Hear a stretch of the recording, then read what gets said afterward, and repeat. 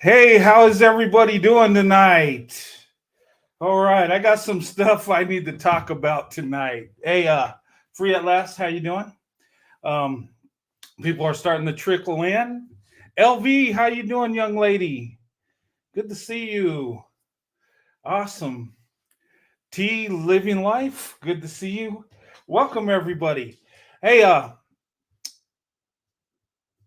Swazi and Afro Puff Queen. All right, good to see you, ladies. All right, hey, there's something that came across YouTube that I had viewed. Literally just came back from school. Oh, awesome. Carolyn Thornton, good to see you. Cece, hey, good to see you guys. Um, there's a video I came across on YouTube. Okay, and it took a dig at me. Okay, I felt some kind of way about this. Um, you know, some channels, they got their own message. We got our own thing going on YouTube, right? Content creators have their own opinion, uh, you know, doing their thing. Okay. And I'm in the interracial relationships. I'm in an interracial marriage, have been for 28 years. So I talk about that a lot. And I try to encourage interracial relationships. I think it's a beautiful thing. But if you do it the right way, and I always say, swirl to investment. Okay. And for those of you that don't know what swirl to investment means, it means interracially dating to marriage. Okay. You're doing it for the right reasons. Not all of us are attracted to people within our own racial or ethnic group. Okay. And that's okay. Um, but I try to encourage that and, give the positive about interracial relationships because there's a lot of good positive. There's a lot of good things happening, especially when it comes to black women, white men, and marriages. We're seeing good things happen. We're seeing some positive things. Now, will every relationship work? No, of course not. I mean, but statistically, we're leading the way, and it's a beautiful thing. And there are people that don't like seeing it happen. There are people that want to stop it. There are people that will make up lies, distort information, and try to get you to think that it's a bad idea to open up your options to date and marry out. And especially with black women, a lot of people are trying to discourage black women to open up their options. They're trying to discourage them from that. And I see it. And this lady is a content creator I'm going to be going over. And she says some things, and I pick out a lot of misconceptions and lies, literal lies. And you know what? A lot of times I ignore that stuff, but sometimes you got to talk about it and tell the truth. While people are spewing lies, we got to be out there telling the truth. Okay. And because people are getting the wrong idea and people believe a certain way and they don't want others to choose a different path. You can believe what you want. If you think interracial relationships is a bad thing, you want to stay with your own race, you have every right to say it. Okay. But what I don't like is when you create lies and misconceptions, when you bear false witness. I don't like that. It's not right. Or just say your opinion like it's fact without no stats or nothing to back it up. Okay. Who is she? Do we know who she is? Yes. Well, I would say some of you do. Probably a good number of you do. She's let me see. She's a content creator, a big one. Has like about 75, I think, or somewhere in the 70,000 range of subscribers. a big channel, got a huge following. Okay. And you guys have seen her. I'm sure you have. Okay. And from listening to her videos, it seems like she's very pro black man. Okay. She, it seems like she caters to black men, and she'll go in on black women. You know, people need to go for character. Oh, yeah, exactly. Okay.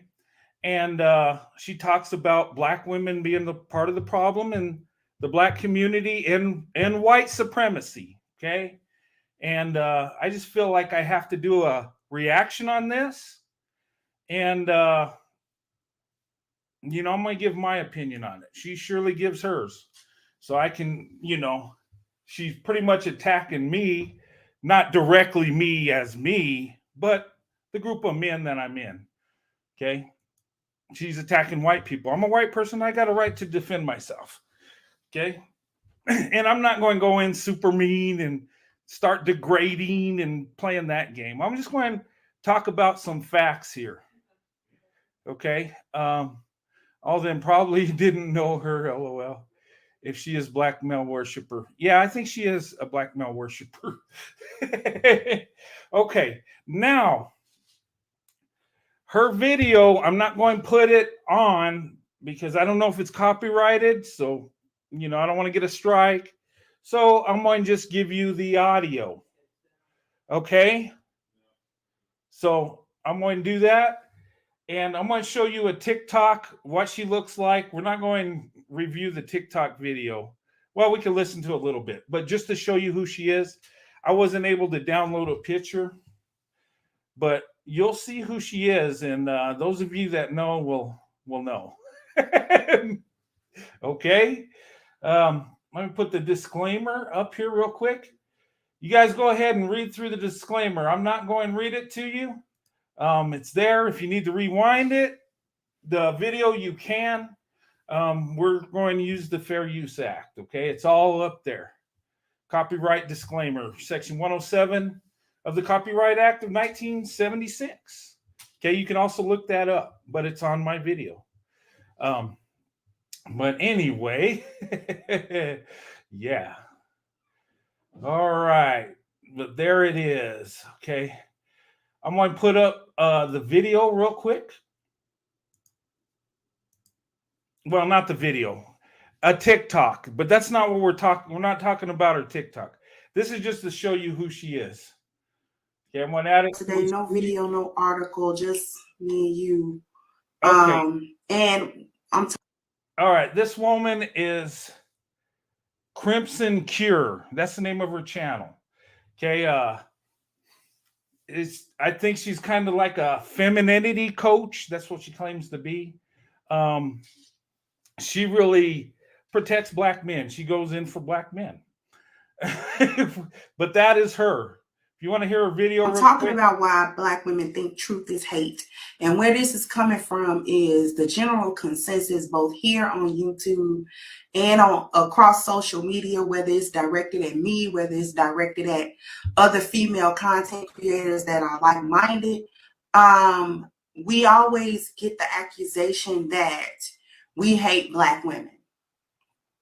That we are black women ourselves, and why do we tear down black women, especially when I take a look at my comment section and they're like, well, all of your titles are this way, all your titles are that way. And I know what my titles are.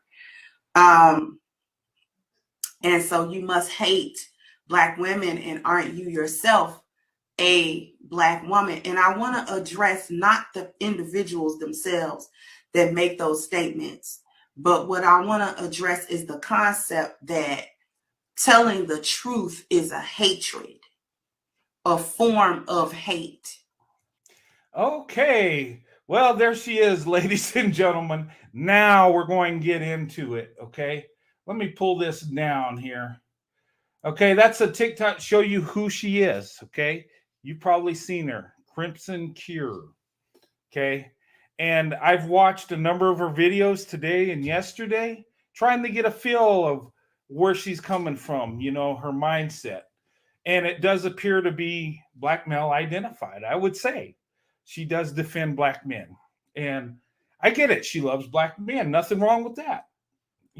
But some of the stuff she says and how she goes in on black women and brings white supremacy into it seems like she's making excuses for black men and kind of dumping on black women, and she don't like divestment at all. But anyway, the truth of it all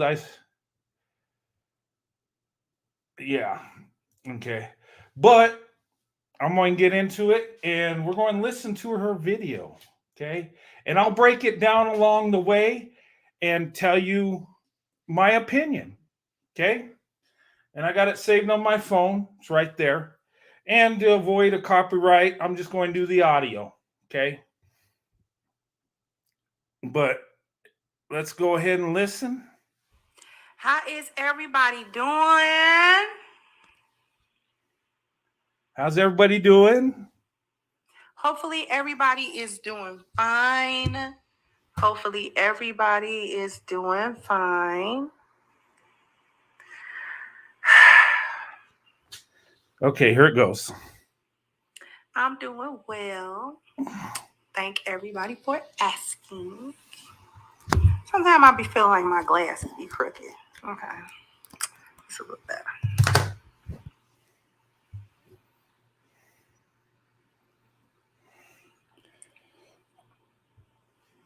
Okay, so today we are talking about divestment. Divestment. And when I say divestment, I think all of us know what I mean by that. I am not talking about simple interracial relationships that just happen to come about organically. I am not talking about that. She's not talking about I that. don't care about that. I don't care who people have relationships with or who they sleep with in terms of that. Yes, you do. Like, we're not mad. Like how they mad at Bronny James for taking a white girl to the prom. Like, that boy is in high school. Okay? Y'all already trying to police it. Okay. The same ones who be on divestment Twitter talking about how much they want a white man. Knock it off. No, keep it up. I mean, what's wrong with you want what you want, right? I was gonna talk about Bronny. I don't think it deserved a whole video, but just the hypocrisy of it all. Like, stop trying to clock that young man. He went to prom, so what, he 18? Okay, let's stop talking about Bronny. That is a boy. Unless you 18, 19 yourself, that is a boy.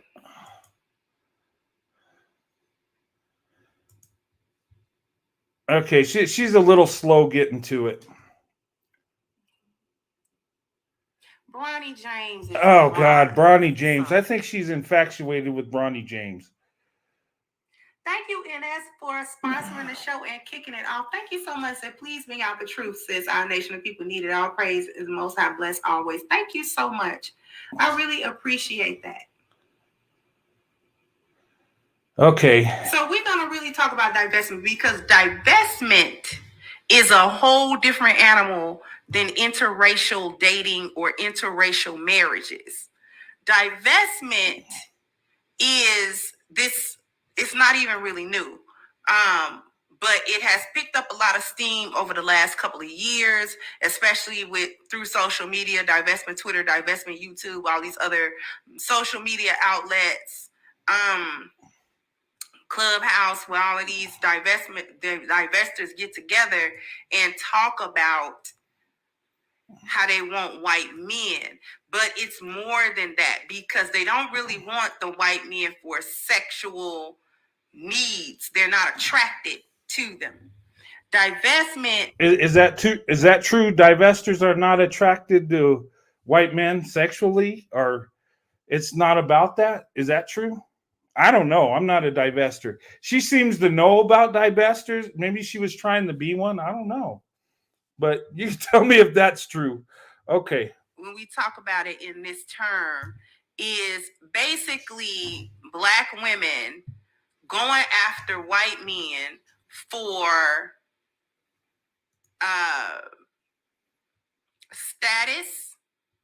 status, Okay. for the Nothing wrong with that. recognition, Okay.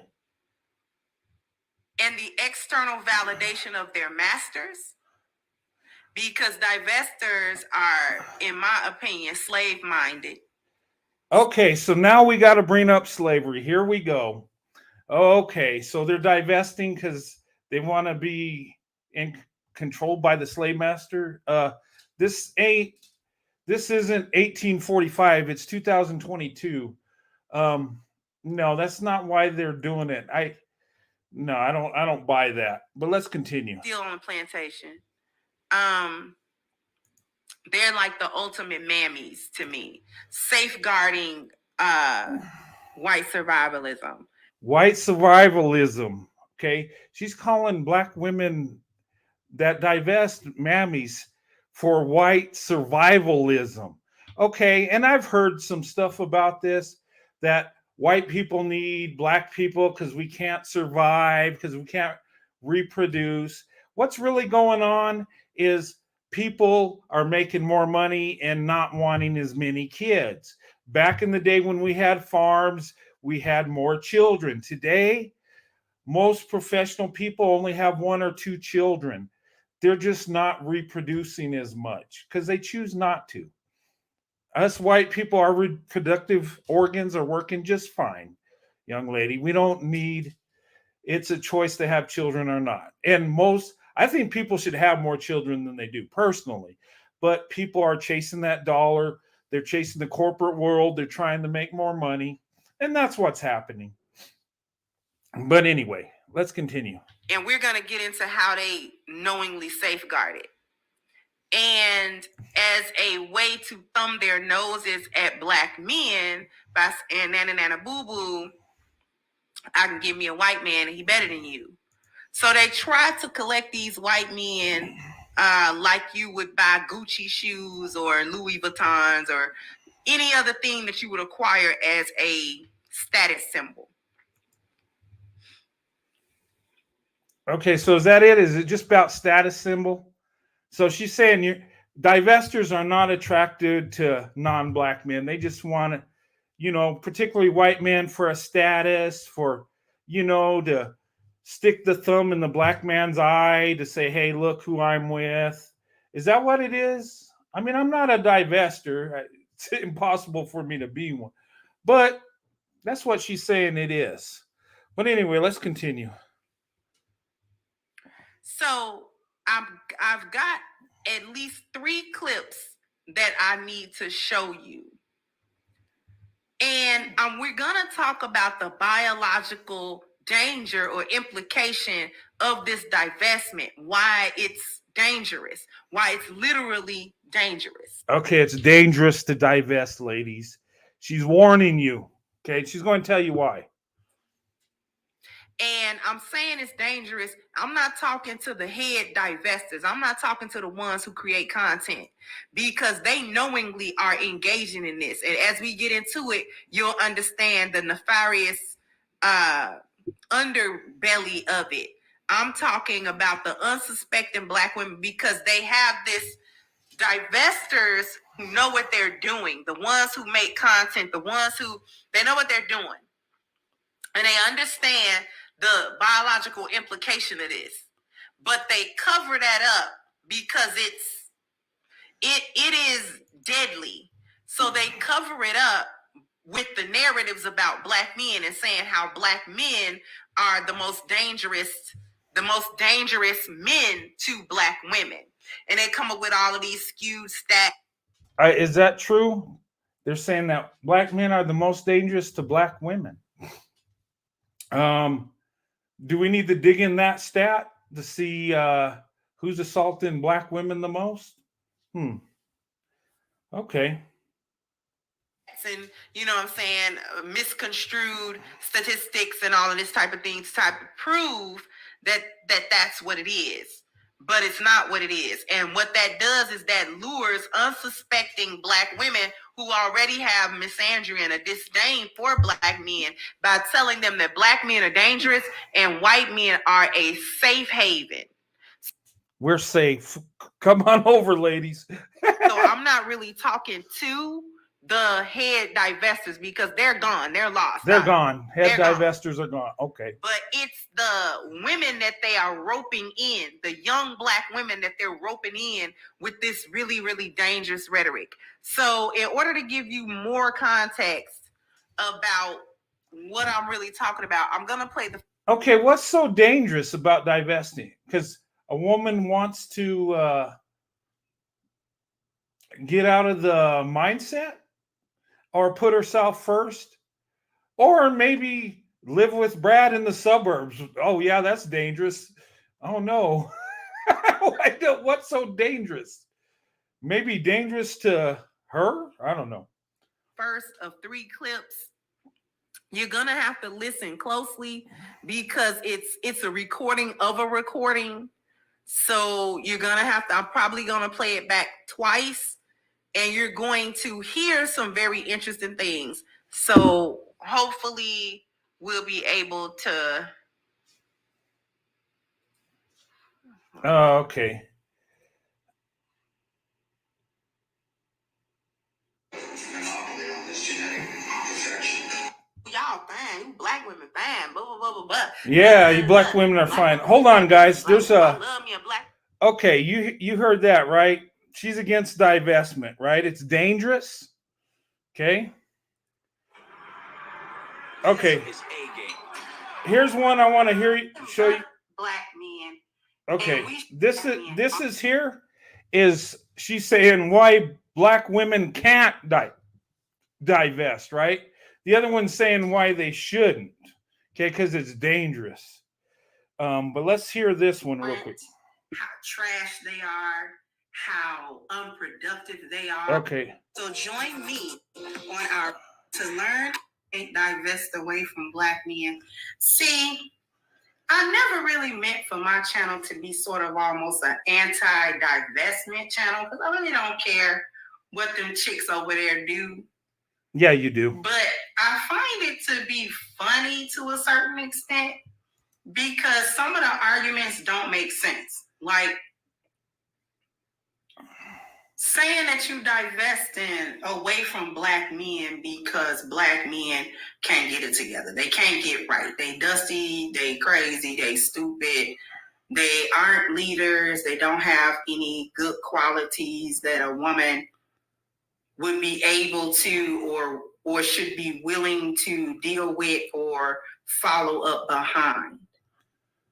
And there's a lot of talk about what Black men aren't, how trash they are, how unproductive they are, how lacking of leadership they are, how... Okay, she takes offense to divestors saying that Black men aren't this, aren't that. Okay, well, that's their opinion. But she's got a problem with it. You can tell. But we'll listen. They don't compete with other men in this category, and they're not competing with other men in that category. And the part that I find to be kind of ridiculous and funny about it is a couple of things.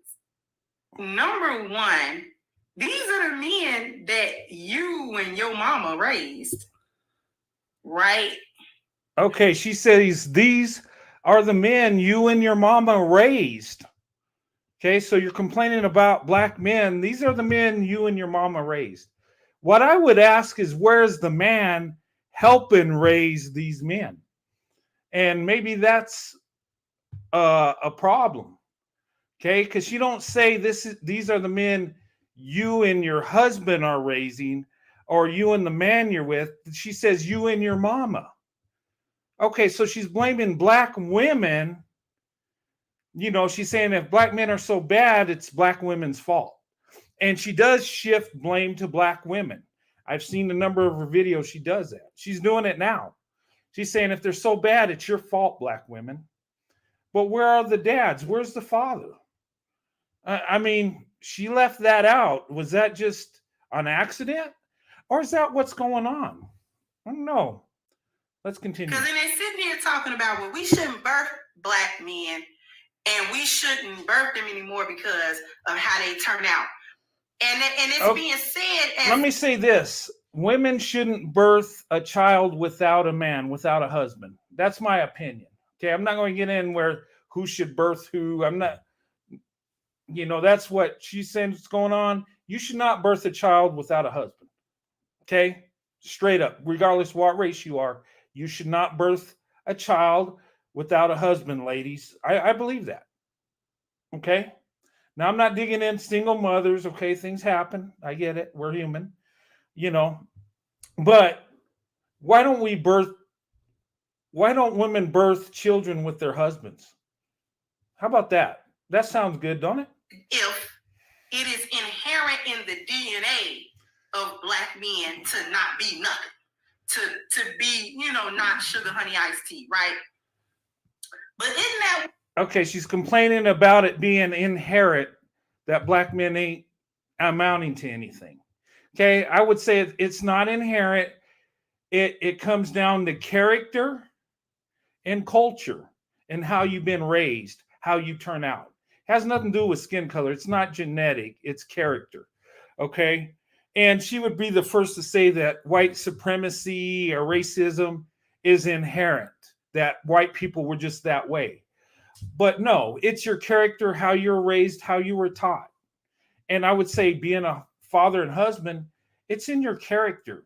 Did you have a father around to teach you to be a man when you're a boy and growing up? Okay. So, but anyway, let's continue. What does Zaddy say about black men and really black people, including you black women, right? That you're no good from your DNA, right? It's inborn. It's inherent. I want to call BS on this. Okay. We're not saying that black people are inherently less than. Okay. You're probably listening to some racist. Okay. But most of us aren't like that. We don't look at black people as being less than or being trashy. No, zaddy, whatever that is not doing that. Actually, young lady, tell you a little secret. Interracial marriage, when black women marry white men, the marriages last longer. So those men do not think of the women as less than. They think of them as the most. Okay? I just want to put that out there because she's speaking for what white men think. And she's not a white man. She's a black woman. So I'm going to speak for white men and myself. No, we do not think that. Yeah, there are some racists that will think that, yes. But majority of us, no, we don't think that. Okay? I find it amazing how people like this know so much about white people. It just crazy. But anyway, let's continue. Within you to be nothing. Just like they say that it's inherent for black men to be lazy and stupid, they also think it's inherent for black women to be whores thoughts. You realize that, don't you? That it's not inherent in their eyes. Black women can't inherently be good women because they must always be whores and sluts and promiscuous and thoughts and all of that type of stuff. Okay, no, that's not what we think about black women. Okay. Actually, we think black women are the best choice. And those of us that have relationships with black women, we put black women on a pedestal like we used to with Becky and Karen. So she's totally false. She's trying to make you think that us as white men only want you for one thing, that we really don't like you. Okay, but truth be told, when we marry you, black ladies, our marriages last the longest. We really do love you. And this woman don't get it or don't want to get it. She wants you to believe that we're some kind of racist monster that thinks less of you. Okay, and that's what I have a problem with. What white people has she been around where she gets this information? Okay, has she studied the stats of interracial marriage? How good it's doing between black women and white men? Or is she just saying things? Zaddy came from divestment. Okay. I don't know where it came from. I don't really know what it means. I know it's a white guy. Is it white daddy or something? I don't know. I haven't researched. I've heard it said, but I think it's like the white daddy, I guess. I don't know. But anyway, let's continue. Can't be, they're all Jezebels. They're all sapphires. No, we don't think of black women that way. Or if she's unattractive, if she's not a sapphire, she's a mammy. There's no in between for them. There's no feminine black woman that's inherently just a good woman, and you realize that that's what they think about you. But anyway, that's almost... No, that's not what we think about black women. Sorry. No. And in fact, interracial marriages is climbing more and more each day. And we're finding more success with black women. Did you know that with marriage, white men are more successful marrying black women than white women? Oh, but we think this of black women. Okay. That makes sense, right? The diverging. So I find that argument to be stupid, because if you're saying that you don't want to birth black men because of how they turn out, maybe you should think about how you raise them. And maybe that's why they're turning out, quote unquote, so bad, because of the way that you raise them. Instead of thinking it's a nature thing, why don't you think it's a nurture thing? Okay, so now she's blaming black women again, how they raised black men. I would say, where is the father? Okay. And look, if you only have women raising men, there's going to be a problem. You know, God intends for a family to be a man and a woman, husband and wife. And if one's missing, you're going to suffer for it. There's going to be issues. Okay. And especially with men, little boys, they need a man around to teach them how to be a man. But anyway, let's continue. Because you're the one that sets them up for the failure, right? You're the one that set them up by not having children by worthwhile men, whether these are black men, white men, Asian men. Okay, so choose better, I guess. Mexican man, it doesn't matter the ethnicity of the man, as long as he's a quality man that you choose to have children by. So that's on you, Boo Boo Kitty. Now, the other thing that doesn't make sense is that if these men, black men I'm talking about, are the trash heap of men, you aren't even good enough for the trash heap. Even the trash heap men aren't marrying you. They aren't marrying you. Your marriage rates are in the trash, but you're not good enough for the landfill. If black men are the trash heap, if black men are the landfill among men, then why aren't you good enough even for them? Ever thought about that? Because if you were really the prize, if black women were these special kinds of awesome women, then you wouldn't really have to worry about what black men chose and what they didn't. Your marriage rate would be high and black men marriage rates would be low. Okay, let me address that. She said your marriage rates would be high and black men's marriage rates would be low, right? She's trying to make a point. Let me make this point, okay? The marriage rate with black women is low, okay? It is in the black community. But when black women open up their option, their marriage rates are the highest. Does she even look at that? Interesting. I would ask the Crimson Cure, look at the stats, do some research. Black women's marriages are high when they open up their options. In fact, they're the best when they open up their options. But staying in the community, it's the worst. Okay? And that's statistical. I'm not making that up. They've done studies on this. But anyway, let's continue. Because black women are the prize. You are the prize, black women. And they're better than black men. Okay.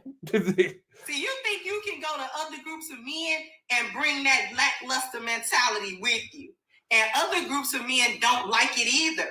You complain about black men and them not being worthy of you bringing forth your femininity and things of that nature. But at the same time, other men must not be worthy of it either, because even if you manage to marry them other men, rarely can you keep them. Wrong. She is so wrong. If she's saying even if you marry out, you could rarely keep those men outside. No, that's false. Actually, black women are keeping those men. Their marriages are lasting the longest when they marry out. Okay, the strongest marriage today is black women, white men. And she's saying you can't keep even if you marry out. She is so wrong. She's not even looking at the stats. This is what she thinks or what she wants to believe, what she wants you to believe. Okay, it's catering to black men to make them feel good, I think. I think that's all it is. Because the stats are bearing it out. Black women are being more successful when they open up their options and marry out. Then, so what's she talking about? Other men don't want black women. That's a lie. That's a big misconception, and she must be just talking to Klan members, because that's the only men I can see she's getting this information from, because it makes no sense. Okay. And look, if black women want to divest, swirl, whatever they want to do is up to them. It's their choice. And if a black woman thinks that it's better to live in a white community under white culture, that's fine. That's her choice to do that. And a lot of the divested women tell me that they, want something different. They want to get away from the culture and the stuff they've been living with. And they'll say it's not all about dating men of other races. It's just a mindset. It's a change in life. And so what? I mean, if they want that, they can have that. I think black women should go where they want to go. And you know what? They don't have to like any kind of man. They could think black men, white men, or Asian men are garbage. That's up to them. That's their choice. Why get wrapped up in it? It just, look, I support black women doing black women. If they want to divest, I support it. If they want to swirl, I support it. If they want to stay with black men, I support them. Because I love black women enough that I want them to be happy. And if this woman and black men love black women, they'd want black women to be happy, regardless of where they go. But it's not about that. It's about the image of black men, I believe. And I think she's promoting that. But let's continue. Because you come into them with that same mentality that you come with black men with. The only difference is you don't have the contempt for other races of men that you do for black men. But you still don't have the proper level of femininity either. Aha, but you do.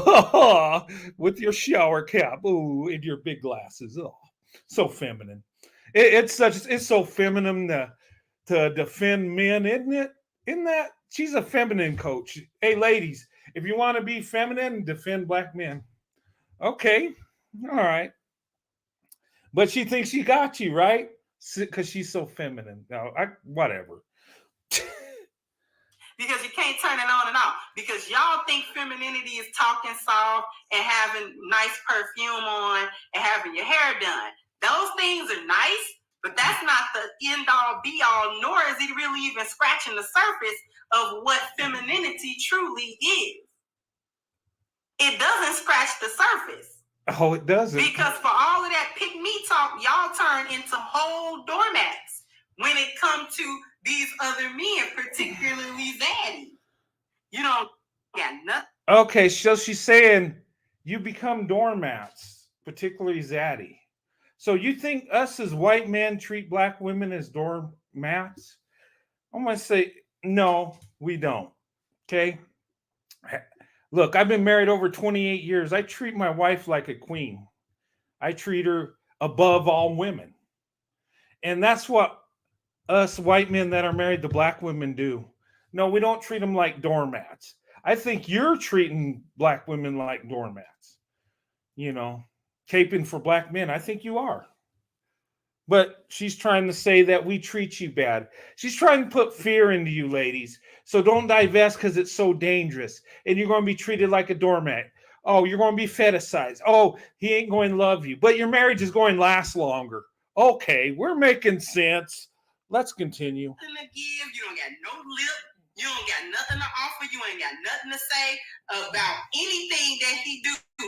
And what you don't realize is that's not femininity either. Keep telling y'all submission isn't about being a doormat. Submission is about submitting yourself to a man's mission. No, submission is about submitting to your husband. Okay? You ladies, you should not submit to any man unless he's your husband. Period. End of story. Okay? But you know, she did say that, you know. Well, anyway. Submissive women aren't these doormats and Stepford wives that you happen to think, or that the narrative is so that you can avoid being submissive to black men. It's not about being a doormat. I've never been a doormat a day of my life. Had a 20-year marriage, though, that only ended when my husband passed away. It's the only reason why. Okay, congratulations on your marriage. That's good. 20 years, that's a long time. Okay. Hey, thumbs up to that. You had a 20-year marriage. Okay. All right. But what's that got to do with women, you know, marrying out or divesting? And she's saying you're going to be doormats if you do. She's calling you doormats because you divest or you marry out. No. That marriage is over. And I was never a doormat. Why? What is this doormat? I knew what kind of femininity was. And I was able to give him things like insight. So that when he asked my counsel on things, I wasn't just sitting there dumb because I don't know what to say. I'm like, okay, I understood what his mission was. I understood what kind of man he was. And I gave appropriate insight and counsel to him when he asked me. Because that's part of real femininity. But you don't know anything about that because you weren't raised feminine, you was raised masculine, the vast majority of you. Okay, and why is that? Okay, why is, she don't say why, she says black women were raised masculine, right? Okay, why is that? Can she say why it is? She will never say it's a black man's fault. It's the women. She always attacks the women. She protects black men. But by doing this, she's actually doing a disservice to black men because you're saying it's not your fault. It's the women's fault. And when you do that, when you cater to men like that and you pamper them and tell them it's not your fault and they get to believe in that, they're not going to do what they're supposed to as men. They're going to be blaming women. They're going to be blaming society, white supremacy, whatever comes along. I mean, but why are black women raised masculine? Is it because some come from a single parent home where only the mother's taking care of the children? I mean, where's the accountability for the men? That's what I'm saying. I mean, come on. I mean, you could say women have some accountability, but the men are the leaders. If it goes wrong, it's their fault in their community, in society. So you don't get to flip that on and off. Just because you get with Zaddy and you think wearing a certain kind of dress or talking in a certain, that little Mississippi Valley girl voice that you guys try to put on because you think white men want to hear a black woman try to mock how white women sound out of the valley. That's not hitting on nothing either. Boo, that's stupid too. All y'all goofy. It's goofy to me. Well, that's because you're goofy.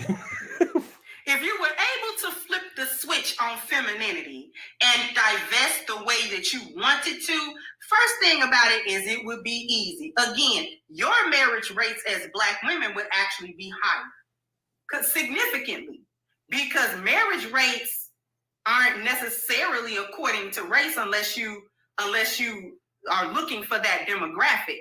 And but we if are. you just wanted to take an overall number of the percentage of Black women who were married, regardless of the ethnicity of the man that they were married to, your marriage rates would be higher.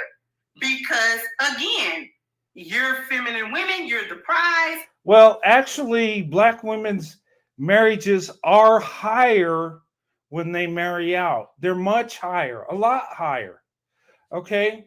And she said, if you put it all together, like you're going to take the marriage stats of women, Black women, and say they're low overall. She says overall. Did you guys catch that? She didn't break it down by racial group, did she? Black women's marriage rate is low. And that's because in the Black community, marriage between Black people is 25 to 30%. Okay. They always say that 85% of Black men marry Black women, but that's 85% of 25 to 30%. If you really break down the numbers. So it's not that many. So yeah, Black women's marriage rates are low because of the community. But when they marry out, they're pretty high. They're successful. She don't talk about that. And then here's the thing. She's blaming Black women for their marriage rates, but I don't get this. How can just women have low marriage rates and the men don't? How does that work? Because you got to be married to or somebody's not marrying you. I'm just saying. And the marriage success rate is low in the Black community, but Black women get the blame. Why? What about the men? They don't have they're not connected? Do Black women get in relationships by themselves? Do they have children by themselves? But it's kind of funny how Black women get blamed, but the Black men ain't. I'm just saying. I mean, when it's wrong, it takes two, right? I don't know. Anyway. You know what's going on. You're the woman that everybody's seeking. So it would be a simple thing. You wouldn't even have to talk about divestment. You would just go because other men would be raring to come get you because of the kind of women that you are. And more of us are because of the kind of women you are. More non-Black men are seeking out Black women and marrying Black women. The numbers are going up daily. Okay. So what she's trying to tell you is men ain't coming for you, but they are if you look at the numbers. I'm just saying. I mean, what she's saying is totally false. Obviously, she didn't research her stats. Obviously, she's going on opinion, how she wants you to see it, how she wants it to be. And that's not the way it is. You know, there's only one truth, the truth. You can say your opinion all day. And you can say that other men don't want Black women, but that's not true. But anyway, let's continue.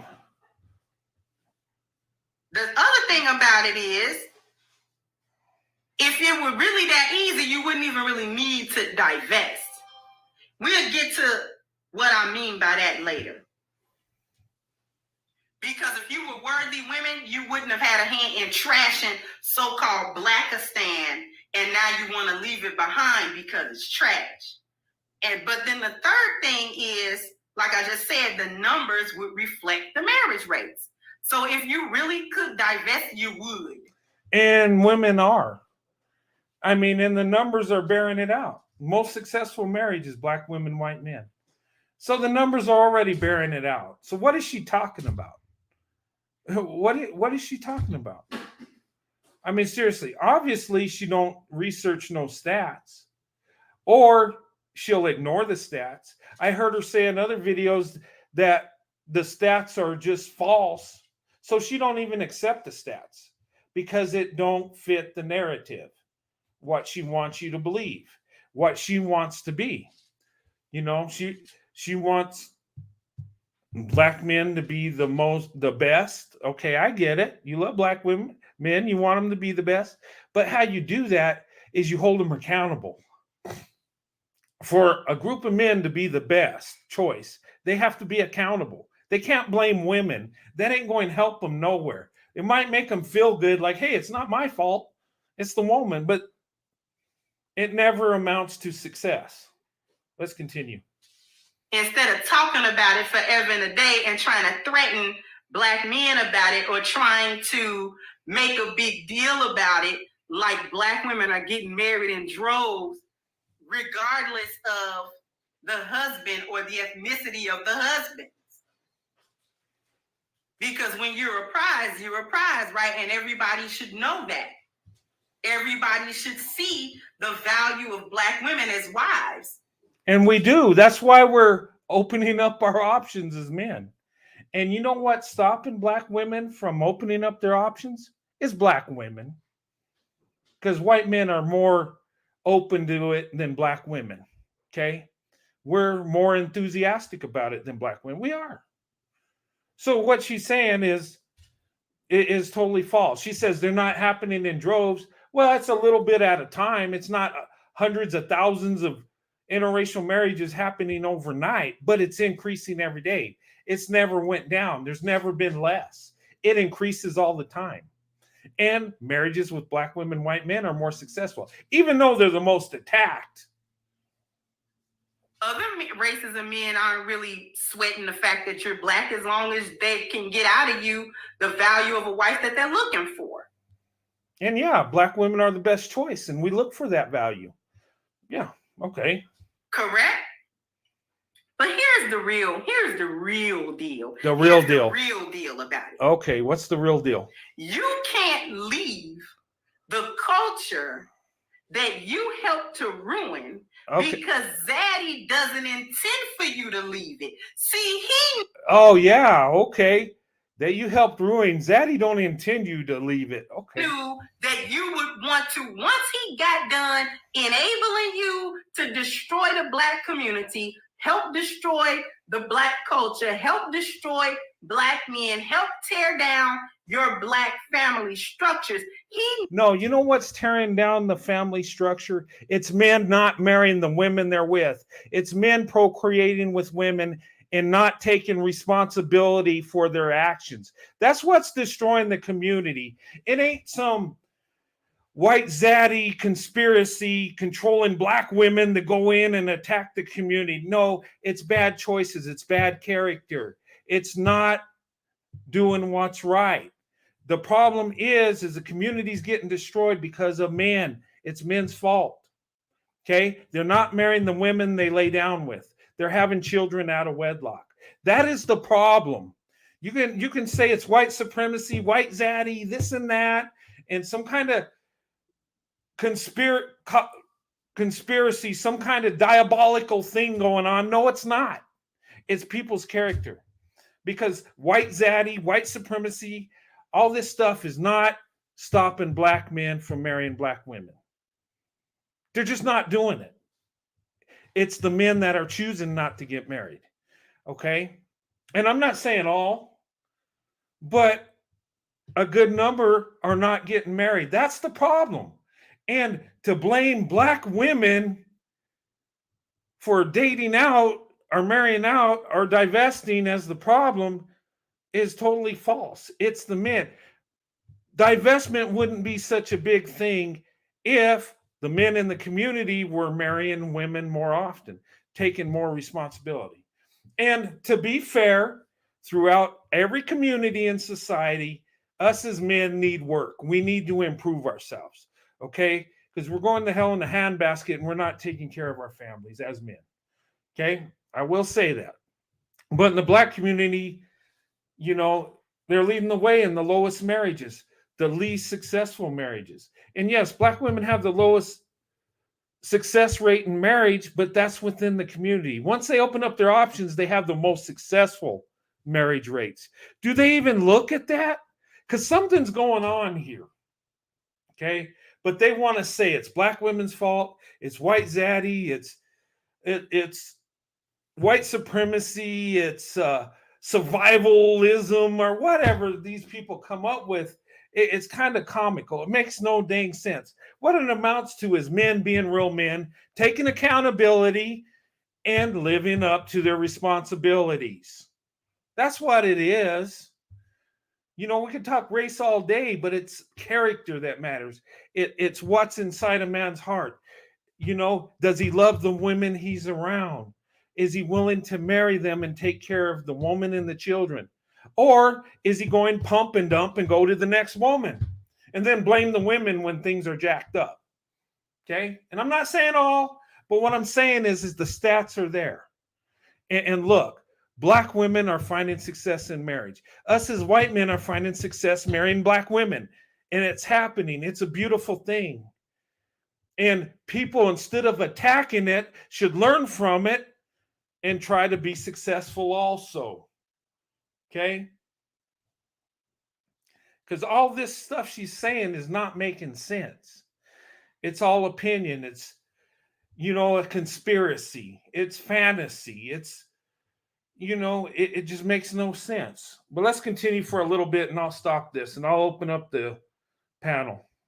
That you wouldn't want to stay in the smoldering crater that was once known as the black community, that you would want to be saved out of that. He knew that you would want to be, you know, you would want to be saved. You wouldn't want to suffer the fate of the other people in the community that he enabled you to destroy by giving you things like feminism, by having you to buy into these other facets of white supremacy that you buy into.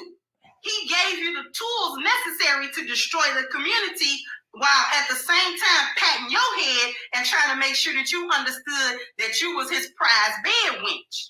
Oh, okay. Now she's going to call you a bed wench. Here we go.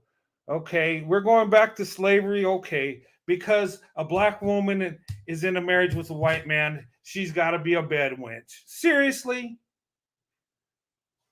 I mean, the stuff they come up with. Now, that isn't even, she's making up this stuff. Is that addressing the problem in the black community? Is it? Is it addressing the out of birth rate? Is it addressing? Because look, nowhere is a man held accountable in her video at all. I haven't seen it where she says, well, men, you got to do this. It's all black women. It's all white supremacy. It's this and that. Yeah, it was a matter of time till she said bed wench. She couldn't wait to say it because she despises you ladies for dating and marrying out. Okay? And she don't like it. Or, you know, she's catering to black men because black men don't like it. Okay? Not all. Some are okay with it, but there's a number that aren't, that get jealous. But she's catering to black men. Right? So you wanted to, he know you want to be his prize bed wench, and he promised here we go. to you. Until, this is another part of that okie doke y'all always fall for, and you still falling for it. No matter how many times he show you, I'm not coming to get you. I'm not coming to save you. I helped you destroy it and make it the so-called Blackistan that you want to escape from. The only problem is I'm not coming to get you. He's not coming with the rescue car. He's not coming with the getaway car. Oh. He's leaving you in the smoldering crater, in the trash heap where he found you. He's leaving you there to suffer the consequences of having allowed yourself to be a weapon in his hand against your own. That was always the plan, to leave you there. Okay, I've had enough of this. I mean, oh my God. So, ladies, what she's saying is the white man's just out to destroy the black community. Okay, and you're helping the white man do it by divesting or opening up your options. And you know, we're not going to be there to save you, to get you in the getaway car. What is she talking about?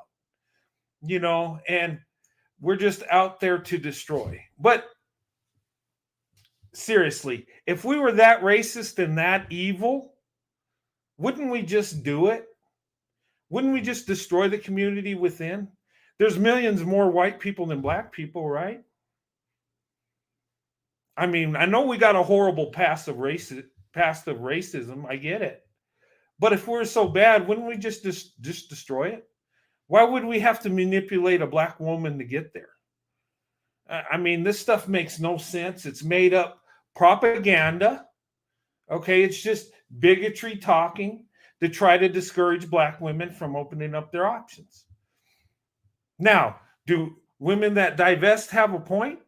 Are things going bad in the black community? We can look at the stats, okay? But here's the thing. One person is not better than the next, okay? Let me get this clear. Whether you're black or white, that don't give you value. Your DNA don't give you value. What gives you value is your heart, what's in your heart and your character, the love that you have inside. That's what gives you value, not your skin tone. That just determines how you look, okay? And why we're, making a big deal out of skin tone is beyond me, and why she's defending black men so much and not, being balanced with it is beyond me. It's all black women's fault and white supremacy. Okay. And a lot of men content creators that are against women dating out have almost the same talking points. Oh, it's white supremacy. Oh, black women are doing this and that. And, black women, you should have chose better. And black women, you have the lowest marriage rate. But that don't include us. But, it makes no sense. Listen, a strong community is where the man says, you know what? It's failed and it's my fault and I need to fix it. Okay? That's the only time a community can be fixed, is when the man gets up there and becomes the leader that God intended him to be, says, you know what? We're messed up here. We need to fix it. And not worry about their image, but worry about fixing the community. Not worrying about what women are doing, who they're dating and marrying, but wanting the best for women, period. And does she want the best for black women? I don't think so. I think she wants to keep the black man's image high up there. Okay? And nothing wrong with that, but you're going about it the wrong way. There should be a man, not a woman, protecting black men. There should be a black man saying, look, guys, this is what we need to do. This is what we need to fix. This is what we need to do. This is where we're lacking. That's the only way. And we need to treat our women better. How about that? Because when it comes down to it, in a community, in a group, when things go bad, it's the leader's fault. And who's the leader? The men, right? They're supposed to be. Now, if they're not the leaders, something's really wrong there. I'm just saying. Now, I don't have no hate for this woman. I'm not trying to attack her, but I think what she's saying is disingenuous, a lot of lies put in there, and propaganda. Okay? I believe that. Now, she has her opinion, I have mine. That's fine. Okay? But when you start attacking a group of men saying that we think a certain way of women, that's where I have the right to stand up for myself. If I said black women ain't this and that, she can talk about that and defend herself. But the thing of it is stats are out there.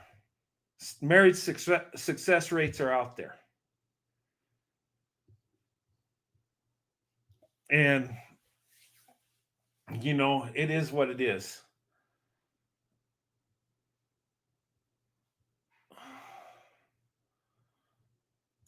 Yeah.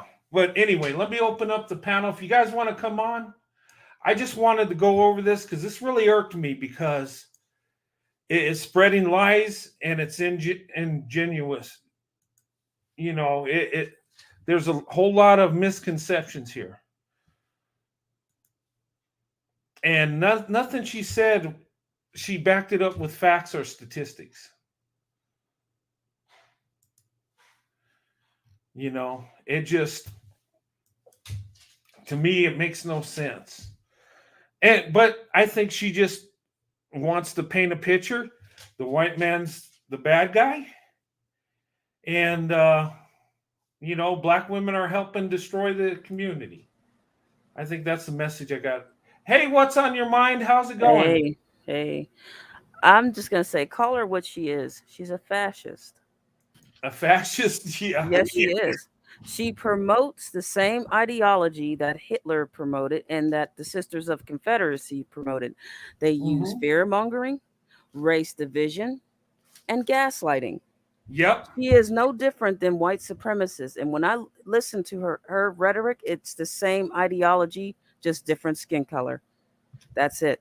Same old ideology. She is a fascist. She's a black supremacist fascist. Period. Mm. And Yeah. that's what she needs to be called. She is not a sister of mine. She is no one but she's nothing more than a lowly fascist, in my opinion.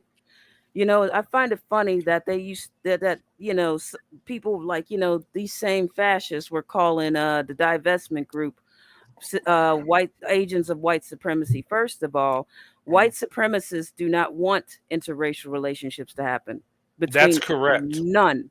So calling the divestment community uh, agents of white supremacy is stupid. And these fascists will do that to try and keep the race separated. These are what fascists do. She is a fascist, just like white supremacists are. Yeah. Pretty much the same boat.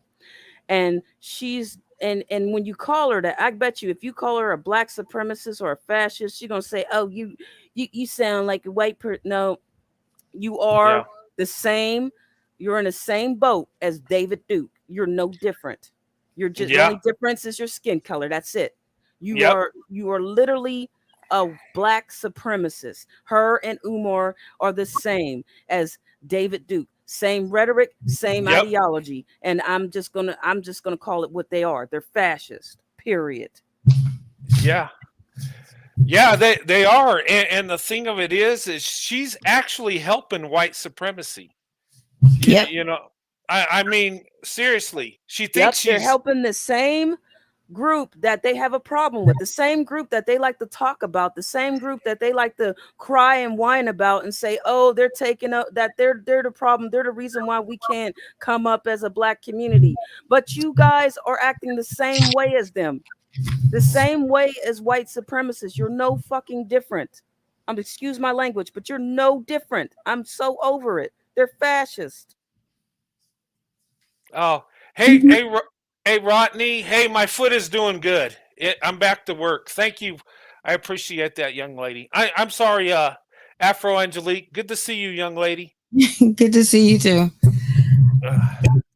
This I just don't understand how you're supposed to be so pro black, right?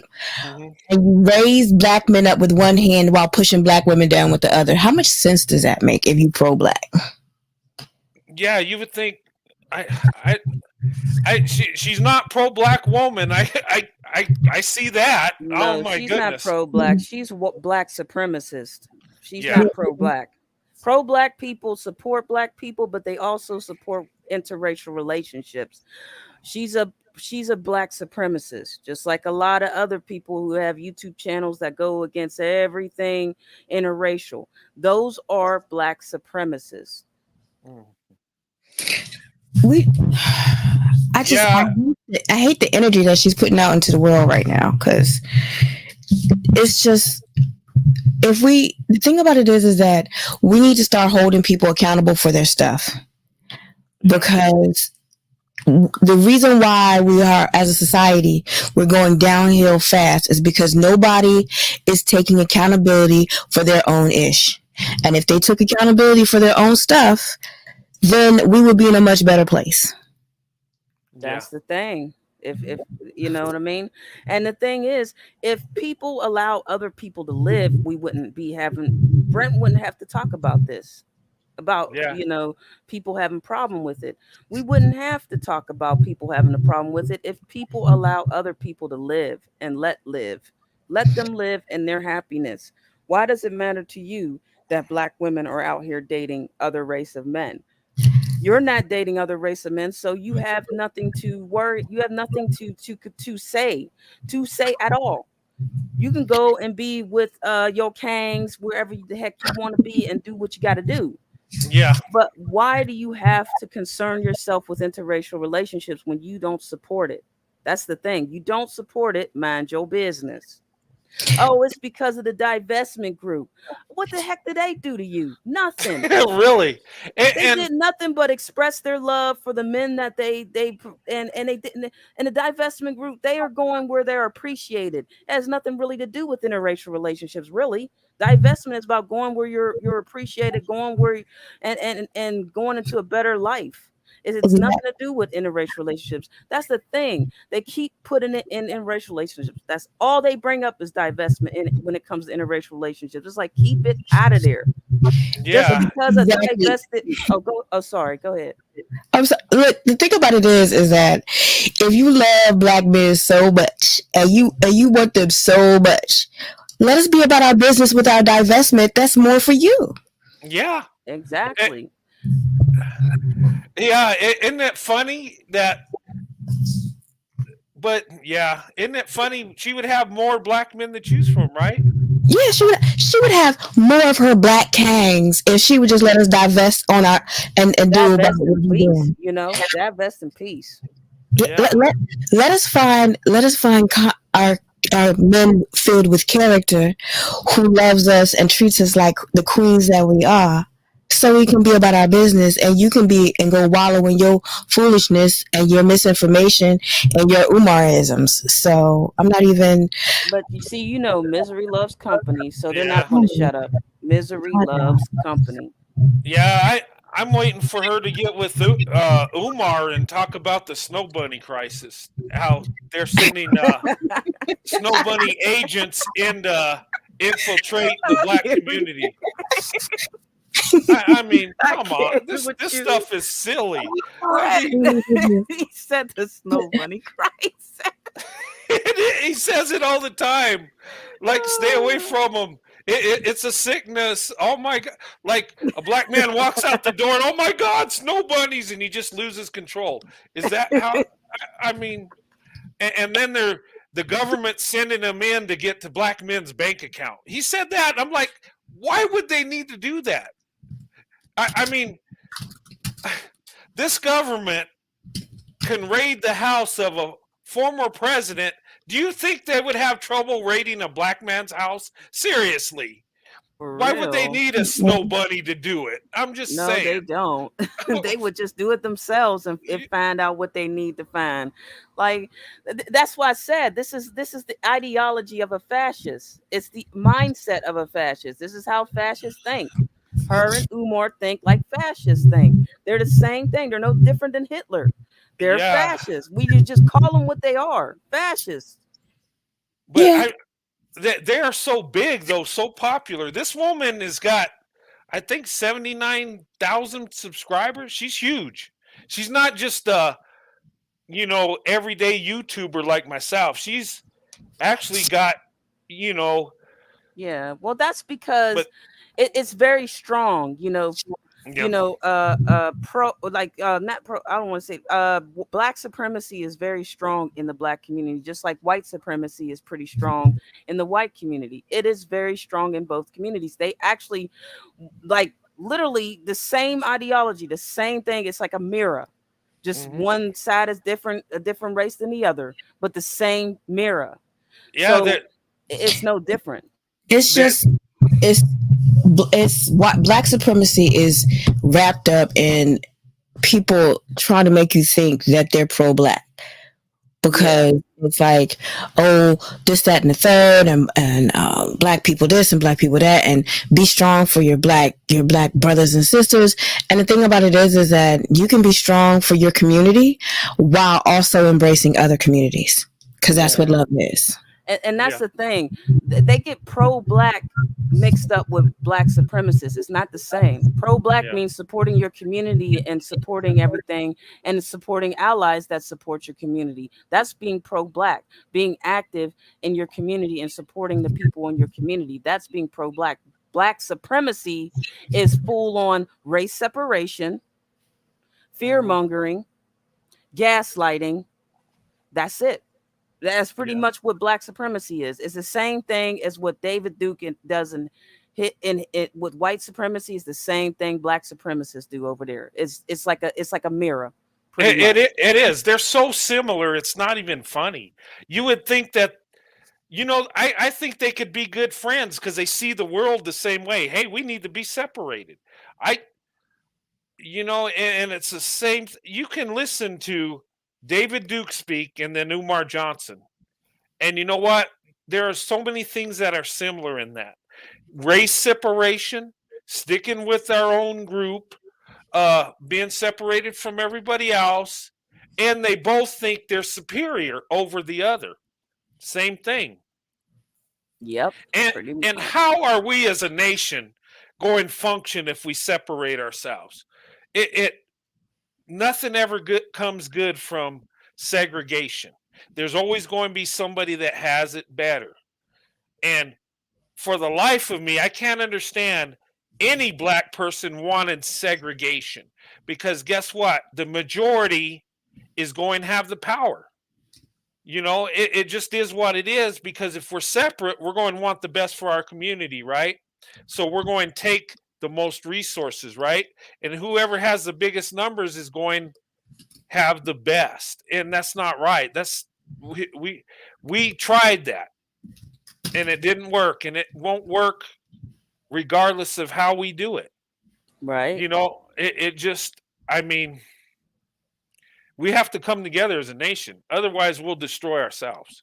And with this stuff of... We're already on that pathway. Yeah, we are.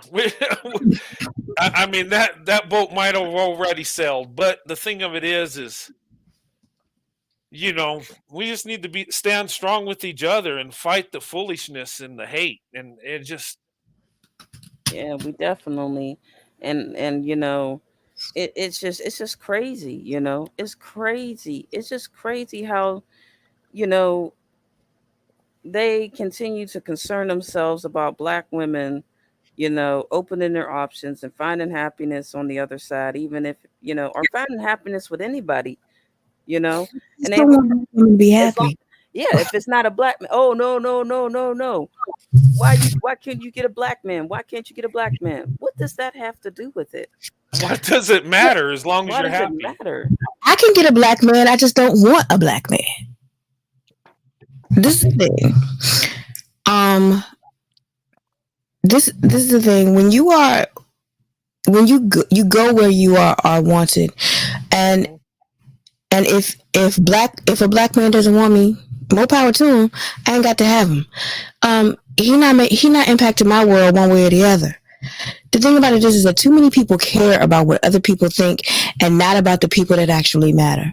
Because if you're not paying my bills, if you're not contributing to my life in a positive fashion, what do I care what you think? And too many people lose their happiness because they're so concentrated on what other people think. And you can't think about what other people think. You got to live your life the best way you know how. Exactly. Yeah, the thing that really bothered me about this whole thing this woman was saying is, and it wasn't so much the white supremacy, okay, whatever, she's going to say that, but what really bothered me is how she downed black women, how she went in on black women, like, it's your fault, you're raising these men, so if they're bad, it's just because of you and your daughter. And not one time did you say anything about the men. And the thing of it is, and I hear this so many times, that black women are being told on social media, black women, you need to do better. Black women, you need to be more understanding. You need to be more submissive. I'm hearing so many people saying what black women need to do, but am I hearing what the men need to do? all the It, time. Every single video I've seen of these black supremacist women, you know, all they've said is what women need to do. They never say what men need to do in the community. They never say yeah, what men need to do in the black community. They don't ever say, "Oh, black men, you need to do better." The last time a black woman said that, guess what? They doxed her and found her job and fired her. She got fired. So that's why yeah. I said they never say anything to black men, but they always say something to black women.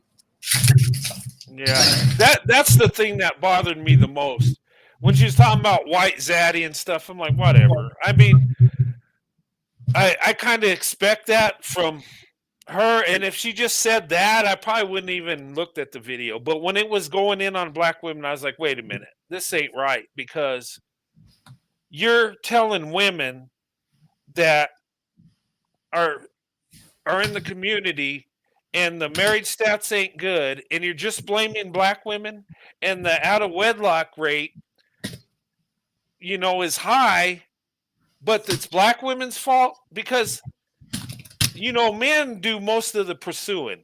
And you know what? I believe that mostly men lie to women and tell them what they want to hear. And when a child comes, a lot of these men bounce and they go to the next woman. And to be fair, it's happening in all communities. It's just happening more in this one, you know. And that's the thing. They won't address the issues in the black community. They'll address they'll if you address say you say something about black men hopping from women to women, black men won't marry. They'll say, well, white men won't do the same thing. White men won't do this. White men they'll literally just change it to white men won't do this, white men won't do that. And it's like, no, we're not talking about the white community. We're talking about the black community and black issues. No, white men and white men is that instead of staying focused on the black community, they will Yeah. not do that because they know the truth and they refuse to Yeah. say it because they're afraid of black men. A lot of these fascist black women, they're afraid of black men. They're afraid of them. The women like her, they're afraid of black men. Shoot. Yeah. Let's just put this on the table. Black men are afraid of black women because we take everything. We have the same issues, and yet we excel, and then they hate us for excelling.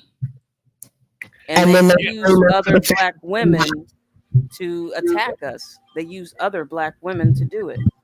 Yeah, and that's a good point because black women are dealing with discrimination and racism and that too, but black women are overcoming. Being the most educated and being successful in the corporate world, and then black women are the most traditional women out there too. So but yeah, it's their fault. I don't get it. I'm just look, and they want to perpetuate this image that the media want to perpetuate that black women are loud and angry and all this other foolishness, and it's like, can we live? We can't get away from the stereotypes. And then when people actually meet us that haven't really had contact with black women, and you have a conversation or whatever, it's like, you're so not what I thought a black woman would be like. Yeah, because stereotypes are stereotypes, and we are not every black woman is a stereotype. And my thing is, I can remember the first real positive black woman role model. I was like, was Claire Huxtable for me. Oh, I love Claire Huxtable. And I was like, I want to be like her, I want to be a lawyer. She was like, she knew how to stand in her femininity, but she also knew how to be a boss. And that's what you call like that's like a good balance. Yeah, she was a professional woman and a traditional woman too. And I would say black women are the best traditional women, best professional too, but traditional black women when it comes to wives and mothers are the best. They really are. And you know, and it's starting to show when we marry black women. And I knew black women were amazing back in the day, but the stuff I said I was laughed about, and people, thought I was crazy. But now it's like vindication. They understand why I married my wife. They see, and it's amazing how people view black women today in the white community, I'll say, as being smart, professional. That's what we're seeing right now. The loud, obnoxious, over sexualized woman, that's not what we see in real life. That's what Hollywood wants you to see. You know, the Tiffany Haddish, image of a black woman. That's not what a black woman is. It's more of the Claire Huxtable, more of the Right. Anita Baker type traditional woman that's a wife, and a mother and all about family. Yeah, and that's what's ticking me off. I mean, yes, Tiffany Haddish should go to jail if she did any, what she did and everything. She should go to jail, but that's not the image of all black women. You know what I mean? That's not the image of black women, but they like to plaster that on there and use Tiffany Haddish like she's the image of black women. She is not. She is not, and it's like she's the image of a lot of pro-black women. Not pro-black women. I mean black supremacists. Ghetto ass. Yeah, ghetto fabulous. The thing about it is that while she might be funny for some people, she's taken the image of black women back so far. Like we've come so far to be have an image of professionality, loving, caring, smart, intelligent women, and then you have her come on TV, and it's just like, really, an embarrassment to the black women, to what we strive to be. I do not support Tiffany Haddish at all, and she is not the image of black women. I really want people to understand that she is not. She's the image of low down dirty dog BS that's down in the dirt. She is not the image of black women. And a lot of people are plastering around, oh, is this what black women do? No, that's what particular black woman does. Yeah. She's not a representative of all black women. No. Because black women carry themselves a whole different manner. They do. Exactly. But I used her as an example because if you've seen her movies, she was in that one movie with what was that other black woman that's married to a white guy? Sumner. Oh God, I can't think of her name. But anyway, Tiffany Haddish was acting crazy, and she was over sexualized. She got out of prison, was having sex with the guy, and people find movie. that she funny. Was in a movie with Tika Sumpter. I forgot. Tika Sumpter, and Tika Sumpter was the professional black woman. Yeah, that's the image we want is Tika Sumpter, the professional black woman.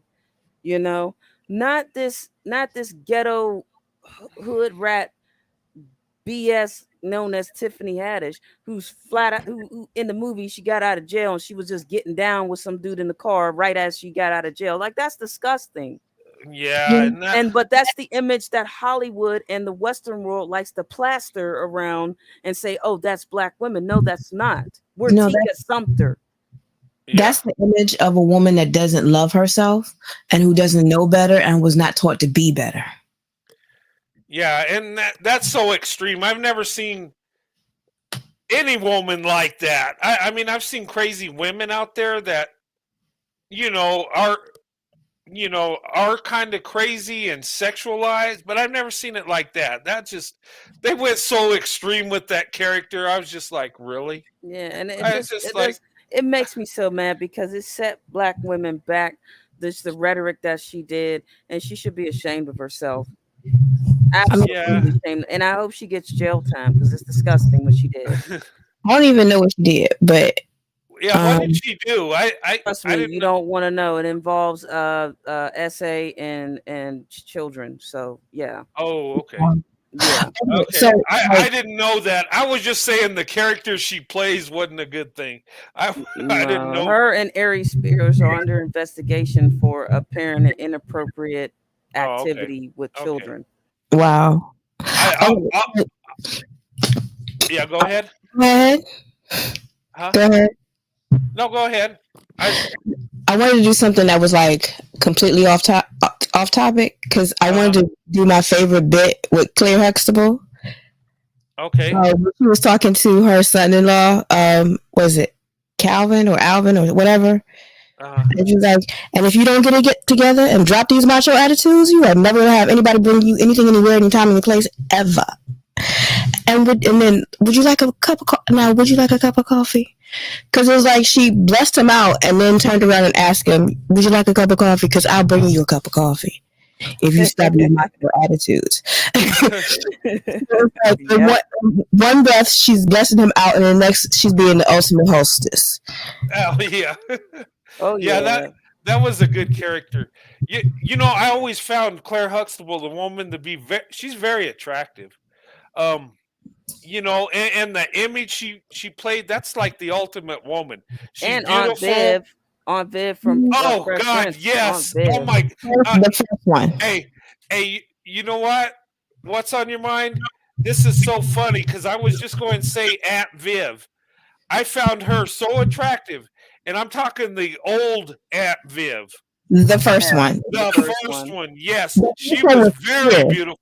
And She And was she was like, she was oh just man, like classy and sassy at the same time. She ain't play no yeah, games. Do you remember that dance scene where she was just like she went in there and she did that little dance scene and then walked out Yep. like I am queen and then but completely collapsed out of sight of everybody. yeah. You know, I was just like, you know what? With what I saw, I would have taken her over Hillary because Hillary Yeah. was pretty but dumb. You know that Yeah. I'm not. I mean, the Yeah. actress, Yeah. I'm sure she's pretty smart, but Yeah. But the the character she character. played, yeah, it was Yeah. like, oh my god, I she was like like, Aunt Viv, man. I yeah, was just so disappointed that how they treated her, and then yeah, she left, and because No, they she really basically treat got Will Smith treated blacklisted. her horribly. She basically got blacklisted. yeah. That was Yeah. sad when she left, and um, He got I her used to, fired. Same thing as the mom from Family Matters. They did her wrong too. And the oh, mom did on they? Moesha, they did her wrong too. Like they Oh yeah, went through some like really like bad experiences backstage. They want like those women, and the only thing they were doing was trying to educate the young black generation. And I think it was mostly Brandy that was really like nasty towards, you know, her in her show mother, the mother of in her show. She was really oh nasty yeah. to her. And then I think later on, Brandy apologized because at the time, Brandy was only like 17, you know, and She was she, 16. Well, Yeah. yeah, yeah, she was real young and real famous. I mean, an instant star. I mean, yeah, that when you're that age, that's going to go to your head, whether you're a young lady or a young man. I mean, because I mean, Yeah, because she had that first show and then she dropped an album and then she got her own show and it was just like, okay. yeah. yeah, I mean, she got any one. I think one of the guys who played in her show, played in that show with Brandy. He was like very like aggressive towards her. You know, not uh, Brandy, but the mom the mom in the show. oh really? Very, yeah, she was in fear. Like this is an old classy lady. You know, she's not one of Yeah, those, you know, let's be hood type of black no, she women. No, wasn't. she's a She was really like, classy black woman. she And they were was. really To rude to be her. fair, he was a thug. Yeah, Because he was. he was a hip hop artist. So Yeah, he was Oh, okay. completely aggressive and nasty towards her. She was scared. Oh, that's sad. That's messed up. I'm Like yeah. those are the classy ladies I aspire to be like. I don't I love though they were like the type of moms that I wanted in my life. I'm not Yeah. saying I didn't have a good mom, but I wanted those type of mom who didn't play no jack when you mess with her kids, and she didn't get in your face, but hey, she told you like it was and took your butt to court, and she told you she get you for all your money. That's the type of moms, like the classy lady type. She ain't play. Mhm. She was about that business. Yeah. It's just like the thing about what the thing about it is that women are not all just one thing. We are a combination of different things. We have Yeah. different sides, and different Right. people bring out different sides. And so often they just want to put this one side.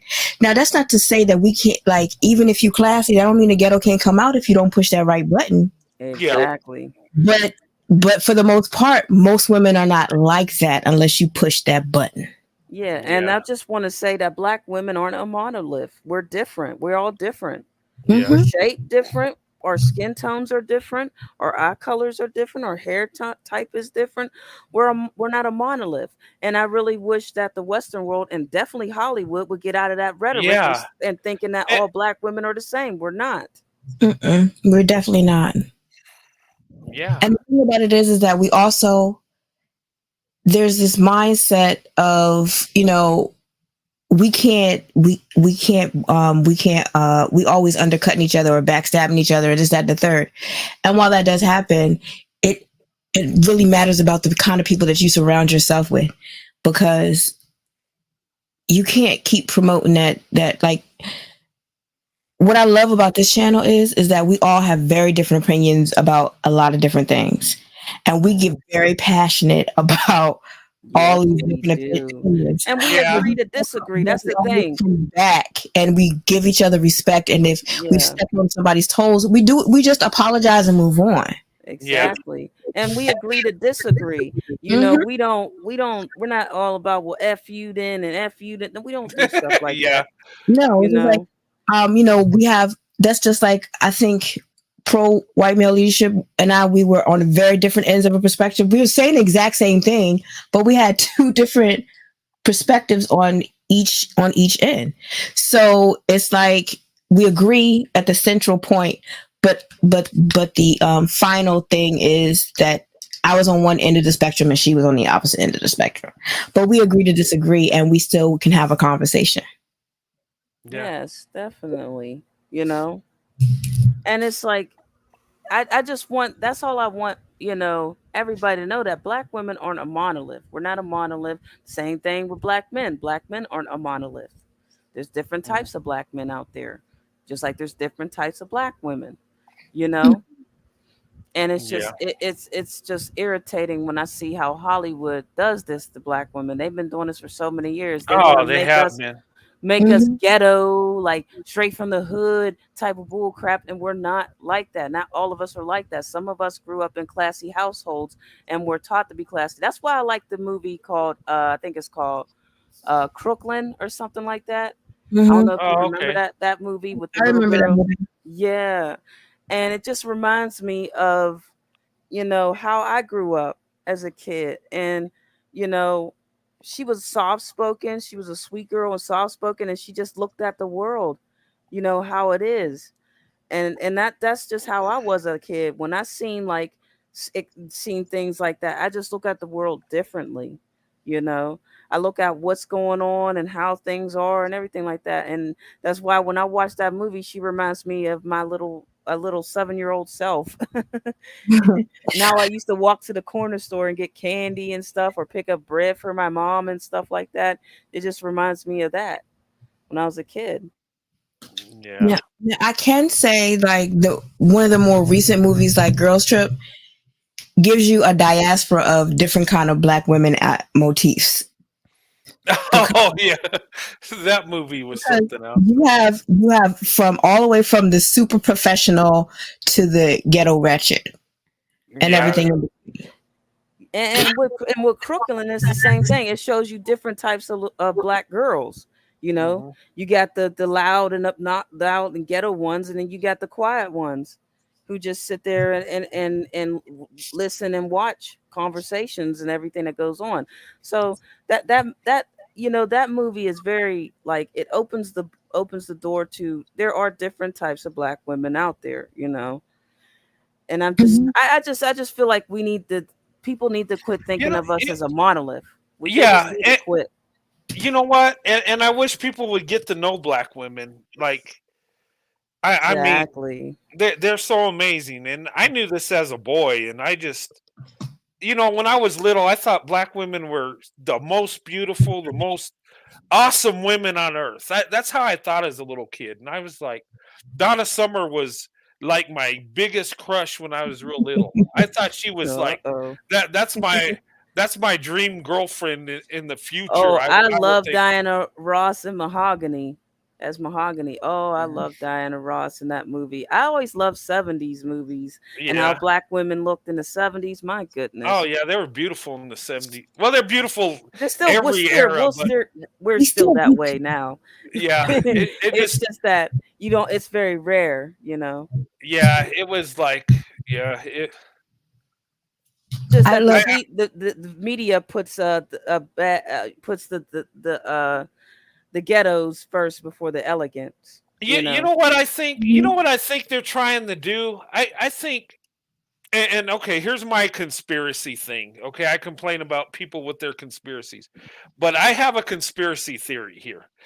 I believe that the media is trying to paint a bad image on black women and trying to amplify racism when it comes to white men to keep us apart Yeah. because I think what happens They is know when the we power dynamics between yeah black women and and white men. They know the and when power we dynamics is outrageous. Like they're both power. They would make a great power couple.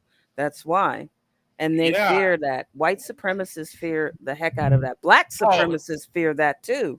yeah and the label black women as part of white supremacy, like I said, it just makes no sense because a white supremacist is a person that wants to be pure, and what I mean pure is all white with Exactly.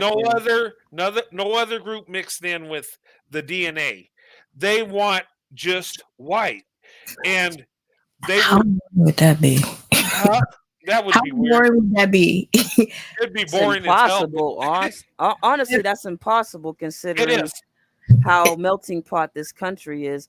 I wouldn't Yeah, be surprised if a lot of white folks have like at least 1% of black in them a lot of because of them do. yeah, and they don't want to come to terms with that. But you know what I mean? And just like we have white ancestry, just like I have white ancestry, Uh-huh. I'm not ashamed of that.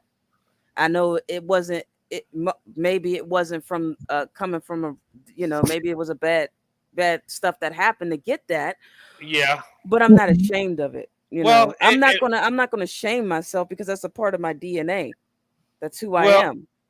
if you look at world history and the stuff that's went on through the centuries, countries conquering other countries, um, I mean, wars have been happening ever since the beginning of time. All through Europe, they've had wars. Through Africa, they had tribes fighting each other. The Middle East, they've always had war. Yeah, In tribalism. Asia, there's always Europe. been, I mean, the yeah, Great Britain. yeah, They, they they were they on a fought against conquest. each other. You got the Scottish fighting Oh yeah, the Irish fighting the English, and when the Romans came over there, they fought the Celts, and all this. It yeah, was just a and mess, you and and know. y- and you know what they did when they conquered? They emmed people and they ard people. Yes, they did. And you know what? We all have ancestries that That's why when I it, see like when I hear about fascists talk about, oh, I have Viking ancestry, it's like, do you know what the Vikings did when they came to oh England? yeah, they weren't a bunch of nice, happy-go-lucky They were not. guys. Pillage the village. Not only that, they enslaved English people. Oh They, yeah, they they did. enslaved everybody they conquered. Yeah, they So did. Pretty much. anybody they came in contact with, they pretty much enslaved. So But so but why is that all of a sudden it's a great thing?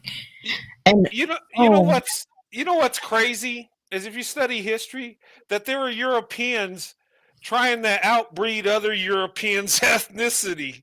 So this is Yeah, white people trying to outbreed white people. exactly. It's weird. It It's makes no crazy. sense. That's But why they did when I that. hear fascists talk about, oh, I have Viking ancestry, I look at them like they're crazy. I'm like, so you're a heathen? Because that's exactly what heathens do. Look at all They time. do they do conquering, and they kill, and they unalive people, and they take their culture away. They take Yeah, everything away from them. You know, they ate raw flesh. Exactly. They did a lot of horrible things. They did yeah. sacrifices to Odin and all that, like human sacrifices. So you're calling yourself a Viking? Like, really? Oh my. Well, you know, well, look at what happened early on in Europe when they would take like Irish and stuff and send them over to America as indentured servants, Yeah, feeding them this I remember yeah, that. It was during the the potato famine.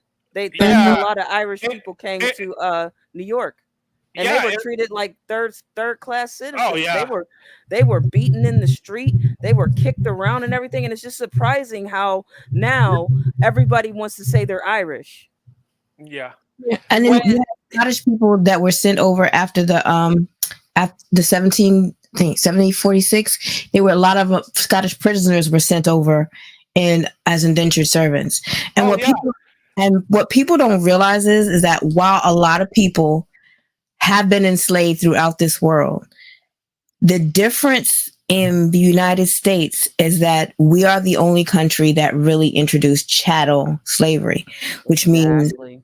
you were enslaved by the color of your skin from birth until death. And because other cultures, you could either buy your way out or you could serve a certain amount of time and be released. And given it's there. and we never had an opportunity to be Well, free, because from birth to death, that's what that was. And well, while slavery is everywhere, that makes it a little bit different when you don't have an opportunity to free yourself. well. Actually, there were freed slaves that actually did buy their. Of course, they weren't treated with kindness, but there were actual black slave owners in America There that. Some of them got re-enslaved because depending on what country they were in, like Yeah. if they were yeah, in the north, they were free, but if Oh they were yeah. in the south, they got enslaved again. yeah. Yeah, well, they would go. Yeah, that is true. A lot of them, if you study the history, would try to flee to Canada, because what would happen is you look at the North and say, well, they're free up there, but the North worked with the South to um, so they could get their slaves back. Yeah, They did, and yeah, sometimes they couldn't find them, so they just grab other black people and take them down. Yeah, yeah. it's yeah, it's horrible, I wouldn't but say a lot of Americans have Irish ancestry. I just feel like a lot of them like to say, you know, a lot of them like to claim Irish ancestry, and some of them don't have it, you know. So that's what I'm saying. It yeah. wasn't like it wasn't they didn't like a lot of white Americans back then did not like Irish people back then during the famine, during the potato famine when they came over to America. They Well, did not yeah, like them. They they threw looked at them. stones at them and everything. They Yeah, looked at them like dirty, like they were dirty and below. So eh, it just amazes me that a lot of white Americans want to claim Irish ancestry when back then they didn't respect those people's great grandmothers and great grandfathers well, back then. They threw that stones at them. that's how people are. But I mean, today's world, because I look at my grandparents, my great grandparents, and they were Irish. They married Irish people. They didn't. In today's world, white people are white people, and it we don't even look at the you know. But I mean, Yeah. there's a lot of Irish descent. I mean, Yeah. There was a lot of Irish people who came over here who were Irish descent. And yes, they yeah. probably did have relations with other Oh yeah. other Americans here. But it's just amazing how But a they lot of them like to claim it, but then when they do a DNA test, they have none in in their ancestry, and it's like, wait a minute, why are you? Yeah, I mean, if you do, you could tell which ones it'll are tell Irish. you. If It'll you have, tell you. yeah, Yeah. I did my test, and mine said Irish/Scottish, and I don't know if maybe they can pin it down. But when I studied my family history, they did bounce back and forth from Ireland to Scotland, so they were in both places. But it does say if you do ancestry, yeah, and maybe it's different now, but when I did it, it said it told me like 40% Irish Scottish. yeah. It had like both. Yeah, it So goes back. I'm not, I'm not saying that not all. I'm not saying that there aren't a lot of white Americans who have Irish ancestry. I'm just saying it's just kind of crazy how well, so they some think, of them like to claim it yeah, and they don't have it. they think it's cool. Hey, I'm Yeah, they Irish. think it's Look at cool me. now, but they didn't. Their great Oh, back then grandparents didn't they think were it was treated cool. like crap. Yeah, Yeah, you know what I mean? That's just crazy. It's yeah. the same when a lot of other foreigners came here. Oh, they didn't like it, but now everybody wants to say they're Jewish. Like what? Really? That's how people are. They think something's cool, and they'll, you know. I mean, you are what you are, Yeah, it's like and they hate before they show any love. It's just kind of weird. It's just and then you weird. got celebrities that don't have black getting. What was that woman? Was it Jessica Alba? She like started crying when there was no black DNA. She was like, "Oh no!" Everybody Like, thought she was a black girl back then. I'm like, we I were like, know, no, she's not. I was and like, that's Black mm-mm. women were the only ones that said no, she's not. Mhm. but it broke her heart, and I kind of felt bad for her because you know what? She's probably told she is that, and she embraced it. And Yeah, I can everybody was understand. like, I "Oh, can. she's the first black girl on TV," and we're like, "No, she's No, not she's not black." black. That's the same thing with Jennifer Lopez. We were like, "No, she's Latina." We were like, "No, Oh, she." did she claim to be I think she black? put. A lot of people were saying that she may have black ancestry in Well, her she might. because She's. of her body and how her backside Oh, looked. And we were like, no, Latina women can be well endowed like that too. Like, yeah. come on, Mhm. she's not black. And they swore up and down that Jennifer Lopez was black. We was like, no, she's not. No, She she's don't look not. like. Now she's Puerto Rican. I mean, there could be some black in there. I mean, You might have some Afro Latina. yeah, Yeah, It can go that way, but I'd seriously doubt it. I doubt it. yeah. No. Mm-mm. I mean, that's the same thing with Cardi B. We're like, no, she's not, her daughter is black. Not her daughter has black ancestry, not her. Oh, I don't know about Cardi B. Does she? Yeah, no, Cardi B's full of. I think what is she, Colombian or something like that? Oh, but you know what? Did you guys ever see that beef she had with Candace Owens? Oh yeah, Oh my God! And then she started going in on Candace Owens' husband that he was white and yeah. white. That was inappropriate. It was, but I mean, I don't like Candace Owens because she's a fascist, but I don't. I'm not going to sit here and talk about her family and stuff like that. That's disrespectful. yeah, You know? you don't bring family into it. Yeah, I just don't, but it's just disrespectful to talk about somebody's family and then, use the same, racist talking points. Oh, your husband is this, that, and all that. Like, no, What? no, that Yeah, was a low blow. yeah. Even her own fans kind of checked her on that. Like, you went too far on that. You It's shouldn't good. have said that. Yeah. Love who we love, and why should we have to defend who we love? Because you're with them for a reason. Yeah, you don't have to defend who you want to be with. You shouldn't have to. That's crazy. Exactly. And if you have good, if character, I always say character over color, because Exactly. you shouldn't limit yourself by your ethnicity. You should be open. Right. Osset Goddess says we all have African DNA because we all came from Africa. True. Okay, so Well, can I yeah, go? yeah. Tell that to So some of the other some other people. So can I go on? Yeah, guess what, guys? I'm African American. Oh goodness, he probably have. Man, Umar would have a heart attack. You know. Oh damn God, well he would lose his mind, wouldn't he he? would have an aneurysm. He'd be like, "What the?" Who's this snow puppy Yup. saying A he's whole entire video like that? on you. He will make a You whole know what? entire video. Hey, you know what? That might build my channel. Maybe I should say that. You know what? If I did some crazy stuff like that, it probably would. People would be like tuning in. Okay, what's this crazy white guy going to say next? Oh my God. Oh Lord. I'm telling you, he would make a whole entire hour video about how you would this, you that, and everything else under the sun. Like, I wish he goodness would. gracious. I wish he would. I know he probably looks at me. I ain't messing with that small whatever. I wish he would. I would love to have If your channel gets bigger, trust me, they gonna come for you. I would love to have a beef with Umar because I think I would have fun with that.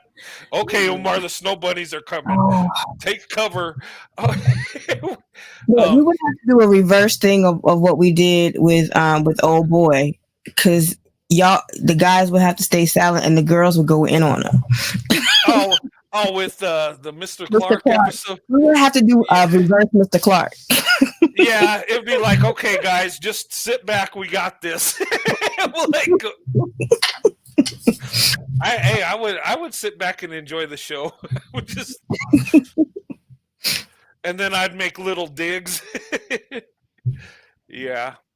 Yeah, he would go on about the snow bunny crisis. You know he would. Oh gosh, I can't. But some of the stuff these people are saying is illogical. It don't make sense. It's like a bigoted fairy tale. Like, like there's some kind of like the government's doing all this crazy stuff to just get at the black man, because I guess that's what we're trying to attack, I guess. I don't know. I'm lost in the sauce if the government's doing this, because the government's doing everything to everybody, and not just black people. They got screwing over everybody right now. They're going after mostly classism. They're going after the middle and lower class people. They're screwing us over big time. I don't necessarily believe it has anything to do with race. I think it has everything to do with the classism. Oh yeah, that's it. Because most definitely the power up above, it's not about race anymore, guys. No, it's about rich versus poor. And yeah, and you know what? They'll but what they want to do, and here's what makes sense: if you could get people divided, on anything really, you make them powerless. Because if we're together and we're united, we have power. But if we're fighting because we're different ethnicities and races, and then we're weak. Then we're just destroying each other. And this is what other countries want. Us. Other countries that are anti-American, they want us to have division. And, that's exactly what fascists are doing. Fascists are giving other countries that are anti-American, they're giving them exactly what they want, which is separation, division, the fighting between different races. That's exactly what they want from, what they want America to be like. They want America to fall apart that way. And these fascists are giving them exactly what they want. Creating crab mentality. That's what it's creating crab mentality. If people would get past their own stuff and look at the big picture and start and just start doing the better thing, then we would be in a better place. Yeah. Middle class is becoming poorer. Yeah, it is, actually. Yeah. They tax the middle class. They're taxing the middle class out of existence is what they're doing. Well, they always say, oh, we're going to tax the rich. But actually, the working man is getting slammed. I mean, because look, they might not mess with your income tax, but when you buy groceries, when you buy gas, when you just buy stuff you need for the house, you're paying taxes on all that. We pay taxes on everything. Yeah, I mean, and the people that they're so-called trying to tax don't even pay taxes because they're living off of things that you don't have to pay tax on. well, there's loopholes too. I mean, yeah, I mean, people that got money have ways of moving money around, getting out of stuff that you can't. I mean, the IRS sees how much you make, how much, you have your income that comes in. If you have a pension or something on top of it, they know how much you get there.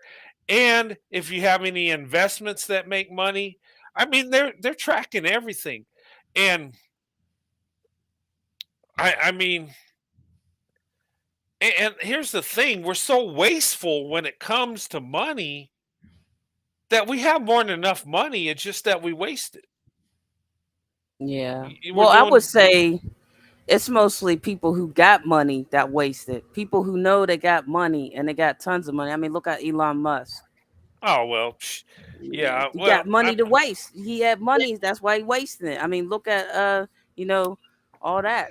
These big businesses and stuff like that. They wasted money. Because we well, live in a capitalistic society, Exactly. nothing is ever done for the benefit of the consumer, simply because really and truly the IRS knows exactly how much money you have and whether or not you need to pay or whether or not you're going to get a refund. And we really don't need to have like all these different companies that are selling tax services, because the government can actually do it themselves. It's because we have the companies that are lobbying to prevent legislation from going into effect that would actually put them out of business. and while we think that we're running the country, it's actually the corporations that are running the country, because they're the ones that put money in these senators and representatives' pockets to vote for these bills. Well, if you got money, you got power. Indeed. Well, Elon Musk, I hear Kim Kardashian's got her eyes set on Elon Musk. Really? Oh, Yeah, Lord. never gonna happen. I heard that. Never gonna happen. You know Kanye going really, he's already ranting. That man just dragged her Hey. and Chris again. You know what? Lost his ever-loving mind. Hey, I want to be honest. I think Kim and Kanye are meant for each other. You know what? She needs to get back with Kanye and just, patch it up. Because Kanye loves her. I mean, Kanye loves Kanye. But you know what? Who in their right mind would mess with Kim Kardashian? Seriously. I mean, crazy people. That's a train wreck from the beginning. Exactly, because the only reason why she was famous is because her sex tape leaked. And Kanye put her on. She turned her 5 minutes of fame into 20 years of fame. Yeah, and then she Not got with just that, these Kanye, guys. He was already in the fashion industry because of his previous girlfriend, and she had the expertise in fashion, and he took all that and gave it to Kim, and that's how she became famous. That's how she became really famous, like with money and all. Because he started dressing her. Yep. Because if the Ray J video got her there, but Kanye, took her further, elevated her higher. At least in the Black community, and I can't even. I'm sorry. I have no respect for him. I didn't have respect for him from the beginning, but I really lost. I had a little bit of respect, but I really lost it completely when he said slavery was a choice, and he was talking about Harriet Tubman. No, I love Black women and I support Black women, and you will not disrespect Harriet Tubman. Not on my watch. Oh, he disrespected her? Yeah, he had a fit because her face was on one of the bills, the dollar bills or something like that. Oh, they're going to make what was it? Was it the $20 bill or the $50? Yeah, he went off and he said some choice words about Harriet Tubman, so that's why I was Well, like, maybe we'll get a Kanye dollar too. You know. You know what? I'm The burning three. that dollar. They better keep. Oh, I'd come rather on. I'd rather see George Washington on there than Kanye. But No, this come is the on. thing. The Kanye $3 bill. Kanye is so out there that he insinuated that slaves were slaves because they didn't want to be free. And Well, so okay. If that's well, I guess you could just let them take your life. I guess but who wants to do that? I mean, when you say it's a choice, like they ask you, "Hey, do you want to do this?" you had a Like, choice. It was a yeah. choice. Slavery was a choice. I'm like, what? It wasn't a choice. We were taken. Well, we were No, sold. but that's what he said. He said slavery was a choice. Oh my Lord! I don't. Like I said, I'm Okay. done. Yeah, we gotta get off the Kanye before I lose. Yeah, because I'm about to get Before mad. my head explodes. Okay. Yeah. How do we go to? Yeah, let's get back Well, to it's because the false conversation flows and we information. just keep rolling. Yeah, let's get back seriously, to the topic because I don't want to hear about Kanye. I hate him. yeah. Well, my whole thing tonight was, the misconceptions and the lies and the propaganda, and I don't like that because and here's the thing that she's capitalizing on. When she talks about divestment and makes it like a racial thing, this is what she's doing. We all know there's racism, right? We know there's white supremacy. We do. Right. But she's using that to say, okay, these are white men, they're racist, and this is what you're going to get. And they don't really love you. They're using you to destroy the black man. And why does she say the black man? Well, she does say the black community too, but it's revolving around the black man. Like that's the goal, taking him out. And that's not what it is at all. Oh, that's not what divestment was. Never like that. It doesn't No, make any sense. It's to me. about it's about moving and bettering your life and bettering yourself. Yeah, It doesn't even. It has nothing to do with interracial relationships. That's the thing. Yeah, there are women within the divestment community that do open their options and do date white men, but still, divestment isn't interracial relationship. It's not about interracial relationships. That's what people continue to tell. Women like her or men like her, but they continue to bring it in saying, oh, because they always talk. That's the individual person within the group. There are different, there are people who date interracially within the divestment group. That does not mean that that's what divestment means. It does not mean that at all. That would just be a swirler, right? Or someone that wants to open up their options. I don't know. I mean, I guess. I don't know. I've been told two different things. I've been told that I've been told two different things about swirling. Yeah, well, there's like a positive side and a negative side. It just depends on which way you're coming at it, because some people view the word swirling as negative because that person is only being with somebody of the opposite race in terms of sexuality. Yeah. And then you have the positive side of swirling, as in I'm looking for someone outside of my race to be with because I'm not loved where I am. Yeah, and that's the thing. But people, take a negative to swirling, but it's the same thing as dating. It's just interracial. Yeah. I mean, people date for sexual reasons, or people date to find someone they love. I mean, same race couples date for sexual reasons. They date for marry for money. So why would it be any different if it's an interracial couple? Yeah, you know what I mean. It's dating. It's a relationship. Whatever they do in their relationships, that's them. But I'm just saying, it's so funny how they like to say all this stuff about interracial relationships, but same race relationships fetishize each other. I've seen white men fetishize blonde hair, blue-eyed women. Oh yeah, they do. Yeah. You know, I've seen that. I've seen black men fetishize girls with BBLs. You know, women with Yeah. BBLs. I've seen that. That's fetishization. So the thing is, it's like, why are y'all putting all this stuff on interracial relationships when it happens in same race relationships too? Yeah. You know, It just it doesn't make any sense. Exactly. It's like we have the same issues whether we're dating the same race or a different race. It's just a matter that people don't like to see people that are not the same together. Yeah, and they say, well, Yeah. white men are going to abuse you too. Well, black men will abuse us also. So what's like, Yeah, what are you going on about? There are bad apples in every Thank you. category. Exactly. Just like there's And good people in every category. exactly.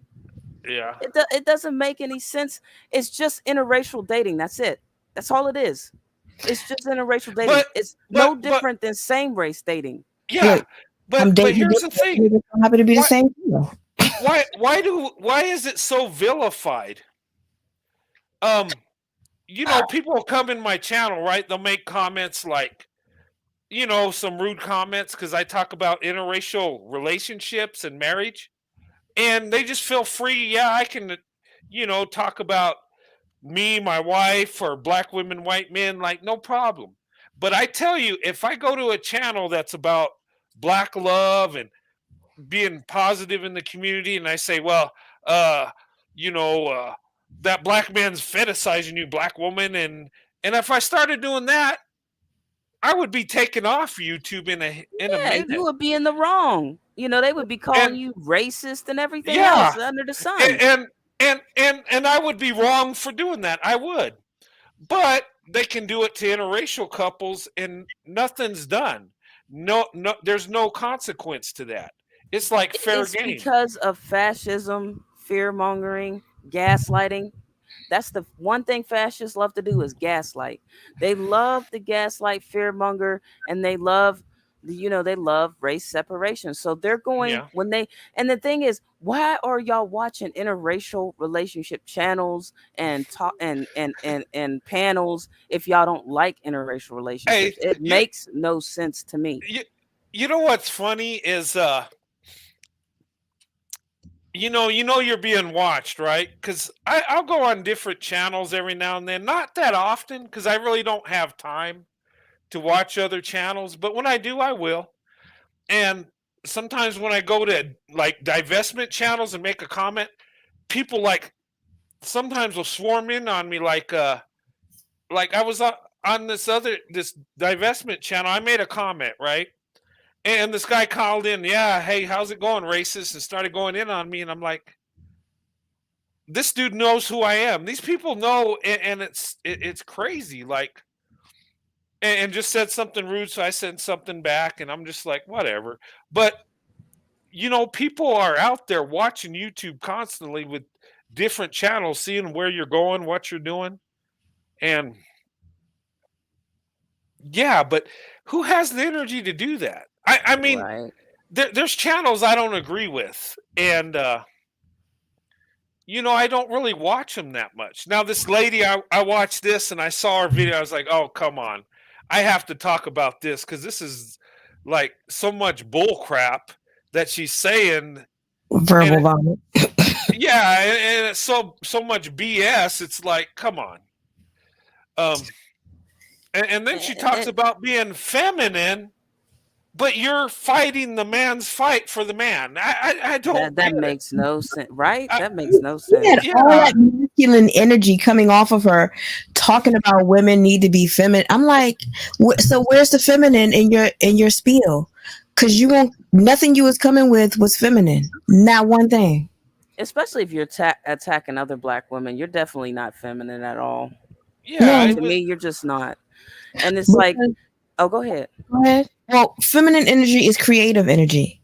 Right. And the thing about it is that most feminine energy is loving and creative. And if you are not loving and creative and you are hard, then you're not resting in your feminine energy. And it doesn't, and sometimes because as Black women, we have to be in our male energy, our masculine energy, so that we can get stuff done. We would love to rest in our feminine, but it takes a special kind of man to make you rest in your feminine. Because there's certain men that you around, you can't be in your feminine because they'll take advantage of it. So if my thing is this, if you want a woman to be in her feminine energy, then you have to be a real man to make her be in her feminine energy. Build an environment where she can be feminine, Mm-hmm. Yeah. make her feel safe, protect her, And then the funny thing, you get some of these Black men saying, "Oh, white men ain't checking for you." I'm like, where? Which white men? Your best friend? We know that. Of course, they ain't Yeah, gonna be right. checking for us. But you ain't friends with every single Black man in this country. So I mean, with every single white man in this country. So how do you know what white men are checking for? Exactly. And That's right. funny to me is that when I opened up my options and I started to date a white man, the ratio of me feeling safe, like this within just with first meeting him, the way that he treated me had me going to feeling safe in that first meeting. So it's not that Black men can't do it; they just won't do it. It's like anybody can't make a woman safe. They just so selfish. They don't know how to do it anymore. No, they want to be the prize because that's how they were raised. Their mothers coddled them so much to the point that they want to be Yeah. in the feminine position. They want to be the prize. They want to be the woman. They want to be praised, loved, and have their toes massaged and all that. I'm like, get the F up out of here. You supposed to be at work. Toes massage. You You know supposed to what? be getting a job at construction. What's wrong with you? I find I believe in that because listening to this woman talk, it was like she was caping so much for Black men. It was like, oh my Yeah, God, she was really? practically massaging their feet and how I'm she just was like, talking. this woman will fight a man for the Black man and then coddle him and make him a lunch with his box juice and tell him he's the most Give him his precious book thing bag and alive. say and send him off to school on the short school bus. Like, if you don't go on with that, Yeah, I and swear. and he'll be 35. Yeah, 35-year-old man, you'll give him his little GI Joe book bag with his GI Joe lunchbox and send him Hey, on his hey, way. I had a GI Joe lunch bag, but I was like 10 years old though. I know, right? Like that's how some of these men are today with this BS. These Black men are today. They want to sit there and they want her to make him box lunches and give him his little GI Joe book bag and see him off to school or some crap. Yeah, Like, you a grown man, you almost 40. If you don't get the heck up out of that daggone phase, your childhood is over. Grow the heck up. Good Look, Lord. so where hey, my massage at? Where my back rub? I didn't carry the kid. I didn't carry your child and went through hours of labor knowing that it's a high risk for Black women to even have children because the way the medical field is. And you want me to massage your feet after and I got a newborn in the other room crying? Boy, if you don't get the heck up and get the stepping. and then you got to get to the, your second shift. Look, I am not your mama. I'm not here to raise you. Hey, Off your butt and do something. you know what though? It was so weird. She never mentioned a man in that whole video. The two videos I showed part of one and then the other one. I talked about almost all the way through, and there was never anything negative about men. It was all They ain't women. going to. See, you seen what happened to that therapist who sit there and said that Black men need therapy, and she told the truth, and they doxed her. It was a Black woman, but black woman, and a group of Black bullshit. men. They all came together. Them Black supremacists. They all came together and got that therapist fired because she was telling the truth that Black men need therapy. That they need to get their emotional language become more emotional because they're just foolishness. Exactly, and they got her fired. Like, Y'all can come together for that, but y'all can't come together to protect black women. Are you serious? Look, But y'all and can Yeah, come it's like together maybe for they that get crap. hired, it, but then it, they it, threw up a spot when she was asking, because she was asking for money, and then they were joking her about that too. you know what? Is it that serious that if someone says something negative about you, you got to try to destroy them? I mean, if I was in that mindset, I'd be trying to destroy all kinds of people. I mean, Yeah, and the funny thing is that therapist, she was pro black. oh, She was she literally was. she was pro black, and she was trying to help black men. That's what she said. I'm trying to help black men. She was literally pro black, and all she said is that black men need therapy because they need to let go of all the trauma, you know. Oh And she man, was pro black, and they literally got her fired. It's like, dang, y'all got your yeah. own. You know what? I Come on, man. I hope she gets with the white guy that looks like Brad Pitt in his prime and has a body like Arnold and is super rich and just gives her everything. For real. I hope she get blessed with that. Yeah. We don't know how to take constructive criticism anymore. Everything, instead of taking a step back, evaluating what the person said, we just automatically go on the defensive and saying they're wrong instead of saying maybe this may have a grain of truth, especially if more than one person has been telling you the same thing. But here's the thing: if somebody says something negative, so what? That's their opinion. And you I know mean, what? Osset's right. You know, they probably can't even afford health care. They ain't got no jobs. I mean, how they gonna get therapy? well, yeah. Well, I mean, you can get therapy, but it's gonna cost money. You got to the do state, copay. the state might take care of it depending on Yeah, the income they level, have maybe. something in the state, but they still need to get therapy. And she was right about that. And it's crazy. They like she Well, supported black men, and they came for her. well, truth be told, there's She was speaking truth, and they didn't want to hear it. truth be told, quite a few people need therapy of all racial groups. Umar need Uh, therapy. He We needs some all need serious therapy. Everybody needs therapy. For real, yeah, everybody. we all The got way our this problems world is and going issues. and all this craziness going on, a lot of people need therapy. I just saw I don't know if I want to bring this up because it'll go off topic. I don't know. I might just like pass on it because it'll go off topic, but it is something It's that's okay. just crazy. I was watching a news clip about it's a small town here in the US where these fascists went in and held a librarian at gunpoint and told her to What? burn some books that involve that were pro LGBTQIA and had a couple books on like Frederick Douglass and Black history. They wanted that librarian to burn those books. What? Mm-hmm. They accused her of promoting, the P word, but those books had nothing to do with the P word in it. They had nothing to do with that. It was about pro LGBTQIA, like supporting kids who have two fathers in the household, say like that. Okay. And these Christian fascists, I don't mean to put Christian on the front of it because I know there's Christians out there that aren't like this, but these Christian extremists went over there and held the library at gunpoint when those books burned.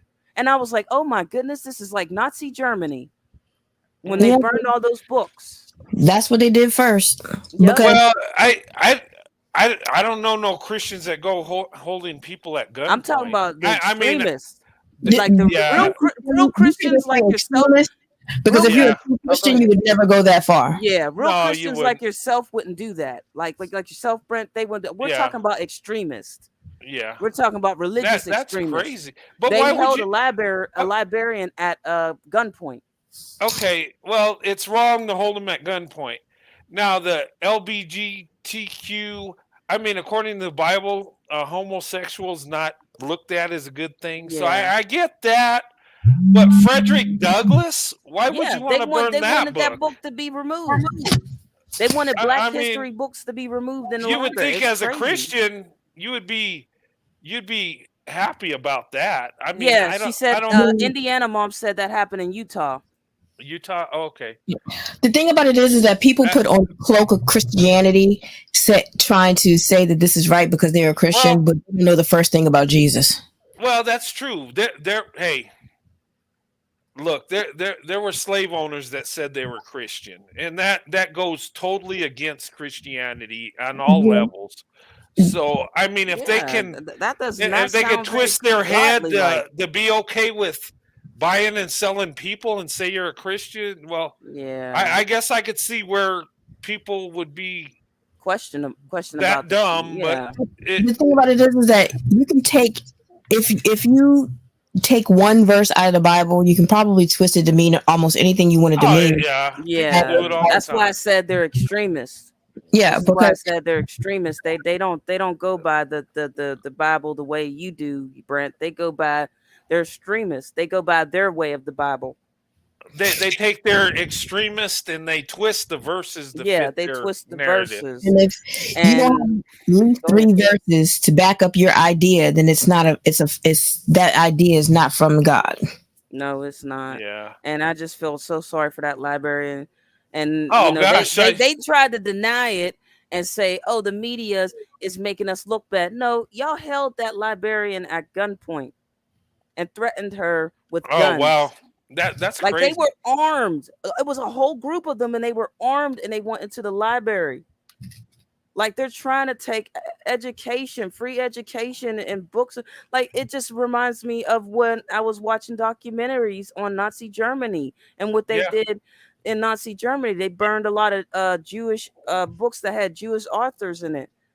And they burn those books. Like, this is what fascism. This is the start of fascism. It's just crazy. Yeah, and you know what? And the thing that was weird about that is the Jews built Germany. Really, I mean, they were the power structure. They were the bankers. Yeah, they owned the banks. And you want to get rid of them? I just. Yeah, it's crazy. I mean, what's the Bible say about the Jews, God's people? And you're going, yeah, they are not people of God. That's for sure. They definitely aren't. Of course not, because they're just falsehood. They're falsehood. They're a walking contradiction, pretty much. They're falsehood, and they're fascists, in my opinion, because that sounds like fascism ideology right there. You know. Well, the government was fascist. I mean, yeah, definitely. Yeah, I mean, yeah. It's just, and then their leader, which is this reverend dude or the priest dude, he's from California, so you know how he gets down, because he saw what goes on in California. He thought, oh, well, this goes against God. I'm going to take this to Utah and we're going to go preach it all. And in this small town, like, the people there, and you know what makes me so mad? The sheriff department didn't do anything to stop them. Like, she called the sheriff department, and the sheriff department was silent. Well, this woman was held hostage at gunpoint, and the sheriff department didn't get involved. This is sad. It was probably the good old boy program. They knew each other and they let it slide, sweep it under the rug. Yeah. Well, oh my God. Well, now let's go back to the topic. That was a bit off topic. Yes. Yeah, it was very much off topic. I didn't mean to go off to let's get back on topic about her video. That's not the first time I've seen videos like that. There's tons of I've seen it. I've seen a number of her videos because I've watched other content creators, ones that disagree with what I agree with, just to see where they're coming from. And gosh, but the stuff she was spewing was just so off and so, so untruth. Yeah. So much untruth and misconception. I was like, wait a minute, this ain't what's going on. Black women's marriage stats are a lot better when they open up their options. It is what it is. You don't have to like it. You don't have to believe it, but it's true. Yeah, and even It- I think Serena Williams' husband, uh-huh. Alexian Ohanian, he posted something about interracial marriages, and it's Yeah, at 94%. It was at 7%, or 4% back in the like 50s, but now it's at 94%. I think that's what it said. yeah. Well, people It's are opening up true. their options like crazy, and you know what? The media and society is trying to hold back the data. It's coming up. They can't just stop it, but they're slowing it down. They don't want people to see that it's actually It's the becoming so fascists. successful. The fascists don't want to see the truth. That's what it is. They Yeah. don't want to see the Well, truth. That times it, are changing and people are changing, and they're not going to put up with the rhetoric that a lot of these blacks and white supremacists out are putting out there in the world. Out out there and brainwashing people. People aren't falling for the okey doke no more. yeah, And and go ahead. I mean, I understand that you don't have to agree with interracial marriage. You don't have to agree No. with anything but the thing about it is that while you're espousing your opinions, you don't have to be hateful on the other end, because you can express an opinion without expressing hate. Yeah. That's my thing. It narrows down to mind your business. Yep. You like me. If you prefer to be with black men, that's on you. Good for you. Have fun with that. But don't try to fearmonger and gaslight black women into in staying race loyal. They don't have to. No woman has to. Just like no woman has to stay race loyal. Let's keep it real. They Yeah. don't have to. I Well, mean, a lot hey, of them want to, but they don't have to. They have the freedom to do what they please. And you fear mongering them and you trying to hold them back, that's not going to stop them from, you know, getting out and seeking, opening their options. That's not going to stop them. Oh, I just yeah, went to a stat of 20% of all marriages are interracial now. 20. Yep. Yeah, I believe that. Um, yeah, and it's going to climb even more. It's going to be more and more and more and more. And look, you know what? So many people I talk to, you know, white men, Asian men, Hispanic, there are so many that will date black women, and they tell me this. And I don't believe it's because I got a black wife and they don't want to offend me. I mean, they'll talk to me about it. There are men I work with that say, "Hey, what's it like? How do I talk to her? How do what would be your advice if I wanted to talk to a black woman?" They'll ask me these questions, and there'll be like guys my age, and there'll be like young guys because they know my wife's a black woman, so they'll think that I know something on approach, which I don't. I just approach women like I don't I don't think there's no secret sauce formula. I think with black women it's simple. Be honest, be upfront, and be yourself. I think that's all you and if she's attracted to you, you Yeah. you you got a chance. If she's not, well, you don't have a Yeah, chance. I mean, I just don't understand why a lot of uh, you know, men are nervous. Why do they be like, oh it's well, how do I? And it's like I understand that some black women can be very rude because those black women are only only looking for black men, yeah, and sometimes you have to take that rejection and move on to the next black girl and the yeah, next one. You'll find her if yeah. you're interested, or a Latina woman or an Asian woman. Open your options. That's the Yes. point. And not have fear. Everybody gets rejection. Same race couples get rejected when they're looking for, if a white guy's looking for a white woman, there's a lot of white guys who get rejected by other white women, Yeah, and it's just like and vice versa. So it's like it's no different than dating inside your race. And I just want people to understand that it's no different. It's just the difference is culturally you're different.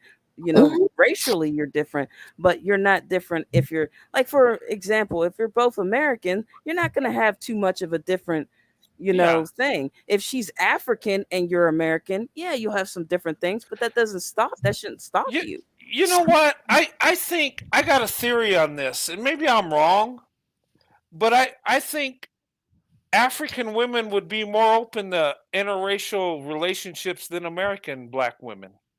Yeah. If I believe that. The TikToks and stuff like that, a lot of it is African women and white men. Yeah. I think they're more open to that because they're not looking at white men as just the racist guy or the, she just he's a white guy and he likes me, and hey, let's Plus do this. they don't get as much hate from African men. African men really don't give them that much problems. They really don't. It's Black American men that give Black American women these problems. They have the issue. It's African men don't have issues with African women dating outside the race. And there's really nothing. And the thing about African women, you can't say nothing to them. They'll tell you off, They don't play that crap. They'll tell you like it is. I'm going to do whatever the heck I want, and ain't nothing you going to do about it. Yeah. I've seen how African women go. They go off. Yeah. Hey, Corey, how you doing, brother? I just want to do a shout out. J10, good to see you, young lady. No, but I've never dated an African woman, but I've known African women, and they just seem so nice and sweet and just approachable. My impression is it would be easier. Now, Black American women, I mean, they'll date you, yes. I've dated Black women. I guess it just depends on where their thought process is. I've been rejected, and I know some it was because I was a white guy and they weren't into that. Some it just wasn't, they weren't attracted to me, and then some and one thing about African women, they're very hypergamous. They're very hypergamous, and they also, it's all about they're very hypergamous too. Not all of them, but some of them are very hypergamous.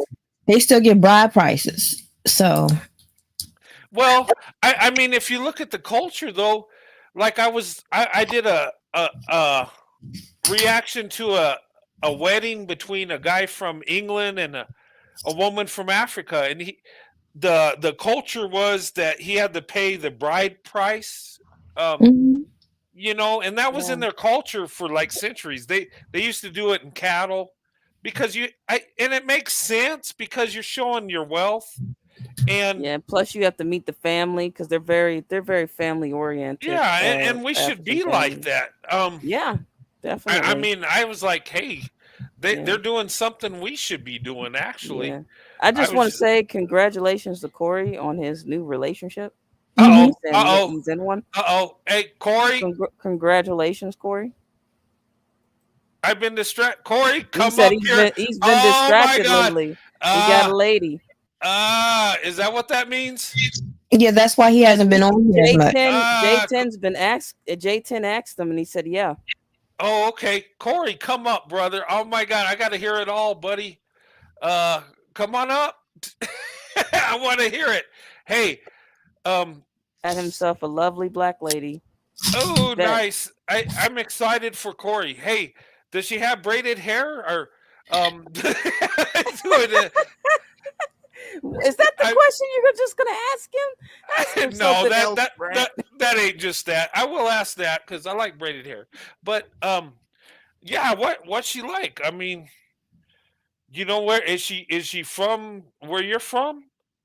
Oh no, kissing. He's not gonna kiss and tell. It's probably I don't think it's anybody online. It's probably somebody in his area. Yeah, probably not, being that he said there's not really any black women in his area. Oh, really? So somebody online? We're gonna find her. Well, he lives in Oregon. He could have went to Portland, or there's black people in his state. Come on, I'm from New Mexico, and I found black women. Creating got quiet over there. Creating, you gonna say something? Creating got quiet in the chat. We I gonna don't think it's find out. created. We will I don't find think it's out, created. Corey. Oh wait, Is what it are you somebody saying? in our chat? Creating one? Oh. Okay, we ain't just assuming, right? We're just Oh, we're Of course, it's assuming. We're anything not. because We're yeah. not actually. It's not actual fact. We're assuming. no, Okay. Corey's not going to say anything because he's a private person. So Yeah. Yeah.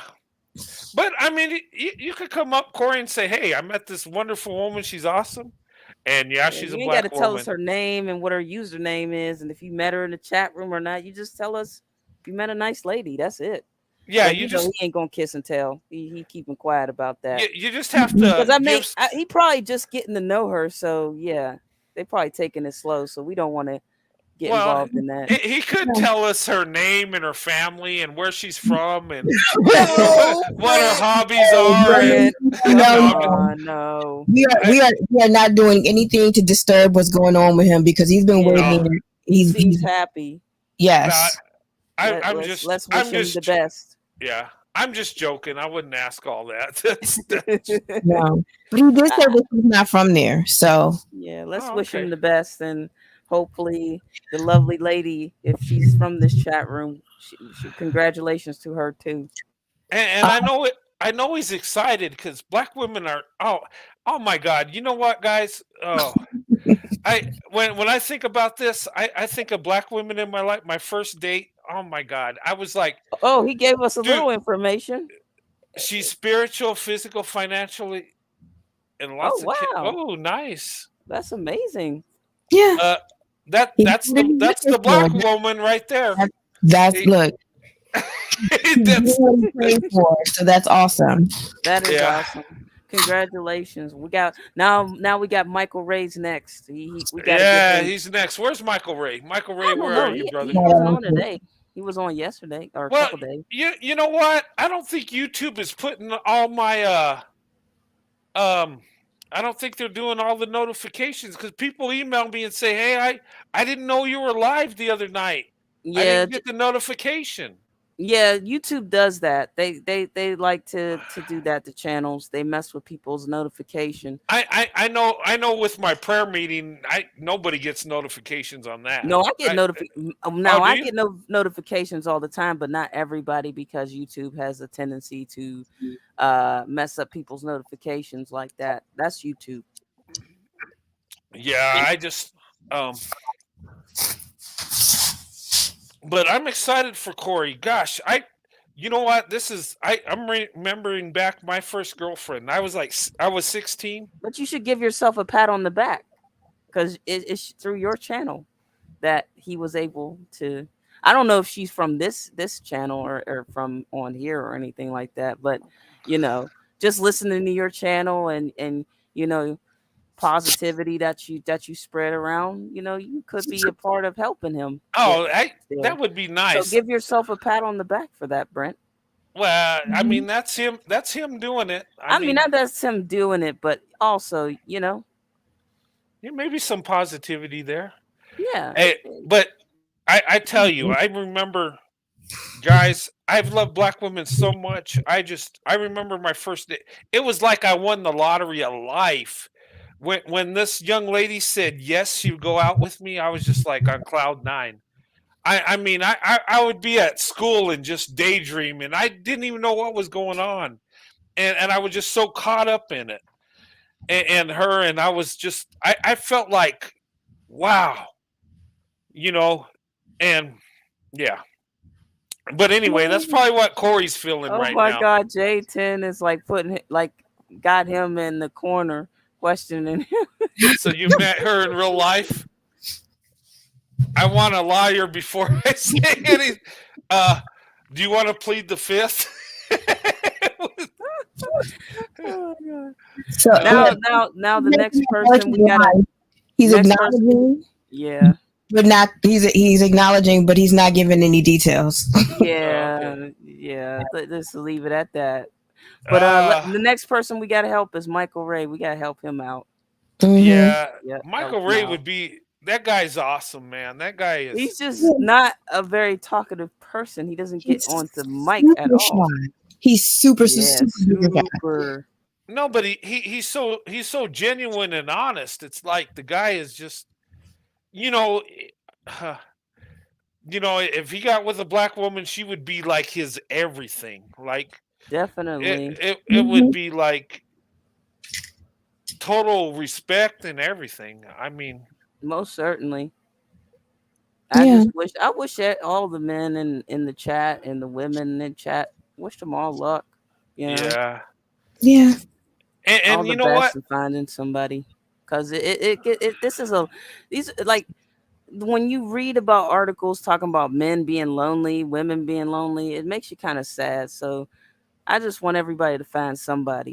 There's always somebody out there for you. It just takes Yes, time. yes, and I would say to white men, listen to me. Asian men, listen to me. Hispanic, No, listen to we're me. gonna assume over here creating. You ain't getting out of this. We're Hey, gonna assume. No. I'm yeah, gonna mess with you a little bit. yeah, When you assume you make a out of you and me, so no. yeah. But let me say But I this. like picking on Hey, creating. It's funny. let me Pick let on me her a say little this bit. to the men. Listen, white men, Asian men, Hispanic men, listen. Look towards the black woman. Seriously, you will Yeah. not be disappointed. Black women are amazing, and black women, they're professional. They're doing amazing things in the corporate world. But black women are the most amazing traditional women. Black women are the most spiritual women. Seriously, and I remember my father told me, he says, "You like black women? That's great." He says, "Find that woman of God." He says, "There's black women that are women of God. Find her." That's what he said. And black women make the most amazing mothers and wives because they're traditional, they're spiritual, and they have a big heart. And guys, listen to me. I've been married over 28 years. You can't go wrong with black women. Seriously. I mean, there are some bad ones. Yes, you got to vet, but the majority of them are really awesome. They're really amazing. Yeah. And if she loves, Creating, we know it ain't you. We know that. yeah, We know it's not you. We're We were just picking on you, saying. but we're not. We're just teasing you. Calm down. We know it yeah, ain't you. We know it's not you. We know it's somebody else, and it's probably not anybody in this chat room. So we know that. yeah. But seriously, guys, and I hear these channels people saying, "Well, there's no white men telling what another white man to get with a black woman." Yes, there is. I'm right here. Um, but seriously, you know, black women are a treasure, and you know what? I can back it up with my life. Seriously. But anyway, that's what I wanted to say. Uh, Yeah. but creating one, we know it's you. I'm not going BS. No, No, I'm just it's not joking. her. I'm We're just joking joking. with her. It's not her. I'm just We know it You ain't make her. her implode. Come on Keep now. saying I, that. I'm She just is messing not. with her. No. Yeah, But we're just really, messing with uh, her. We know it uh, ain't her. You gonna but make her implode. You hey, gonna make hey, her mad, hey, like but for real. seriously, creating one, I see. Hey, no, I'm just joking. I'm going to get her We're mad at just me. yeah. Let's leave her alone. She get mad at us and be like, "No, it's not me." God dang it, I'm tired of y'all. Yeah, no, that's She gonna just. come up on here and cuss us all out. I done told y'all it ain't me. Y'all gonna quit putting my name and stuff. Yeah. Yeah, Triple P, you got a good one. Yep, Triple P, definitely. Like Okay, so we got Triple P and Mark, and now Corey. Who's next? like I said, Michael Ray. Michael Ray. Come on, ladies. Y'all know Michael Ray's out there. Better find him. We gotta He, speak he's and a, pray that into existence. we gotta put it in existence. We gotta help Michael Ray out. Michael Ray, and yeah. I think He there's he's a another guy that was in here. He's from the UK. There's another UK dude. I forgot You what his talking about name is. oh Liam Liam Liam? Liam. Yeah, Liam. Liam. Yeah. Yeah, we got Uh Liam and Michael Ray. yeah. And Mm-hmm. then what ladies are next? How about J10? Yeah, let's That get hey, J10. We gotta Come J10 on, would let's send some blessings to J10. Let's put the blessings out there to yeah, them. we're praying for J10. Yeah, we're J10 is praying like for J10 to find happiness. yes. she's top of the top. You got to be a We gonna man. pray for Hey, SJ too. We gonna pray for her. SJ in there. SJ. She's in the chat. I'm Yeah. Okay. throwing my hat in that Hey, one too. SJ. Hey, subscribe to SJ Talks in Life. Yeah. Go over to her channel. Watch her videos. She's got good content, and I subscribe to her. Go over there and subscribe to her. Okay. Who else? There's somebody else. I think G dot Y dot. We gotta put some prayers on her. To Don't wish forget her the about best. don't forget about me. Yeah, we gotta Yeah, wish Afro Angelique. Angelique. You Hey, know, because there's two Afros, so we gotta yeah, make sure we and know the difference. Afro Afro Angelique. Angelique. We're gonna I pray for might her. send your prayer request to the church prayer request, and my Thank brother. My brother's you. a preacher, so he'll pray too. A lot of the prayer requests I get, I send to my brother, and he prays about. Yeah, let's send the prayers to Yeah, the ladies in the chat. We're gonna send yeah, y'all some prayers to find happiness. I hope y'all get a blessing too. I just like it's like I'm hitting a wall right now, but I, you know what? God Ain't is hitting no wall. Don't you start. what? Did you say hit a wall? I'm hitting a wall right No, now. you're not. No, you're not. Look, I'm hitting a wall. What I can say that is starting to go well is that the past 2 days my mom has been eating much better. Oh, okay, Oh, good. that's good news. So she That's actually that's ate all her food, and I was just like, Yep. "Yay!" And she asked Yeah. for a dessert. I was like, "What? Come on, you gonna have some dessert too?" Yeah. But and some things are getting better. Her weight is maintaining, but she's like 73 pounds, so I need to get Mm, weight on her. yeah, Yeah, let's pray for PPP and Mark. yeah, Yes, most definitely, We yes. gotta pray for them because pray for all the best. Happiness for everybody. Yeah, most yes. definitely. Everybody that is looking, we need to Everybody, yeah, everybody that's looking, we will send y'all blessings and prayers and hope y'all find that special someone and make sure that they're a man of God or a woman of God and they're good folk. Yeah, We But pray like, for them. I can't stress enough that you need to be healed before you put you put your Yep. hat in the ring, because you'll just bring all the past foolishness into the current relationship. Yep. Heal yourself and you'll find that happiness. It definitely will. So we'll pray for y'all. Best wishes and prayers to everybody out there. You know, find the yep, happy, be happy. That's it just I don't know. It makes me sad reading articles like that. Men and women lonely, and we pray for Indiana Mom and Tree over there. They're yeah. sending blessings their way, sending blessings to Karen. We got Oh, you. yeah, of course. Send Yeah, blessings to her. Creating, we sending blessings your way. You know, we sending y'all all blessings. Everybody in the chat get a blessing. You get a blessing. You get a blessing. You get a blessing.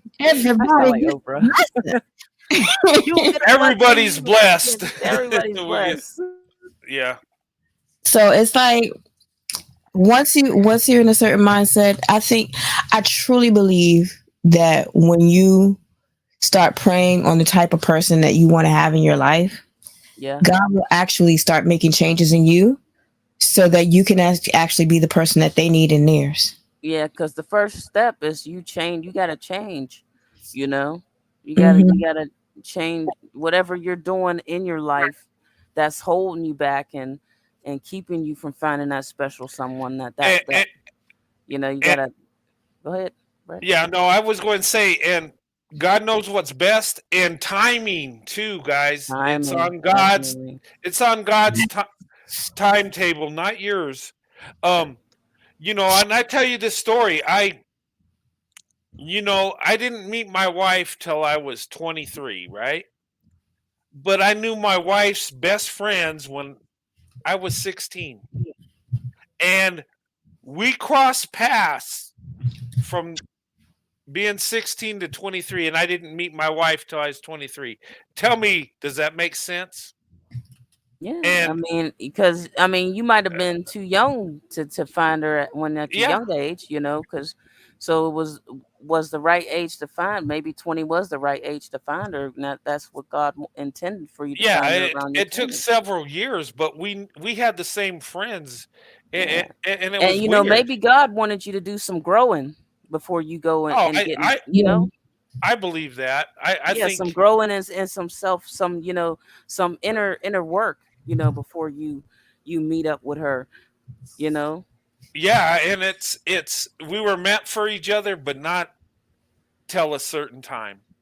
Yeah, I mean, you might Yeah, not meet that special someone until you're at a certain age, and you know, it could be months, days, weeks, or years when you yeah. meet that person. So it's all about focusing on yourself and doing good for yourself.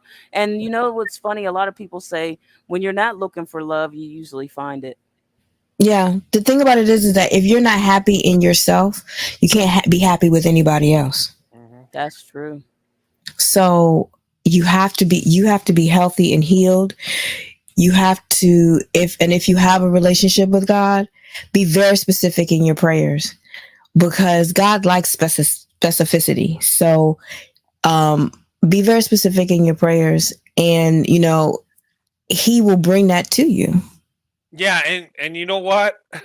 That's funny because so I was so specific when it came to my prayers when it had to do with a wife. I told God exactly what I wanted. I did. Um, I told him I wanted a wife that loves me, that was loyal to me, and that it was a black woman. I did put that in there because Oh you know goodness. what?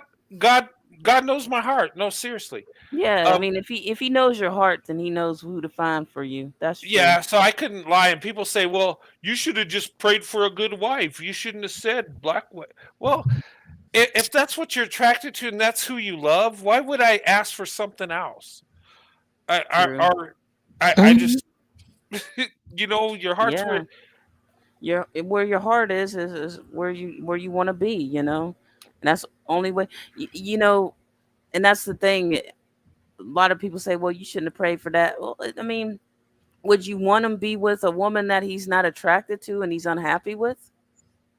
Yeah, I mean, you know and here's the thing: if God felt that it wasn't right for me, He wouldn't have allowed it to happen. Yeah, he wouldn't allow y'all to be married. He wouldn't allow none of that. Yeah, But she's truly a blessing, and you found her, and you're happy. You know. Mhm.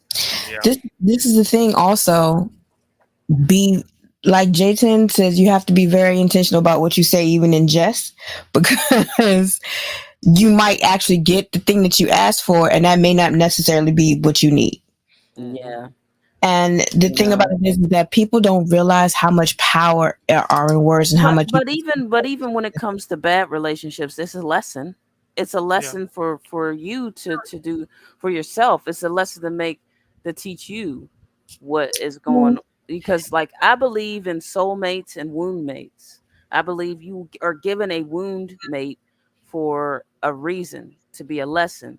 So when you're ready for a soulmate, you're ready for that soulmate. So you go through a bunch of wound mates before you get to that soulmate. You go through it's like a life lesson of relationships. I wholeheartedly believe in that. I believe in, what did he say? He said, I okay, specifically prayed for a black woman, those brown eyes. Who? Oh, geez, here we go. okay, Corey. Come on now. You All ain't right, even buddy. giving us her name. Let's not go. No, but We don't need to know. Okay, it's so Come on. so flirtastic. So when you get a flirtastic person, they're gonna tell you all the flirty details, but not the real ones. Right. yeah. Get out of here with that, Corey. Come on, man. Okay, so we know she's a black woman with brown eyes and full lips, sexy Yeah, we voice. know that. Thanks for the. You still ain't got no name. Come on, man. You ain't helping. Oh, Mark is in the chat. But yeah, creating that Hey, that's Mark. true. Hey, That's okay, Mark. But yes, creating, that's true. We are all given a soulmate and a wound mate. And in order to find our soulmate, we have to go through wound mates. And those wound mates are to teach us a lesson of life and love and everything else. And we're given weirdo mates too along Weirdo the mates. way. Bozo Yeah, the mates really, and yeah. Weirdo. weirdo mates. Who said that? Eh, Weirdo mate. Yes, a lot of separating mates. the wheat. Yeah.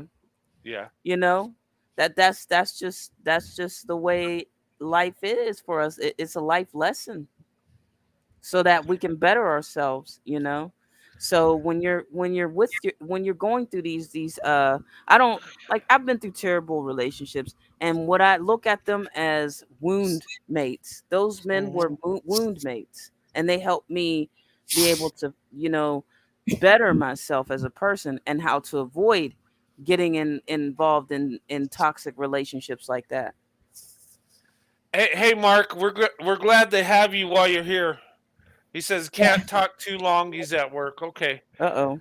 Well, welcome, Mark. It's Working good to see you, man. brother. Yeah. Hey, that's Well, he's it's like 5 o'clock in the morning over there, isn't it? Like Good five, Lord. almost 6 o'clock. Yes, yeah 12 over here. Yeah, yeah. Cause it's definitely. almost 1 o'clock where I am. Oh my. Yeah, it's late. Yeah, but when you talk about wound mates, I remember there was this one woman I dated and I was in love with her. I thought she was awesome. And we dated, and I thought we had a good relationship and well, she really wasn't into me, and I just was so hurt and I was so like, "Oh man." And it was like one of those relationships like how can I say that? That she's into you, but not really. She's just with you at the time. And it really broke my heart because I was all into it. And I tell you, I saw her years later when I retired out of the army, and she actually apologized to me how she treated me. She said, "You were always a nice guy. I'm sorry I treated you like this and that." I'm like, it is what it is. I mean, no problem. I didn't never held a grudge or nothing. Yeah, But you just the, you moved yeah, I moved on, on. and that's the one positive thing is when you have bad relationships, try not to dwell on them. Try to Yeah, see it as a lesson of life. A and you know lesson. what? Do not hold a grudge either. Let it No, because go. it will do you Um, no good. but Mm-mm. you know That's what? It felt good that she apologized to me, and um, then you know she had been married and divorced 4 times, so her relationships didn't work. And I thought, and nothing against her, I thought, well, maybe it's a good thing she rejected me Yeah, because I wouldn't have met Sandy, and and you would have who like knows you what would I've have been. got it. Yeah, you knew who knows what you would have went through if you I stayed. would have. I would have been a divorcee because she Yeah. easily let me go. So I mean, that was a good thing. Yeah, and That maybe she had to go through, some less life lessons to get where she is. So yeah, she can sum up the courage to apologize to you. yeah. I Maybe thought that she was had a lot of pride in herself, and then she had to get chopped down a notch in order to learn a life lesson, so that when you guys see each other again, she apologizes for and what she she's did. done. And you know what? I never hated her. I never. My heart was broken, sure, but it was like, you know what? It is what it is. And I think how I was raised, I could take rejection better than other men because I mean, I never liked it. It hurt, but the thing of it is I never had no anger. I never had no hate. It was just a broken heart. And how I was raised, how my father raised me, he was tough. He let me know I wasn't all that. He let me know real early, like, look, you're just like any other kid. You're my son and I love you, but you're no better. And that's how he was about it. But you know what? When I got rejected, one thing I could do is pull myself up off the ground and move forward. And I think that's the problem with a lot of these guys these days is they're coddled. They're told that they're wonderful. They're told that they're the best, the best looking, the best man, the best everything. And when they find out that's not true, they don't know what to do. And they have anger. They have so many emotions because they believed what they were told by their mother and other women that they were so special. And when reality hits, it's hard to take. But if you're grounded and you have some humility, you can deal with it. Okay, Yeah. she's not in. That, it's so Yeah. funny because the it's always the ones who don't think they're attractive. They're the ones who are attractive. They don't think they are attractive, and they end up being attractive. It's like, you're beautiful, and it's like, no, I don't think I am, Yeah. But it's always the ones who aren't that good. Well, hey, They have the most confidence, and then when they get chucked down a notch, they get angry. Well, it's like Umar Johnson. He was on one video bragging about how white women were after him, but he was tough enough to resist, and talking about how everybody wanted him, right? But then you see like Denzel Washington. I never heard him say that he was a woman's man, and he never said. He only had one wife. And you know what? But that man, women would. He never boasted about his looks. Yeah, but women. He never thought he was that attractive. Yeah, Denzel. He never thought that. He never boasted about his looks, but he had a lot of women going crazy for him. Oh, he did, and you know what? Because here's the thing: when you have it, you don't have to brag about it. When something's lacking, you like to talk about it. I'm just saying. Yeah. I know it's not right to talk about people's looks, but yeah, it's not. But what I'm saying is, you see the ones who aren't all that, and they literally think they're all that, and then when they get rejected, they flip out. They just go from 0 to 100, and they're ready to go off and be on the 6 o'clock news, if you know what I mean. Well, yeah, because they've been told they're so wonderful, that they're the best of the best. The worst thing you could do with your kids is tell them that they're the best. You need. I mean, with children, you need to level. Parents are going to tell their kids that. They're going to say, "Oh, you're beautiful. You're the best. You're this. You're that." I'm not saying kill their self-esteem. Yeah. What I'm saying is be honest. Yeah. Yeah. You're special. You're my son, my daughter, but. You know what? There are going to be people who may not find you that way, who may not be attracted to you in that way. But that doesn't mean you aren't. It just means that you're not their flavor. Yeah. You're not their flavor of the month or their flavor at all. So yeah, I tell my kids that I think they're amazing and everything, and they're beautiful and everything. But I let them know that what someone else may not like, another person will. Yeah. That not everybody's going to like you, but what someone else don't like about you, someone else will. And then, everybody has their own opinions and their own thing, Yeah. Go ahead. No, I just want to say, Becky, sorry, Denzel don't kiss white women in movies. Actually, I don't think he does. People been trying to attach him to white women, saying, "Oh, he like white women." No, he loves his wife. He loves his wife. Besides the fact that he said that he would never kiss a white woman on screen, nor would he have a relationship with a white woman on screen, because it would alienate his black woman fan base. Yeah, he actually appreciates black women, and not to mention he loves his wife. And white women got mad about that. It's like, why are y'all mad about this man who appreciates black women? He came from a black woman. He appreciates black women. And the thing of it is, that's his wife. So of course he don't want no other woman. I mean, seriously. He's not gonna do that. And everybody got mad. All you seen is a bunch of Karens and Becky's on his freaking Instagram cussing them out and everything like that. Like, why though? You can't force that man to want to be with you.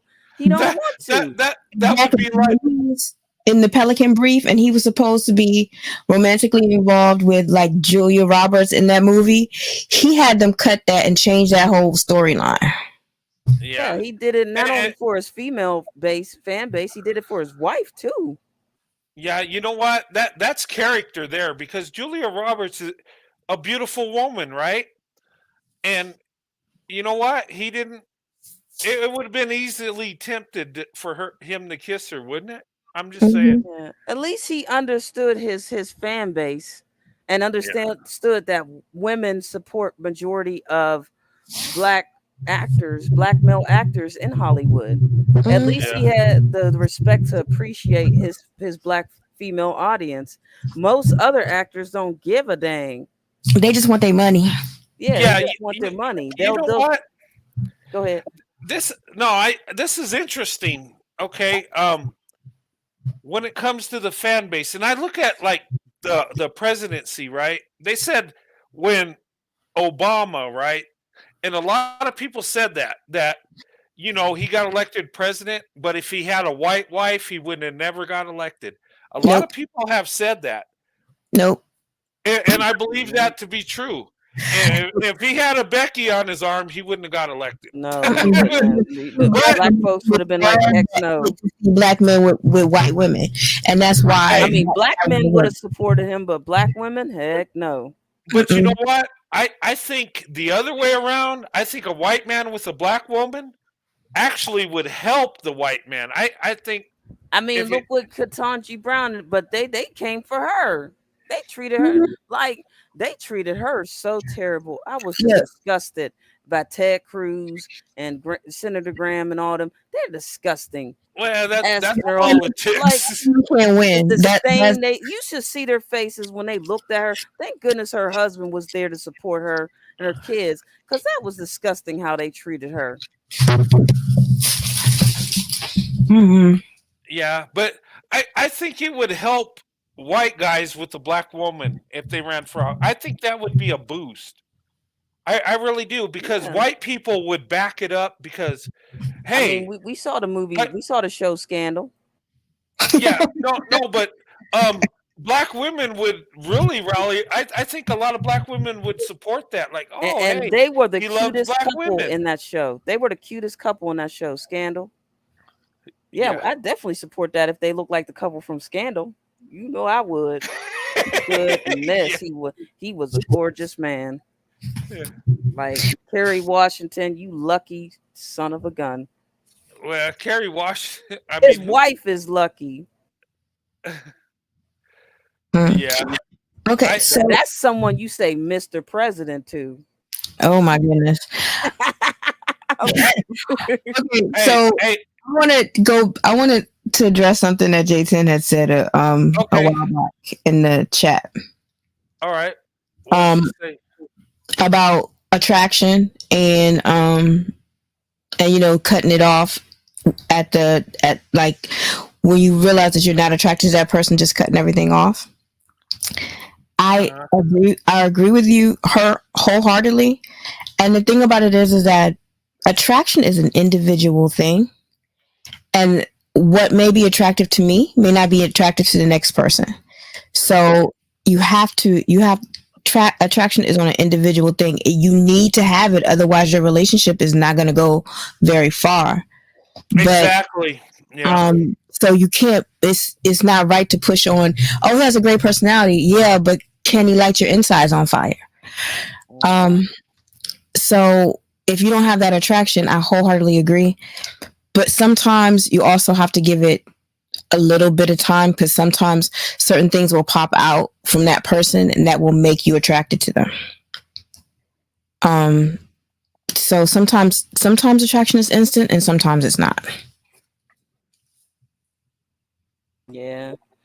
I'm glad you agree. Somebody low key called me shallow. Who did that? No, because if not everybody's going to be attracted to everybody. Yeah. That's like some people. Like, I have no issues if black men are not attracted to black women and they prefer white women. I have no issues with that. My issue is that they disrespect black women. Don't give a fucking excuse my language. Don't give a false reason. Don't justify your hatred for. Don't hate black women just to justify your reason for dating out. No. you should say I prefer white women because I'm attracted to them, not because because black women ain't attracted. They loud, they obnoxious. Like we don't need to hear that. Keep that to yourself if that's how you feel. Well, if that's how they feel, is their relationship really solid? Yeah, And here's the thing: people have told I don't. me, But the thing, I don't date out because I have a hatred for black men. No, I don't hate black men at all. I just have an attraction to other race of men too. I have attraction to other race of men. That's what I prefer, other race of men.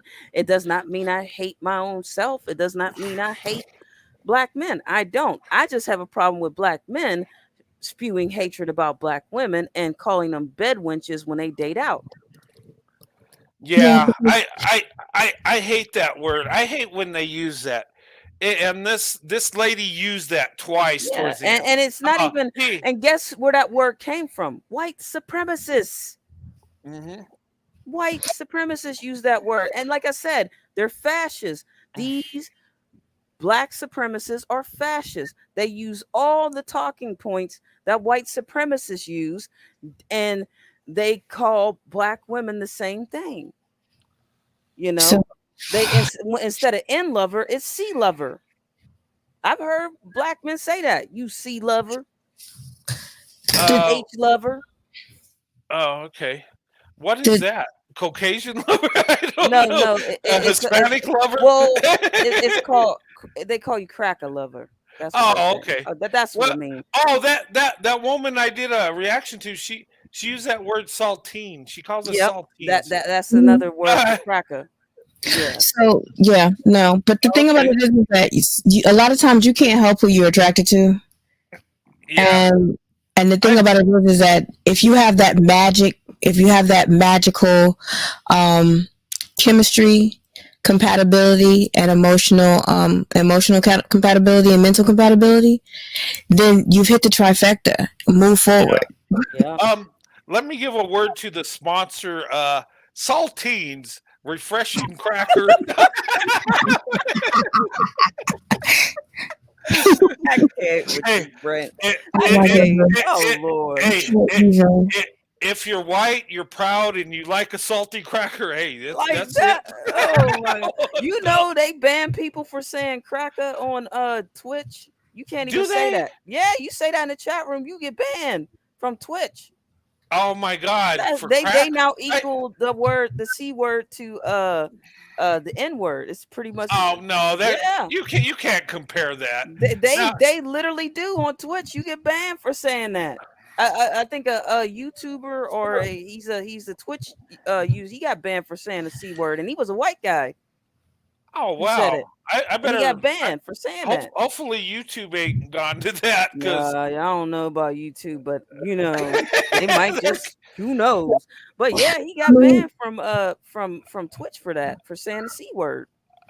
because oh they consider it to be hate speech because it's technically a slur. So it's, Yeah, yeah, well but the I thing about it is that we're getting to a point nowadays where we can't say anything about anybody about anything yeah. because and our speech is being limited. true. You know what? I was watching a movie, me and my wife, with some of our friends, and they're older than me and my wife, a little bit older, and they put on Blazing Saddles, and oh my God, they were just saying the N word over and over, and they were laughing, and I was just looking around uncomfortable. I just felt uncomfortable, like, what did he say? Like, and they're just laughing. These are black people, right? Yeah. And I was just, but I guess they grew up in the era that wasn't a thing. But I mean, I don't know. But that word is so, it's so degrading. If you call me a cracker, I'm just going like, whatever. I mean, Yeah. it don't mean nothing. I It's mean, like, if I'll if even, that's the case, they might as well just take the C word off of Ritz, or yeah, go I, and I mean, and take the C word off of a C barrel. You know that place, yeah, Cracker Barrel or something like that. yeah, They might take C out of that. I really don't take offense to that. I know it's a slang racial word, but it's not really okay. I'm Yeah, white like a cracker. I Okay, think well, I think what it was a lot but of like uh Karens and Kens got mad because they couldn't say yeah, the they N got. word. So they said, well, you can't say the C word and all But this but other but stuff. here's the thing, and I find this Oh, interesting. oh, oh, hold on. I got good news. What's that? Dream Tom Hiddleston is with a black woman. The What? one who plays Loki in Thor, he is with a black woman. What? Uh, Yes, he's engaged to a black woman. Well, what? Oh my goodness. Yes, he oh, is nice. engaged And to a see, he's black seeing. woman. Hey, he's Welcome to seeing the the light. family. Hey, he's seeing the light. Yep, he's I, seeing the light. I, And I got. she has an African, she is a biracial. Well, she's biracial, but she is an African, she has an African mother and a British father. Oh, okay. So she's the product of a black woman and a white man marriage. That's a good And combination. although she's biracial, yes, the guy, Yeah. no, not the guy who plays Thor, the one who plays Loki in Thor, Oh, okay. he's with a biracial woman. Okay. So But we need to yeah, work on Thor. Okay, I get it. He's Thor, he, listen. not Thor's with he's got a wife. he's He's married Oh, with okay. kids. Well, if it yeah, don't work out, Thor, look towards the black woman. yeah, he's got a wife. But Loki, the one that plays Loki, Tom Hiddleston, he has Oh, Mhm. okay. a POC wife, or Hey, you, biracial. the thing of it is, you're going to see more of this. Look, the interracial marriage is going climb, and I Yes. I I heard this too, that the biggest group interracially marrying right now is black women. I got I've been told that from a number of people. I gotta even Umar Johnson said that, but I gotta research the stats. Look, I, the stats that I have, they have like 5% in a public, like new marriages, interracial marriages, 3% in 1967 to 19% in 2019. oh And yeah, public approval was around 5% in the 50s, and it's up to 94% in the 2021s. yes, Yeah. Hey, yeah. So it's J10, just J10, you know who I want to see with a black woman? Henry Cavill. Like, come on, get a Oh my sister. goodness! Yes, Please get a sister. God damn it. yes, yeah. yes. Excuse my language. Please get a sister. I want to see Henry Cavill with a sister. I know he likes Who's black that? women. He plays Superman Man, in Oh, Man. Superman. Yeah, Oh Man of yeah. Steel. Henry Cavill, that's his name. He needs to he's be What in about again. that? What about the symmetrical Captain person. America guy? Yeah, Chris Evans. Yeah, Yeah. I want to see him with a sister too. It's I about time. Let's see. Let's see these. you know what? Hey, listen. Anybody listen? If you're a white guy, come on this channel. Come on, man. Yeah, you white guy, Serious. stop porch watching and bring your Yeah. butt up in here. Stop the cloud, because I know you like Cloud hearing it. watching. We see I you. Put the yeah. telescope down. Bring your butt here. Yeah, Shoot, because if you like a black woman and you like and come on this channel, come up you might actually find the one. It's like two people. Oh, Like he needs to be in a movie with a black woman too. Like, come on now. They trying to keep the good looking ones out away from us. We gonna get them. Don't mess with us. We'll get them. hey, Becky's trying to fight for that, but she's Becky fighting. is fighting so hard for Henry Cavill. Well, let me tell you something, Becky. Yeah, days are numbered. We're coming. The black women are coming. The army is coming. We are prepared. We are coming for your men. You know they're gonna be mad. No, Yeah. they don't want you. They don't want you. Hey, and you know what? Hey, I'm helping open the door because yeah, Brent opened the gates. Corey opened the gates. They letting us in. yeah, we're letting coming. you. We're coming. And you know what? look, Brent, Hey. look, Brent made it okay. I mean, Brent, you actually, for women that were on the fence, you made it okay for us to jump to the other side. Hey, and you know what? And listen, here's the thing. Us white guys and other groups of non-black men always love black women. And look, hey, I'm an older guy, and I survived all the crap, and I got an awesome marriage. And you know what? I've been dedicated since day one. I've went through crap. I went through all kinds of stuff, but you know what? I would do it 1,000,000 times over, because black women are the prize. Black women are the best option. I'm telling you, if I they mean, open the seriously. options, Oh gosh, if Chris Evans and Henry Cavill open their options, trust me, they don't realize how many black female fans they got. Whew. They ain't, trust me, they gonna be in some serious. They gonna have a whole line. I'm just kidding. I don't know. I'm messing around, but I'm just saying they gonna have a whole line, like for real. You know what? That's awesome. You know what? I got happy when I had one out of the group that thought I was good. You know, I just. Yeah, I don't know about Tom Cruise. I heard he was a racist. I don't. He might be. I don't know. I heard that though, because I heard that he's a Scientologist. So no. Yeah, he's into that weird stuff. Sorry. Yeah, he's in some weird stuff. Ladies, watch yourself. Yeah, black women. You probably want to leave that one alone. Yeah, you want to leave that guy alone. I wouldn't go near Tom Cruise. Hey, leave him to Becky. Leave him to Becky. Leave that radical to Becky. He might be. Yeah, leave him over there. Yeah. Anyone into that Scientology? Yeah, stay away.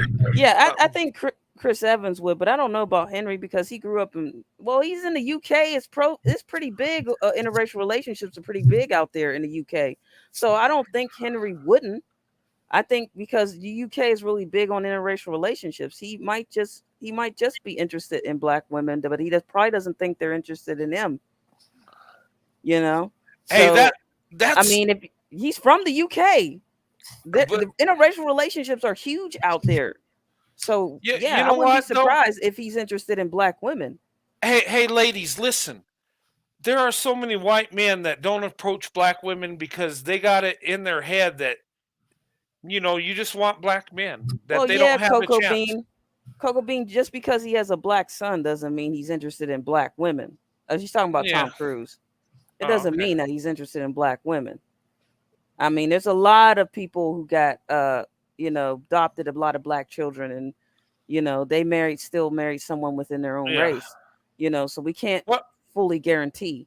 And I wouldn't go near Tom Cruise because he's a Scientologist anyway. So no. Yeah, whether he likes black women or not. I'm for the Lord. I ain't for no planetary stuff. Let's out in the universe, all that. No, I'm for the Lord. Yeah. Yeah, but ladies, listen. A lot of white guys think you're not interested, and they don't approach. And here's the reason why. And I've said this before, because when we look at social media or we look at talk shows and they bring up the interracial thing, there's always that black woman saying, I'm for a black man. I can't date white men. I don't care if I'm alone. No, I can't do that. No, I don't want that. And we hear that and we think, dang, black women really can't stand us. Because that one woman's saying how trashy we are, that psychologically, a lot of men take that in and think, okay, they're really not interested. And even though they see interracial relationships, they take it as like, well, it's just the exception to the rule. And I've had men tell me this, and they say, well, I would date black women, but they don't like white guys. I said, I'm married to a black woman.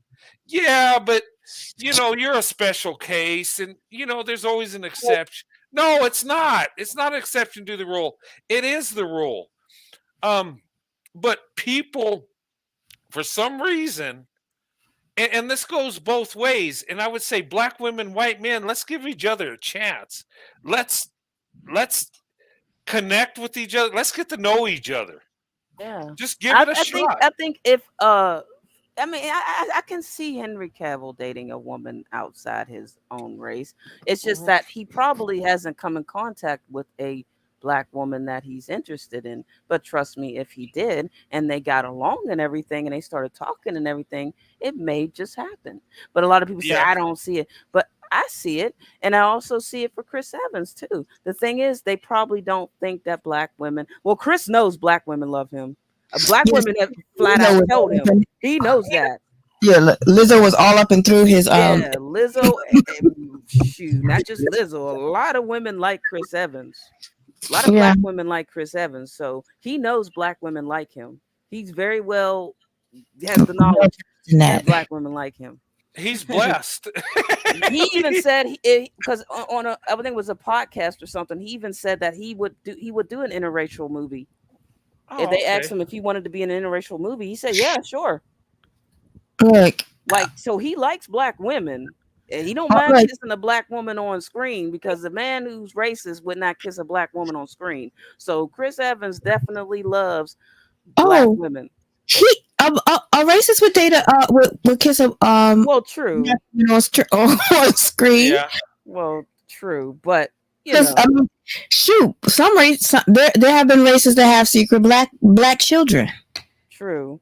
But I'm just So- saying, he's pretty open about him. You know, about black women. He's pretty open about that. So I mean, Like all women love that man. It's just like yeah, he knows.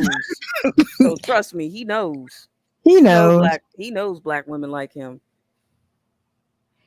Yeah, well, Swayze, Robert De Niro don't date anything but black women. Yeah, his wife is black. He had two black wives. Yeah, two biracial sons, half Italian, half black. Both of his wives were black, and the girl he dated in between the wives were also black. J10 says a racist would even date black women. Been there. Oh wow. Yeah. Wow. I bet that was. That was I bet that was horrible. that's horrible. One of the biggest racist politicians, Strom Thurmond, had a black child. He had a relationship with a black woman. Oh, he's with an Asian girl now? No, Strom Thurmond. No, we're talking about Oh. Robert De Niro. Creating said that he's with an Asian. He has an Asian girlfriend. Yeah, I think he does. Oh. Yeah. But he's dated black women. His Oh whole yes, life. he's dated black women for real. Mhm. I think he just likes any woman, really. Yeah. Strom Thurmond had a black child. Wow. Yeah, What? he did. She wrote a book. Oh Good gosh, Lord. that guy was hardcore racist. Yeah, he had a black child. Jeez. That's why it was such a shock that he had and she looked just like him. Good Well, Lord. Well, I guess you could be a racist and lust after a woman. Yeah, that's lust. I don't think that's. I don't. That's That's not straight up love. lust. Because He paid for her to go to college. No, He paid for her wedding. that's crazy. hey, ladies, I need to step out for a second. I'll be right back. Okay. Okay. I'll put the. Okay. Okay, I'll be right back. That's crazy. No way. Oh my god. I mean, Yeah. that's crazy. Like Strom Thurmond was like a huge racist. He was a Democrat and he switched to Republican because Democrats were leaning too much towards civil rights, and so he switched to being a Republican. And it's like he was closet getting it on with black women. Good grief. I don't know what black woman like. Did they know he was racist? Like, good grief. Yeah. Like, But why see, would the thing you about it date is him? that you can have a public persona and a private persona, and in your private persona, I'm talking about, did these women know that privately? Like, if they knew he seen him on TV and they knew he was racist, why would they even bother? well, You know? like, I think she was a maid. I'm not- Oh, so he took advantage of her pretty much. It could be. I can't remember the complete story. I just know that that it was a situation, and the thing about it is that in order for him to have political clout, he had to say one thing in public, but how he talked in his private life was completely different. It's just weird to me though, because if I say I was a maid and I was living in the house and I had a white dude that was racist as heck, and why would he want to? And he tried to do. I'm like, no, dude, what the heck, no. But the thing about it is, if that's his public persona, and when he's at home, he treats everybody with respect, and he treats you like a human being, and he doesn't show that racist side I to you. still wouldn't, because I would be against that. I guess I'm different, because I would be against that. If you can't be the same, you can't show the same respect in public, why should I even mess with you in private? I don't do that private stuff. That You can't also be have me. to realize that what Oh, time that was. That was also a time where Yeah. in a lot of states it was illegal for black and white people. That was actually he was from a state where black and white people could not be Yeah. together. I mean, I get what you're saying, yeah. Angelique, but I'm just saying. I'm not condoning it. I'm just saying Maybe he manipulated her or took advantage of her, because ain't no way. If that was me, ain't no way. If you saying but, racist stuff in public, we not getting down at all. but the thing about Right. it, but he was handling his business in private. He took care of Yeah. his black family because he took care of her and he took care of her mama. So it's not like he won't handle his business. He just couldn't afford to politically, do that. I mean, if that's not how he, I get what you mean, because maybe that might not be how he truly feels, but he's just saying it as a facade or something. But still, it's like Yeah. You like gotta have some. I just can't. You gotta have some type of moral standing with people. Yeah. You can't just be. And I know those were the times where, those were just the times back in the day. But me, if I was back in the day, oh heck no. If you racist on the outside and you doing all this racist rhetoric on the outside and making it hard for black people on the outside, oh no, I got no respect for you on the inside. You gotta be on the straight and narrow. With me, I would not do that. I don't think I can. I mean, if it was like R, then I understand. If she was R'd or taken advantage of, then I would understand why she was in that predicament. But if it's just like he's putting a facade on and think that's okay, no, that's not okay with Like me. you live a double life and Yeah, that double life stuff, I ain't down with that. A lot of white men in the South led a double life. They could Yeah, because oh yeah. it was You know virtually what? definitely. impossible for them to have a public life with a black person. That's true. Yeah, I get it, but it's Well, just like, eh, even if you had a double life, you don't have to say racist rhetoric to make yourself be on the in crowd. yeah, you could just be. But what if they were trying to throw them off the scent so that they Yes. so that they were I mean, protecting? Because if you're no. speaking all this hate speech, why in the world would you think that I had a secret black family? That's true, but I was just like, it just rubs me the wrong way, I Yeah, guess. I guess it could have been like that. Some of them played the part, so they didn't Yeah. know to hide the black family. You know I'm what? in no way condoning this. I'm with Offset Goddess on that. I would never accept that double life BS. Hex to the no. Even if it's, I don't, I can't get down like that. But in politics, they had to go there though. You Yeah. think about it, because back in society, you were supposed to have a wife and you're supposed to have the family setting. But if Right. your heart's not with Becky and it's with Keisha, but it's illegal, what do you do? I just Mhm. I think about stuff like that, and I think about these men that had two families, Yeah. and if I was in that time, it wouldn't be right. But I could see myself going into that if Yeah. Yeah, you I mean, know, and I don't condone it by no means, because it's not I right. mean, yeah, I guess it's But- because I'm not thinking like those times, but in the modern day, I don't go for that in the modern day. I mean, in the modern no. Purely in the modern day, but Yeah, back in the no. day, it was completely and totally different. Because Yeah. like, and a lot of these things when it happened and it's double is in the South, and Right. like literally in the South, you could not get married to somebody of the opposite. Like a black and a white person could not get married until after 1967. Right. And like majority And that even then, it was still almost hard. all the southern states, like Yeah. some states like New Mexico, they repealed that in 1888. But New Mexico in the house, yes. I mean, I can understand those. I guess I can understand. I guess I can understand those times, but in this day and age, heck to the Hey. no. If you want that No, racist stuff, that was in those times. Hey, Because- hold on. no, I gotta say this. In New Mexico, interracial marriages, hey, it's okay out here. Ladies, if you're into white guys or Hispanic men, hey, come to New Mexico. Just saying. You will not be hated because you Yeah. interracially date I'm here. just saying that in this day and age, I would not go for that. No, of course not. Not in Yeah. this day and age of not, because otherwise if it was like back in the day in the 30s It and the would be 40s, different. if you're looking at the Strom Thurmond situation, that was in like the 30s and the 40s, Yeah. and that from his state, that wasn't even legal until 1967. So there was no way that was ever going to happen in public. Yeah. Yeah. Somebody in the But chat. if I found out that, you know, my like today and age and my partner was, you know, was on that racist stuff. Oh no. No.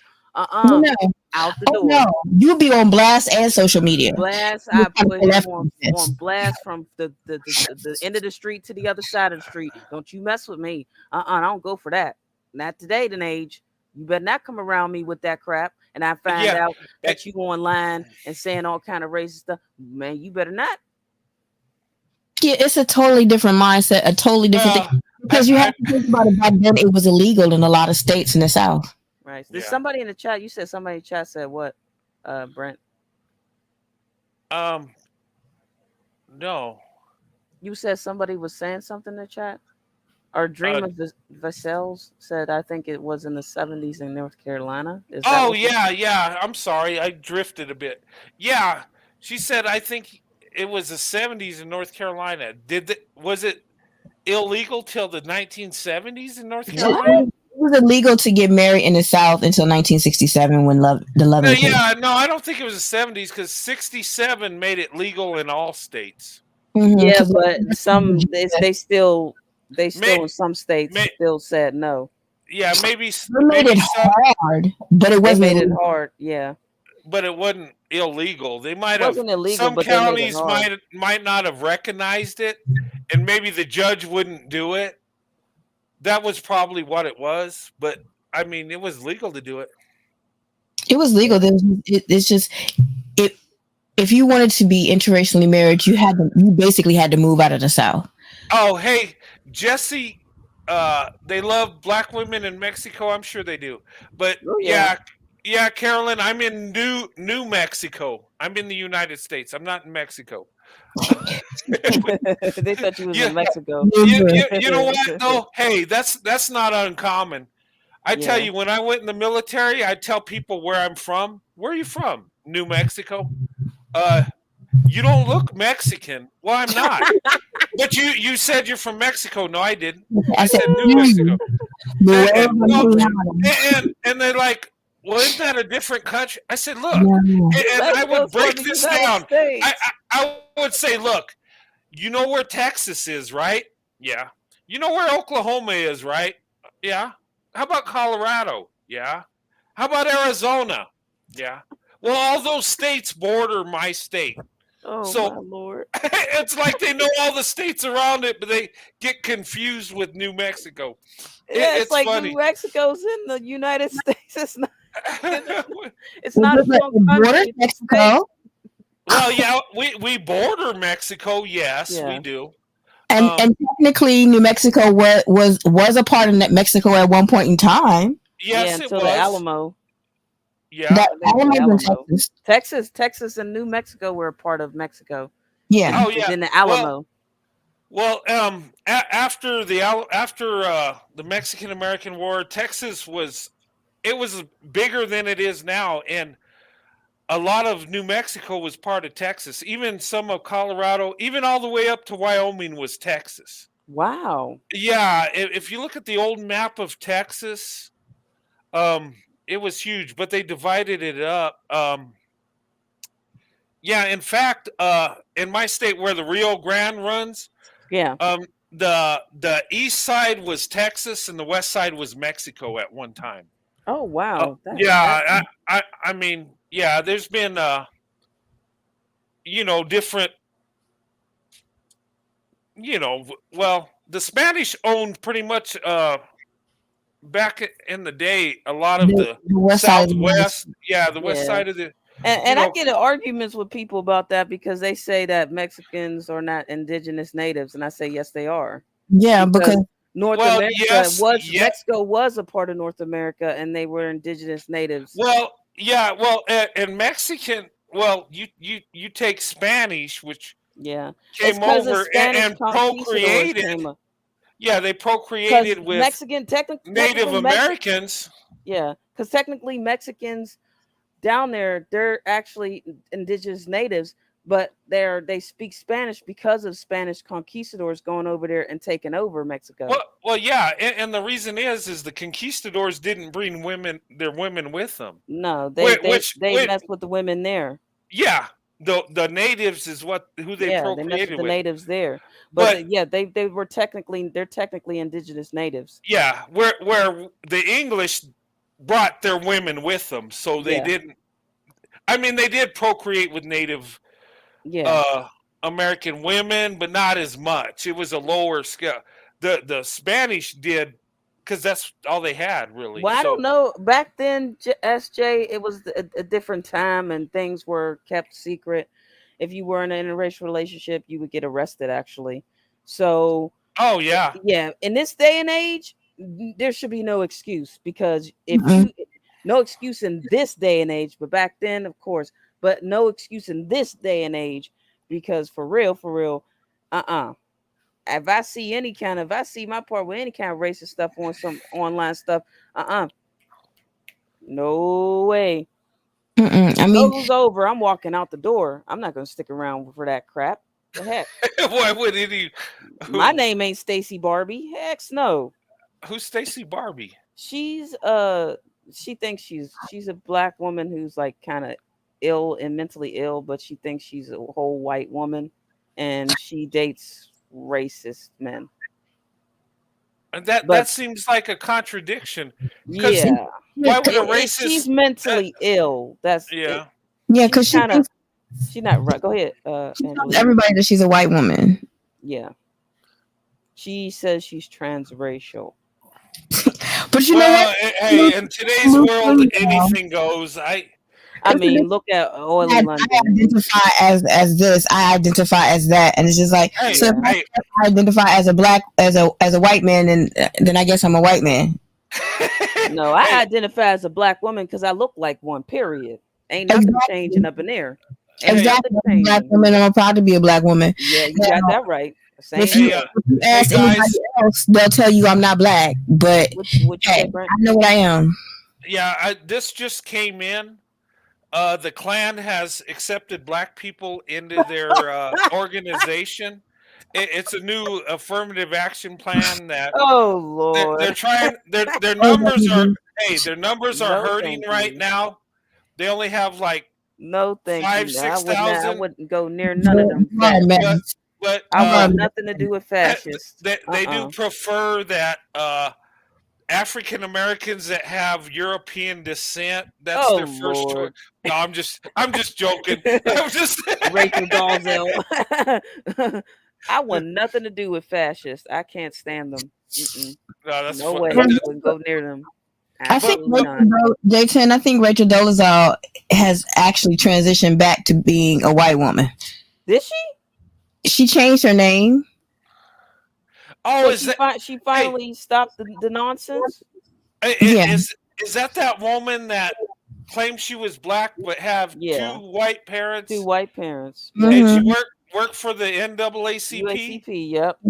and she would get like perms and stuff, and she actually and- benefited from the NAACP. She Oh, it- benefited from black people. She benefited from that. I think she got in she trouble did. for fraud. Yeah. well, yeah, it was. I think it was, I don't know if it was welfare fraud or something else. She got in trouble for fraud. There was another woman that benefited from saying she was an ethnicity that she wasn't. I forget her name, but she claimed to be Native American and she wasn't. There's But a guy she who got- claimed to be, there was a South Asian man who claimed to be black, and he benefited from a scholarship for black people, black scholarship. He got a black scholarship. He's South Asian. He's from India, and he benefited from getting a scholarship, a scholarship that was for black people, and he got caught for it. Oh wow! Yeah. It's it happens. there's a lot of white women on social media that are blackwashing themselves, their pages, so they can get more likes and things of that nature. Yep. Oh yeah. So what I'm Kim going Kardashian, she's trying to be a white woman now. She got rid of the BBL. She did, her and Chloe. Oh man, what are these? What's They had wrong the with these BBL women? for a while, but they got tired of them dusties coming from. So now they want to take the BBLs out because all they kept getting was terrible relationships. But here's the thing: there's no true love there. Yeah, because you fetishizing. Yep. And they fetishizing you. That's not a relationship. That's just lust. Yeah, and it's what's trendy at the time. Yeah. Oh, now black men were the thing then, and she got a big butt. Now it's white men. Yeah, now they want white men. And she reduced her butt. But here's the thing. I mean, like I said, it's all. I don't know. Like I said, it's just crazy. It's all fruit. It's stupid. It's just when she could have just be yourself. You can still get a black man being your dang self. Why do you have to be a black woman? Why do you have to have a black scent to get a black man? You can just be yourself. I don't walk around having a Valley Girl voice. I'm a white man. Well, I'm myself. Yeah. This is the thing that black women are the blueprint. So if you look at any aspect of any fashion trend, of any hairstyle, of any clothing line, it's all basically black women have started that trend. Even as far as body shapes are concerned, black women's bodies are the trend. Now they're trying to make it go back towards white women as the trend, but it's basically black women have been the trend, the so-called trend that people want to be the blueprint for. Yeah, and I don't understand why black women getting BBLs. We don't need that stuff. All we need to do is work out and take care of our bodies and keep our and fix our postures. We don't need that BBL stuff. We need to stop. It's called squats. Exactly. The BBLs is killing us, and we don't need that. I don't need no BBL. My mama gave me my body, and I'm proud of it. And I exercise and everything like that. Cut the BBL crap out, black women. Y'all don't need that. Well, I suffer from Nositol, so and no Ocitol, but what I don't have in the back, I more than make up for in the front. So I'm doing what I got. Telling you, squats help. Squats help. You know what's interesting? Here's the thing I would say to black women. Be yourself, but go for the man that's being himself. Yeah. And I've always said this, that and I made this term called the investor. And that's a non-black man that loves black women, but he's not trying to change who he is. He's not trying to, for the love of God, create black culture. He's not. Right. He might like black culture. He might like, I love R&B and stuff. I love listening to it, but I don't sag my pants, and I don't talk with slang, and I don't try to act like something I'm not. Like, the thing I'm the MGK type. Like, leave the MGK type alone, please. I do not like MGK. Yeah, he's appropriating the culture. He was appropriating culture for a while until he got Megan Fox, and then he just turned into a full-on rock star and tried to get all in the metal. It's like, boy, please. That was because Eminem destroyed him. Yep, and Eminem slapped that fakeness out of him. That's what happened. I would say, ladies, go for the men that are just being themselves. And here's my opinion, and I believe it to be true. I can be wrong a little bit on this, but I think white men that just are okay with who they are, but love black women, are more loyal to black women, and they'll treat you better than one that's trying to live the black experience, you might say. Yeah. Oh yeah, we was discussing Michael earlier. Welcome, Michael. He's here. Hey, Michael. Yeah, there we he were is. talking about you because Corey, he got somebody now. We was congratulating him, and we said we got to get you somebody next. We got to hook you up. Hey, I mean, Karen's in the chat. We see her right there. Come on now. Come on. Get to talking. Stop Yeah, that shy crap. You need to Oh, hey, stop guys. being shy. Hey, Sunday, we're going to have a movie review. The movie Loving. Yeah. We're going to do Oh, yeah. Sunday, we're going to do a movie review on that. Oh, I did a okay. poll on that, and that's what people mostly that's who won the poll on the movie. Oh. Yeah, so we'll do a movie review on Loving. So watch Loving, and if you want to come on with me during the movie review, I will open up the panel so we can talk about it. And what I will do is I will put pictures up. I'm Yeah. not going to show movie trailers. Yeah, because you know how they are with the copyright. I used to do it and it was awesome, but then I started getting copyrighted, and Yeah. so I'll just show pictures of the movie scenes and we'll talk I about do it. think the movie might be free if you find it on here, online, on YouTube. They It have might the be. movie thing. It might be free. I'll see where it's at and I'll post it. See. Yeah. But yeah, watch the movie Loving, and if you want to be part of the movie review, you're welcome to come on. I always like to have more than just me doing a movie review, Yeah. because I like to hear other people's take on it. But that's what Right. I'm going to do Sunday. I'm going to have a movie review on the movie Loving. Yeah. Cool. I'm just wondering why Michael don't come up on the mic anymore. What happened? Oh, well, Michael's extremely shy. Yeah. he's been on a few times. He comes up but not every on the now. not when I'm on. He only been one time when I've been on. Like, what's up with that? Mike's been on about 2 or 3 times. He's getting better. Yeah. He's not getting better enough. He gotta try harder. Come on now. Yeah, Hey, don't Mike. look. You can't push him out of the nest and let him fall. He has to be tiptoeing into the pool 1 toe at a time. I'll build a ladder so he can get on the mic. Okay, the link's down here. Hey, Michael. What's on your mind wants to talk to you, sir. Yeah, he Yeah. sounds like a pleasant person to talk to. Don't you LOL me. You better get on here. Yeah. If you go on to if you want to talk to Michael, you're better off going to Miss Anita's channel. Oh, he's on Miss Anita's channel? Yeah. Oh. I missed Miss Anita's live tonight. I got home so late. I was late coming on my live. Yeah, because like you'll hear him. He'll get on the panel on Miss Anita's show. He'll still be quiet, but he won't get on this panel. He does. He does sometimes. But he'll still be quiet. He'll still be more in the chat than even if he's on the panel, he'll still be more in the chat. Good grief. Yeah. I mean, I was kind of nervous getting on the mic before, but now I'm just used to it. I'm like, whatever. It's just fun now. It's fun now. Yeah. That's all. Yeah, Michael. Corey, you got a lady now. We congratulated him. So when you see him, congratulate him.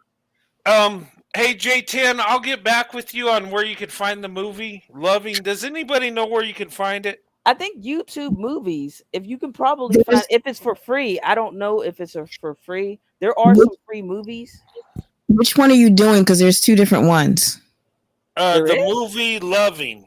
There's 2 different ones. Yeah, there is. I'm talking about the movie Loving. Not the documentary. Oh, hey. It's on Netflix. Oh, okay. Are you talking about the one that has Layla Rashawn?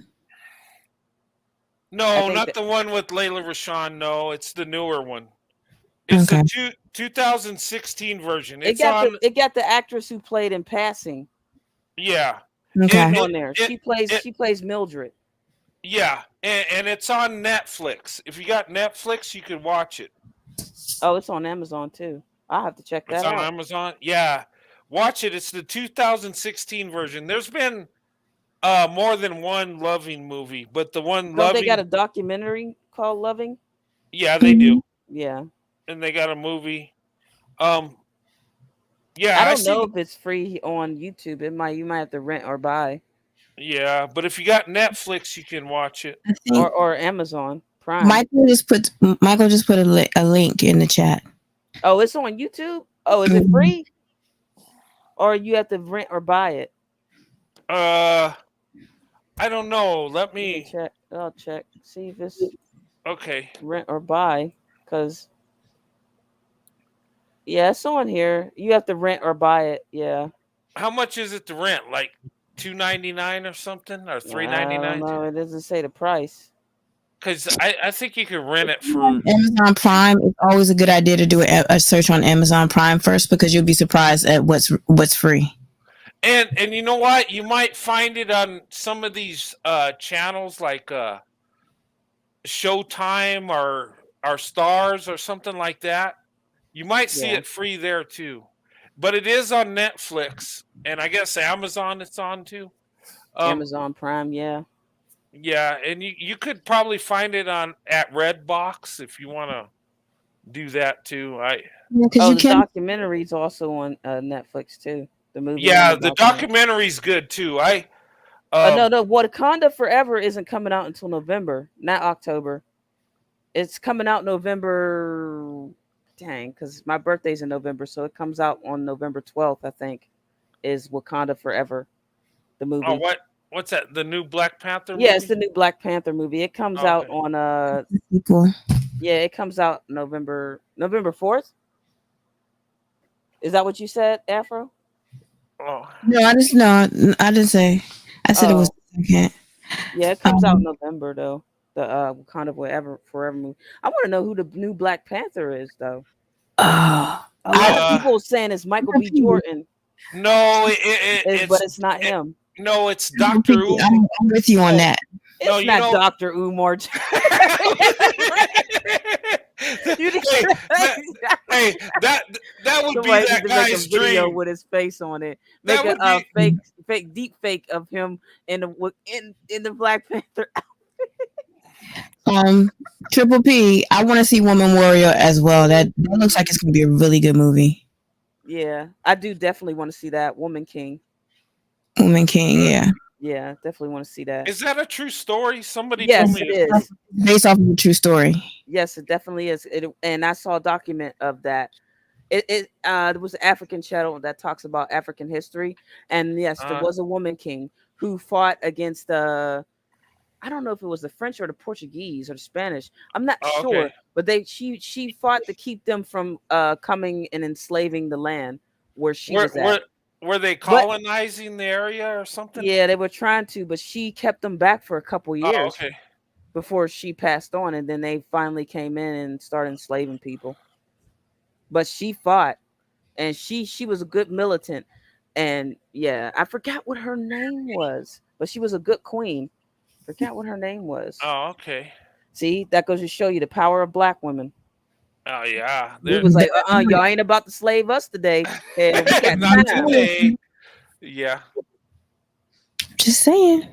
Yeah, that's the power of Black women. Look, you guys, we have talked about so many different things. We've gone on the Seriously. spectrum. Yeah, We it's like have. 4 hours. Oh God, we better close it down. It's Yeah, let's close it midnight. down. Oh man. Sorry Hey, about that, Michael. I know you came in late for the show, but we got to shut it down. It's well, almost 2:00. Yeah. yeah, I was trying to get them on. And I got to get up in a few hours. I got to. Oh no. Yeah, I got to get my kid up for school. A few hours. Oh no. I'll be Sorry. okay. I'll be okay. She's old enough to get herself up, but I still like to help her. Yeah. It's called when you know Brent's coming on, you take a nap. Yes, I coddle my daughters, but I would never coddle my son. Yes, and that's what we need to do. Coddle I coddle the daughters. I would never coddle my son. And the thing about the Crimson Cure, she needs to uplift Black women, support Black women, not the men. Come on. She's a fascist too. You know what's funny is that the channels that actually uplift Black women on the low key become really popular really fast. Yeah. And then like I'm not sure like how long Brent's been on exactly, but I know that like when he started popping up in my feed and I started listening to him, I started sharing. So yeah, because he's dating Michael. He's dating someone. That's the update. He's Yeah, dating. yeah. Corey. Corey's in love. Yes, he won't tell us Corey's her in name, love. but he says we got a lot of details about her though. Yeah, and you know what, Michael, you're next. You're You're next. next, man. You can't We gotta get fight it. Yeah, You just can't. we already said we were lifting your name in prayer to find a woman. Yeah, we lifting your name in prayer. Hey, what's on your mind? You're in Philadelphia, right? No, I'm in Pittsburgh. Oh, Pittsburgh. Okay. Well, I was going to say, if you're in Philadelphia, if you could find someone to hook Michael up with, we can go down and have Philly cheesesteaks and stuff. Yeah, I mean, I'm not that far from Philly, but I'm in Pittsburgh. Oh, you're in Pittsburgh. Yeah, Philly's is its own little spot, its own little city. I guess it's a city. Yeah, its own little area. It's so dirty. Oh, okay. And then there's Pittsburgh. I'm Allegheny County. Oh, okay. So are you a Steelers fan? Yes, I am. Oh, okay. And yeah, definitely is. I swing my terrible towel. Don't hate. Oh, okay. No hate.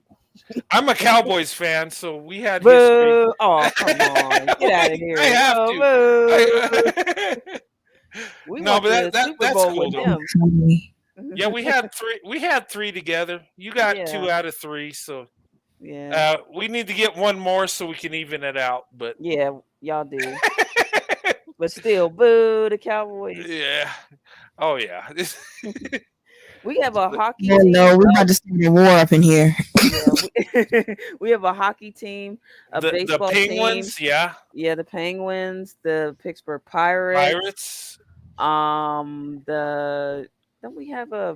don't have a basketball team.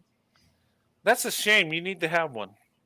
Then, yeah, if y'all had a basketball team, y'all would have all the majors. Yep. Yeah. We just have a baseball, hockey, and football team. Okay. Back in the day, I was at Oakland. Boo! Sorry. Oakland Raiders. Oh, God. Come on, Michael. What the? No, geez. What the F? What's up, man? Boo! Raiders. Boo! Get out of here. Come on. Y'all are a mess. You know what's funny is my family's like Cowboy fans and Bronco fans. Well, my kids were born in. Hey, yeah, they're a basketball team. Dallas Mavericks, the Texas Rangers, the Dallas Cowboys, the Dallas Stars. We're the only team that don't have cheerleaders, I think. And FC Dallas soccer team. It's too cold for y'all to have cheerleaders. No, it's because it's a religious reasons. I found out. Is it really? Yeah, they didn't. It was Pittsburgh's really religious. We got a lot of churches out here. I mean, we have a lot of churches. Every street got a church. Well, Texas is really religious. Yeah, and they have the cheerleaders. No, I'm talking about like for real. It's about their football. Oh, they don't Texas want cheerleaders. Is all about football. They don't want cheerleaders here, and the fans are the cheerleaders. Yeah, they don't want cheerleaders for still. It's a distraction. They think. Oh, distraction. It's like, well, how though? Maybe that's the Cowboys' problem. They haven't been in Super Bowl for a few years. The cheerleaders are getting more fans than the football team. Oh man, it's a big thing. The Dallas Cowboy cheerleaders. They even got a show on it. Yeah, they had their own reality show about becoming a Dallas cheerleader. Oh yeah, wow. That's crazy. I watched that for like a season. But here's the thing: if you're a young lady and you become a Dallas Cowboy cheerleader, that opens so many doors. Yeah, I mean, these women get modeling contracts. They end up on TV shows, everything. Yeah. I mean, it's a big thing. They don't pay you nothing to be a cheerleader, but they got to go to etiquette school, and they got to go to deportment classes and etiquette. Oh yeah, they go through I do like hockey though. I like hockey a lot. Oh, hockey's awesome. I love watching them. I love going to hockey, like watching them. I like watching hockey live versus actually watching. Oh yeah, most definitely. and hopefully you get a fight in there. It Oh just makes it so much. yeah, especially when And they like bump each other in the corner and they're ready to get A, down. ho- a oh hockey, yeah, Fight, man. hockey game without a fight. yeah. It would be boring without a fight. Come on, that's the best time when you be seeing them going at each other because they really get down. They take Yeah, Oh their and yeah, all. everybody They're, goes they're, crazy they're, when they start fighting. yeah, they start swinging on the ice. They sitting there swinging around on ice and punching each other, literally. and it's allowed. That's what's so nice. Yeah, it's like, oh my god. Like I And didn't actually like hockey until I went to my first hockey game because oh yeah, I got discount tickets for my job and I went and I was so into it. I was like, ooh, I love hockey now. oh I love Yeah, I like hockey. hockey. I like when Oh. they get mad and they start that fighting. You just like, oh my goodness. Mm-hmm. Did you know Yeah, the movie? There was a movie that John Claude was in. It was the hockey stadium. The hockey stadium was actually in Pittsburgh, and I was there as a kid Oh, at the okay. hockey stadium while they were filming the movie. Wow. Yeah, I was actually there as a kid. I was about 10 years old, I think, 9 or 10 years old, and it was a movie John Claude was in. I think it's called Sudden Death. Jean-Claude Van Damme. Yeah, it's a movie called Sudden Death. That was filmed in Pittsburgh, in the stadium. Oh, hey J10. Oh, that's sweet of you. Yeah. You have Predator tickets. Oh man, season ticket. Wow. If you. Oh yeah, Wow. we might go to. We might make a trip to Nashville. I wonder when hockey season That's so is. sweet. Tennessee so he can watch the Predators live. When is hockey season? In the winter? Yeah, it just ended. Colorado, the Avalanche won it this year. They beat out. When's the next season for hockey?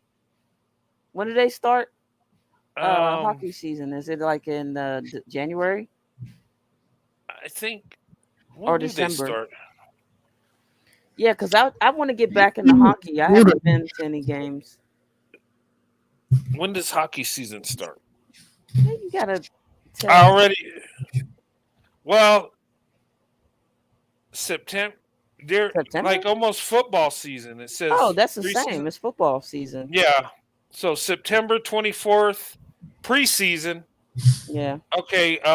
The 24th, you got the Senators taking on the Maple Leafs, and then the Bruins taking on the Philadelphia Flyers. Have we had a hockey match with where you're at with the team you're out there? Oh. Have Pittsburgh had a game with them before? Oh, with the Dallas Stars? Yeah. Yeah, they play each other. Sure. The Penguins? Yeah. Yeah. What about where you're at, Brett? Oh no, I don't have a hockey team in New Mexico. What? No, Are we you don't. serious?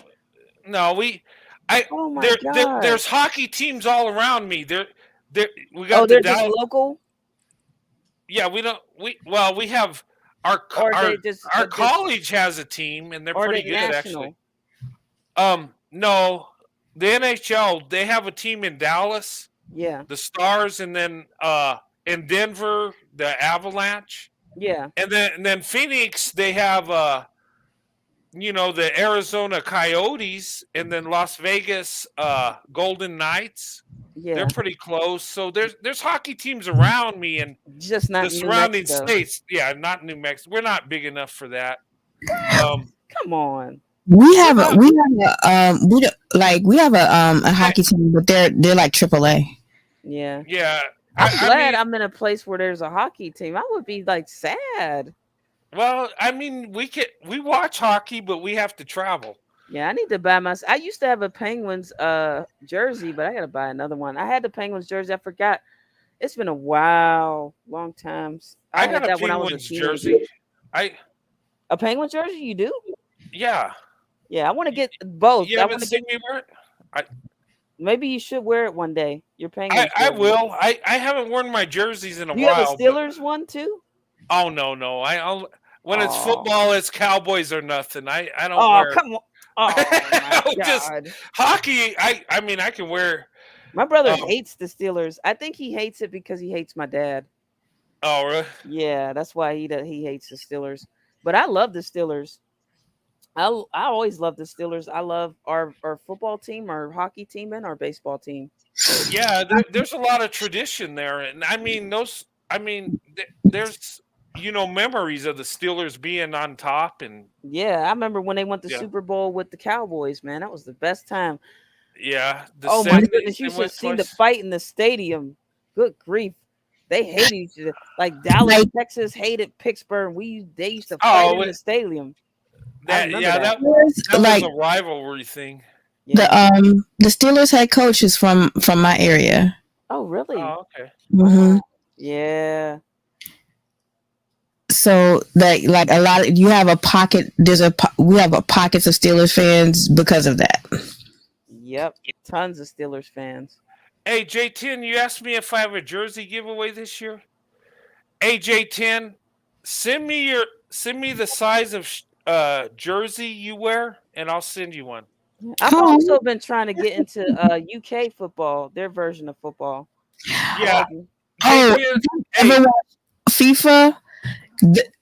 The legs, they're that I don't understand. Look, I could never play soccer because I would be winded, and they have to be doing all that running, all that time frame.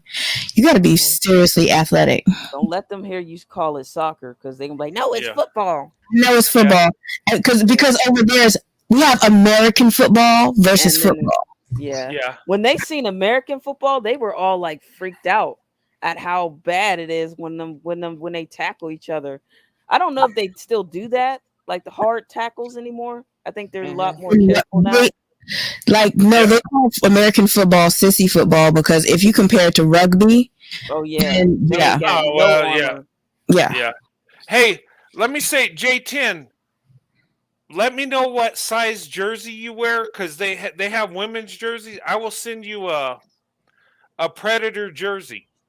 Just let the me thing, know the size. yeah, but the thing with rugby and American football is that American football we hit harder than rugby. We actually do. People have been in the hospital in comas because like a lot of football players are really big and fast in American football, and we have like people got hit like Mack trucks, like for real. And it's a lot harder than rugby. That's why you had a lot of British people doing reactions to American football, and they even said that American football players hit harder than rugby. That's why they wear the armor. Yeah, you know what? Yeah, but look at the football players. These men are like what, 6'9", 380 pounds, and I mean not fat, just solid muscle. They hit I like mean, sumo wrestlers. and these guys are like, bigger than most men, and they're just they're buffed out, and they're fast, and they launch their bodies. Yeah, I mean, yeah, the rugby players are pretty huge, but when it comes to American football, that's the reason why a lot of American football players wear those paddings, because if they hit each other, they're gonna put each other in a coma. Yeah, literally. I've seen it where people have gotten hit so hard they knocked their helmet off their head. Yep. Oh yeah. People got hit so hard that they went flying after getting their legs hit, and they just started twirling in midair and just slammed right on the ground. Wasn't there a player a while back from the New York Jets that was paralyzed?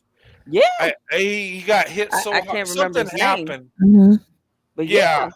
I mean, there have been players in comas for months because of American football. Gosh, they hit harder than rugby players. That's why rugby players are able to not wear armor padding, because they don't hit that hard. Not like football, not like American football. And even some British people reacted to American football. They said we hit so hard that somebody would end up permanently paralyzed, or killed. In football, they said our football is dangerous. I will tell you that when it comes to rugby, I'm all for the All Blacks, in New Zealand. They do a before every game, and it's just like, it's amazing to see that. Look at her, hey, Prissy Poodle, yeah, I think Mark needs a Cowboys jersey. Yeah. Yeah. We'll work on that.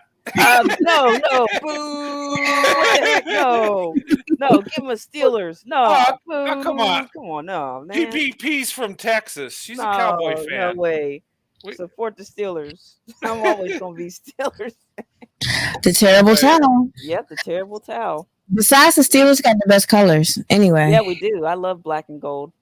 You know what? All your teams got the same colors almost, Yeah, don't black, they? gold, and white. Yeah, Yeah. the Penguins and Oh, he got disconnected. What happened? No. Oh, He'll no. be back. Yeah, we back. Now, come on, Steelers, man. I'm Yeah, dude, welcome back. yeah. Welcome back to my. What did you say? Channel. Said before?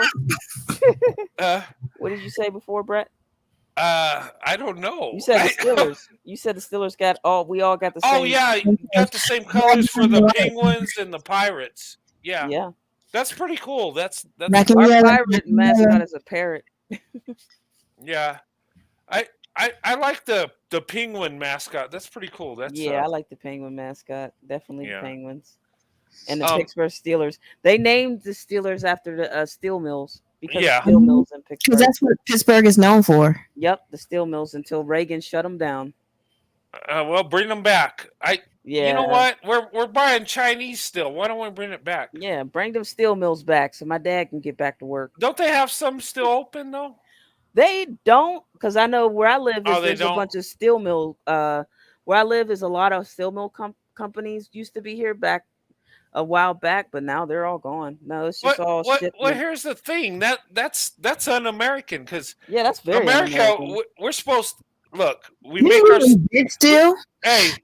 We make our steel in Pittsburgh. We build our cars in Detroit. We drill oil in Texas, and then in New Mexico we grow green chili. But now we ain't got no more steel mill. And Virginia is for lovers. No. Yeah, and Virginia. They need to bring that back. And Bring that back to give people their jobs in Pittsburgh. Steel mills. And Missouri is for misery. Don't let somebody who live in Missouri hear you say that. Hey, like, you know what? No, they would agree with him. They would. You know what? People used to think that Boston Market was Boston food. Like, no. No, that's a lot of not? Boston people don't claim Boston Market. No. They get mad. Them people up there in Massachusetts, they get mad about people thinking that Boston Market is just all. That's what Boston food tastes like. The Boston Market. They're like, no, it doesn't. Wow, I always thought that. I thought that. Oh, no. I'm gonna be honest. I thought that was actually. I mean, yeah, the Boston Market McDonald's was own founder Boston was Market Boston. Yeah. Doesn't McDonald's own Boston Market now? Oh, do they?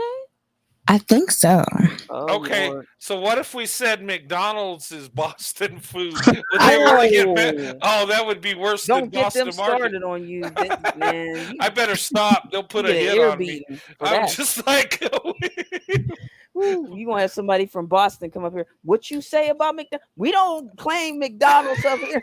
it was bad enough Boston Market, but you had to we say don't claim McDonald's. McDonald's. I was just like, I'm sorry.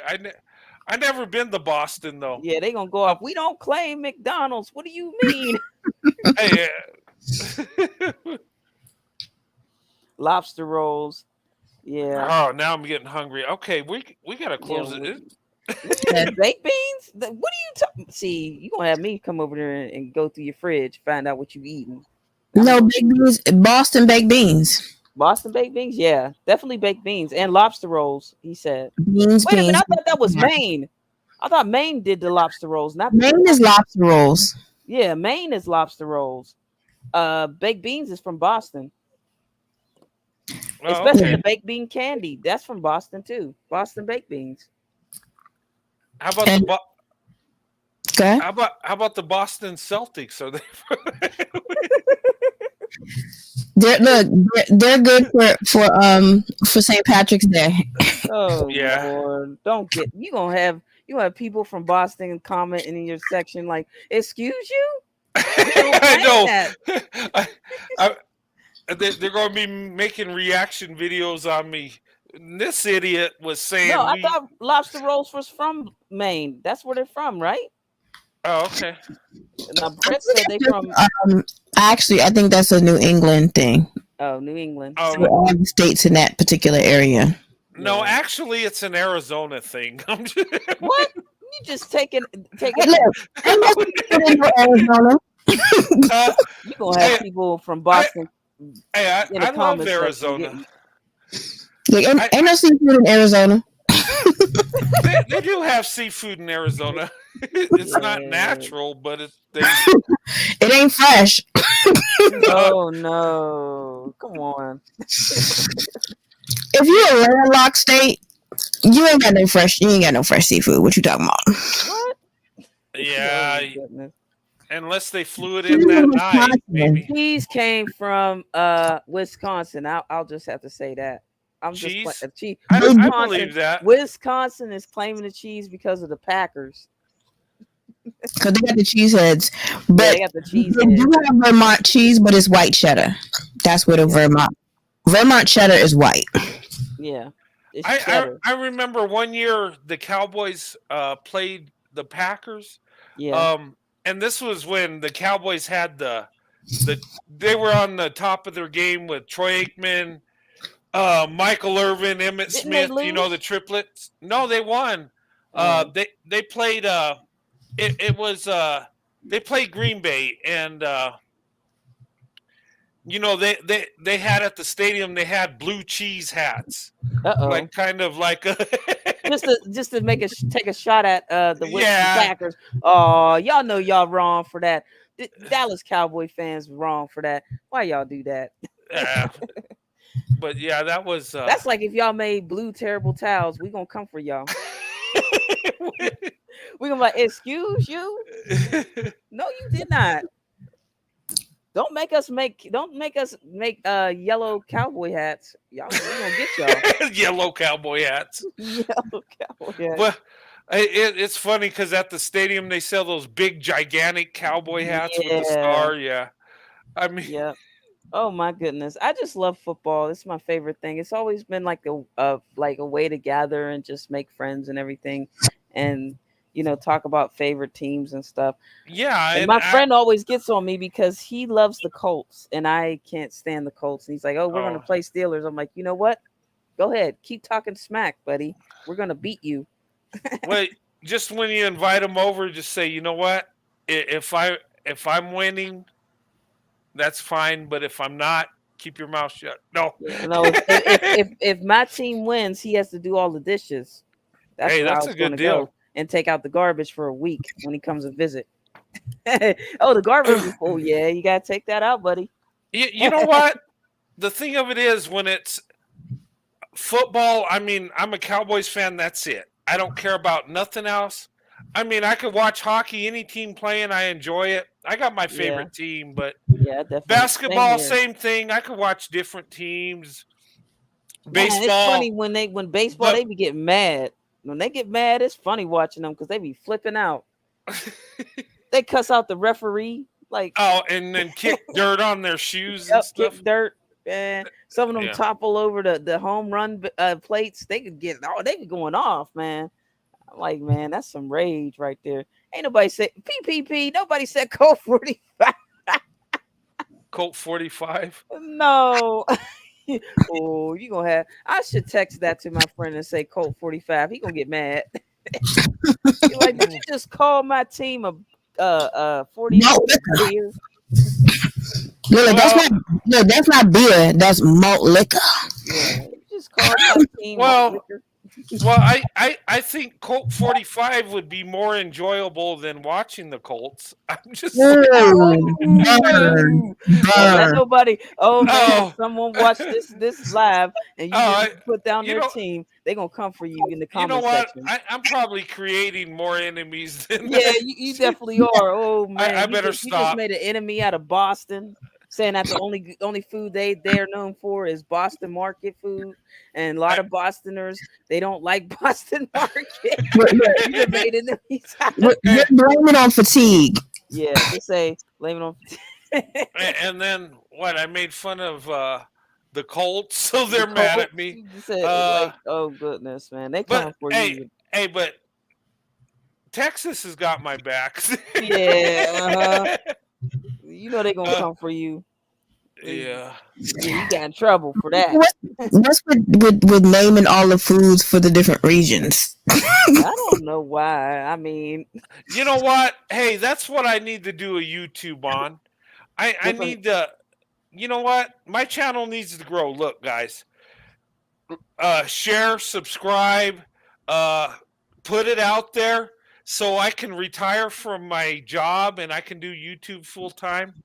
And what I'll do is I'll travel the country eating different foods. Of course, I'll weigh 500 pounds before it's over, but that's okay. Oh And goodness. I'll still do Depending on it. what you eat, though, Uh, it depends on what you're eating. If you're eating like high cholesterol, calorie oh, food, then you definitely. know what? Here's my problem. I love foods, and I'm the same way. I love I love food. a lot of fried food stuff. I Stuff I think you want to shouldn't try eat. out Philly steak. Impact your health. Oh yeah, You should stop by to go to Permani Brothers, like out here in Pittsburgh. Permani Brothers. Panani, bro. Okay, Permani Brothers. Permani. Okay, Yeah, they have Permani sandwiches there. That's the talk of the town out here. What is a Permani Brothers. pernoni sandwich? Huh? Permani Brothers sandwich? It's Mm, basically 2 pieces of Texas bread, lettuce, meat, a lot of meat on it, a lot of cheese, a lot and like French fries and like a good chunk of French fries in it, and some other stuff in it. It's like a catch-22 sandwich. it makes me want to go to Pittsburgh just so I can try that sandwich. yeah. Like Okay. seriously, go. It's like Permani Brothers sandwiches are the best. I've had them before. They're really Hey, good. I think the next Captain Swirl video is going to be in Pittsburgh because I just heard about the sandwich. So Yeah. And I'll be there. I'll stand right there and like, hi guys, we're going to yeah, Permani Brothers. yeah, and we'll make a video of it, and Nobody wants to see me. oh, No we want way. to see you. We do. Yeah, but I'll be waving like, hey.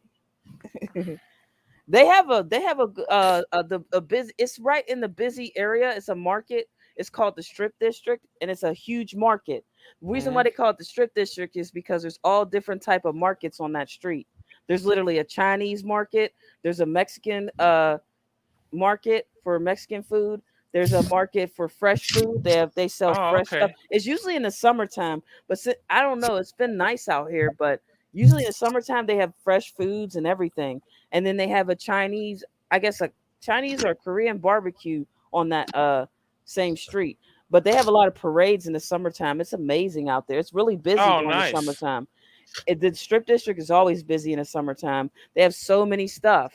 They sell like shaved ice drinks and everything. It's really nice. And I haven't went there this year. It's Permani sandwich. That's what it's called. Permani. Yeah, it's I'm Permani sandwich. since That's you why they said call it Permani Brothers. Permani sandwich. There's different types of Permani sandwich, so you have to look at the menu and choose.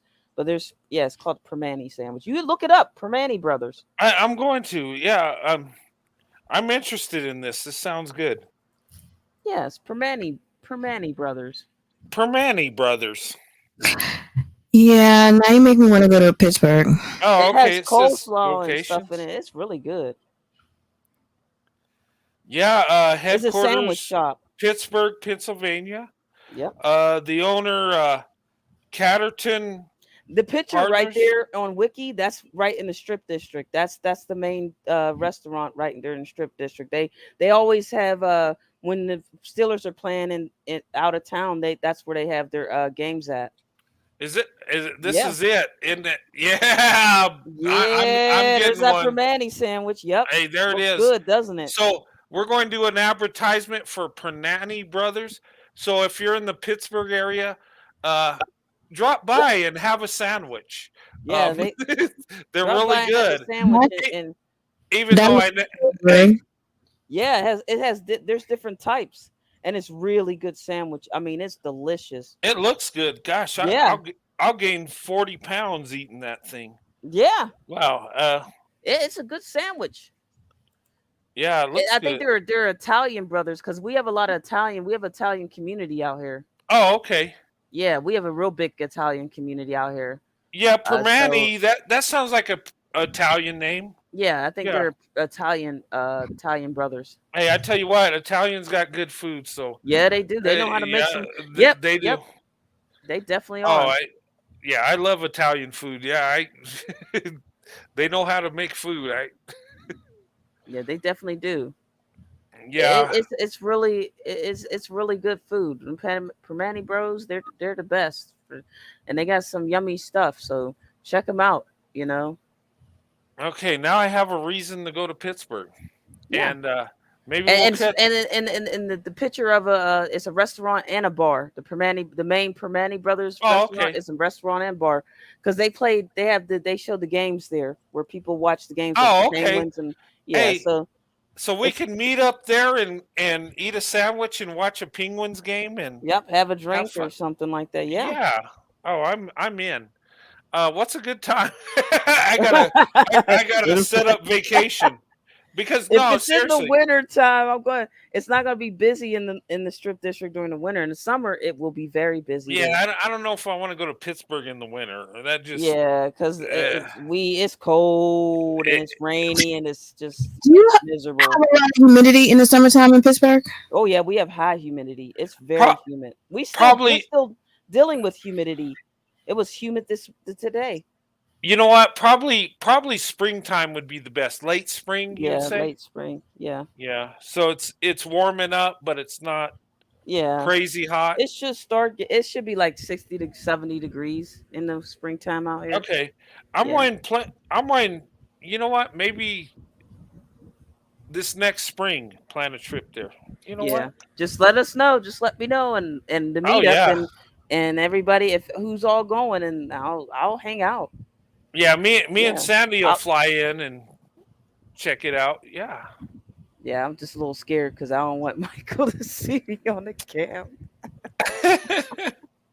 It's like, no. Nah, but those Permani sandwiches are the best. And then they have it's really nice out there. I do like that's my one place to go during the summertime. Cause I don't want to, Michael. You know what? Anyways, I love visiting different places because you get to see what's going on. I and would stuff. like to go to Philly and try out their cheesesteak. I would too. I always, you know what? You keep thinking I live in Philly, and it's like, no. Oh well, I'm sorry. I know you live in Pennsylvania, so I got a Philly cheesesteak. Two big cities, Pittsburgh and Philadelphia. Yeah.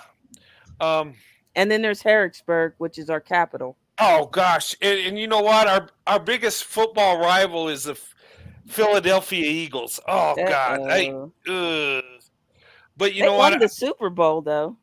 Yeah, I think they it was did. 2019, they won. Yeah, the Super Bowl. did.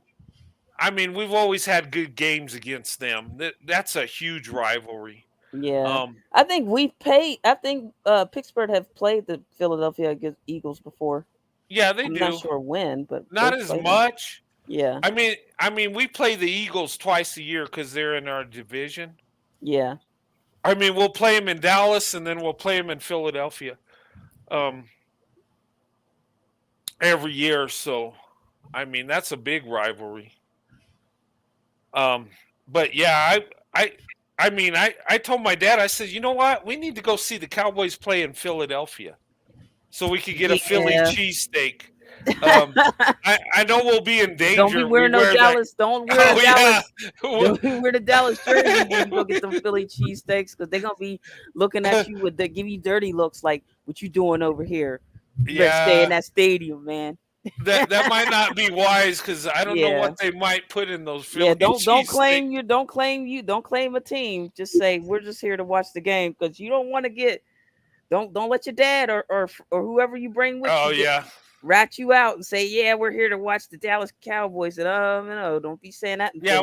We're not used to being in hostile territory. Usually we're in Dallas down at the AT&T Center hanging out watching the game or go in the stadium and we got our cowboy jerseys and everybody loves us because they're cowboy fans. But Yeah, watch when you're in hostile territory. right. Don't get in trouble, because man, they'll be giving you the stink eye, and looking at you like, maybe we shouldn't give you a cheesesteak sandwich. Yeah. You know. Yeah. You know what? We also have a lot of Greek restaurants here for that do gyros. Oh, okay. Gyros. Yeah. I love gyros. They're actually called gyros. Gyros? Uh-huh. Oh wow. Yeah, okay. there was this one place that made them, but I don't think he had it. He was a Greek man, but I don't think he has it anymore. That restaurant anymore. But it was a really good place, and they made the best gyros. They did. Oh wow. A lot. And he knew how to make them and everything. And I loved them. When I had money, I used to go down there and buy them all the time when I was young. But I think he got old, and I think he passed away, and the restaurant shut down.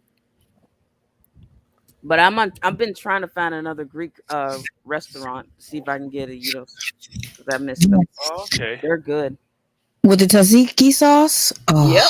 Yep. That's exactly how he made them. Those things, tzatziki sauce is so good.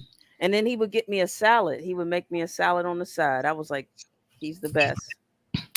But nice. But you know what? If you say gyros, nobody's gonna know what you're talking about. So you probably would better off saying gyros. Yeah. Because when I say, a Greek person told me how to say it now, but nobody calls them that. Oh, they call them gyros. Yeah. Mm-hmm. But they're called gyros. Yeah, gyros. We bastardize a lot of stuff. We really do, for real. Yeah. Like, oh my goodness, it's crazy. We really do. So, like some people say sub sandwiches. We say hoagies out here, and other people say heroes. And in California, they say soda, and out here we say pop. And you know what? We say Coke. And here's the thing, even whether it's a Pepsi or Dr. Pepper, we'll say a Coke.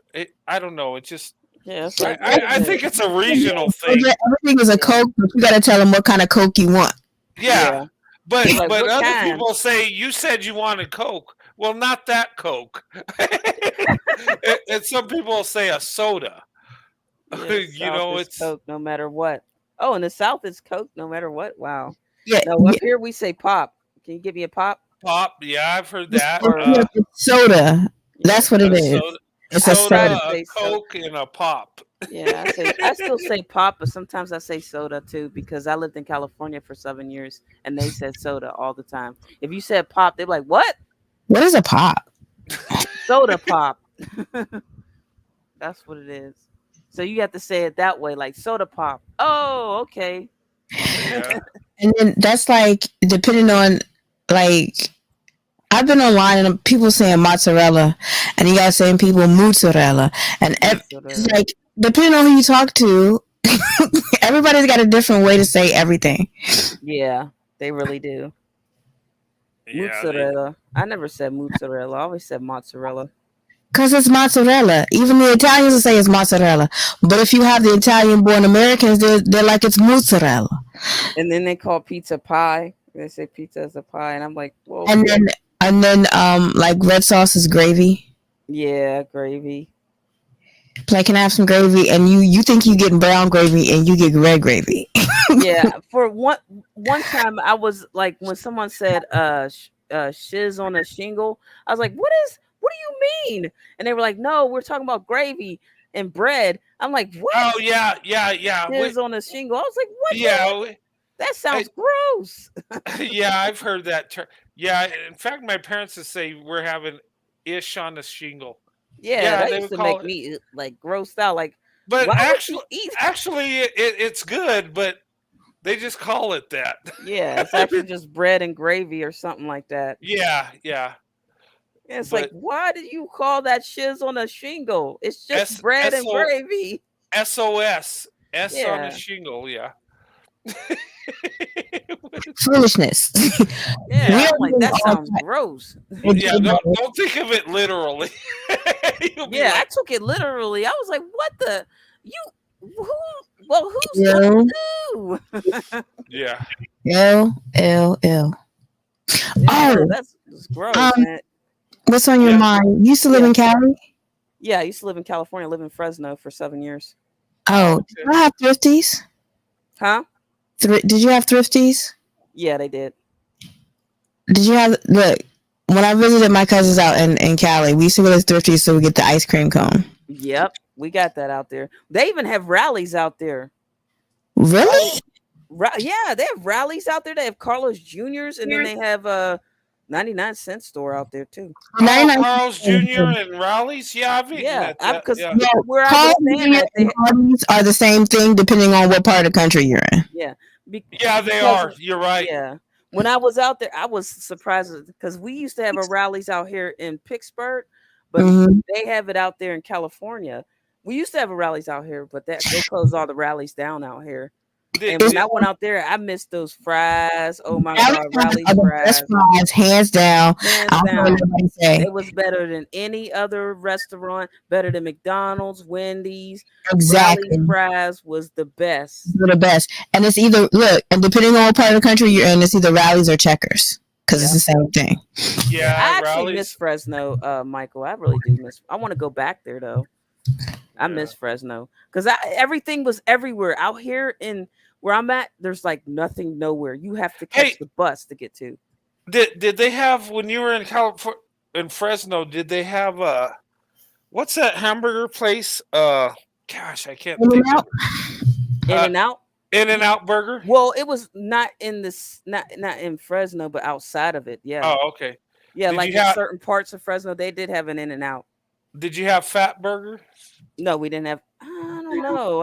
I think we. I don't know. I didn't go. We had a lot of Starbucks out there. Every freaking corner was a Starbucks. And a small mini mall. We had a lot of mini malls and a lot of Starbucks out there and Taco Bells. Y'all Most of the Mexicans there hated Taco Bell. They're like, why we have so much Taco Bell? Well, yeah, that's not Mexican food. That's Huh? Yeah, we had they had Del Taco out there. That's where all the Mexicans went with Del Taco. They didn't go to Taco Bell. They said that's a white person's version of Mexican food. Oh, it is. It is. Well, yeah, I would agree with that. I call it taco hell because you will be going through hell after you eat there. Yeah, you going straight to the bathroom. Yeah. You ain't getting out that bathroom for a while. You going straight to the bathroom. That is Pepto-Bismol on a plate. Exactly. If you've been backed up, just go to Taco Bell. Yeah, if you need all of that. That's not Pepto-Bismol. That's X-Lax on a plate. For real. Yeah. If you're stopped up, go to Taco Bell. Yeah, go to Taco Bell. That'll clear you right on out. Is with Taco Bell, if you haven't eaten it in a while and you go back to eat it, you're gonna be on the thing. But if you don't want your stomach to rebel, you have to constantly eat it so your body is used to it. Otherwise, once you stop, your body rejects. I mean, I think we got a Del Taco out here. I don't know. I think we do. We had an El Pollo Loco. So. El Pollo Loco. We had an El Pollo Loco, but it got shut. It's shut down. Yeah, we had one out here. Had a lot of KFCs. I'm like, good grief. You know what? KFC is like, yeah, they lost their groove, man. That's why I chill with Popeyes. Yeah, I love Popeyes biscuits. Their biscuits is good. But they're not as good as Bojangles biscuits. I can promise you that. Oh, Bojangles. Yeah. Let me tell you about Bojangles. I love that place. You have to go to the store of Bojangles. Hey, you know what? For Bojangles. My brother lives in Atlanta, and when we go down to see him, we stop at Bojangles.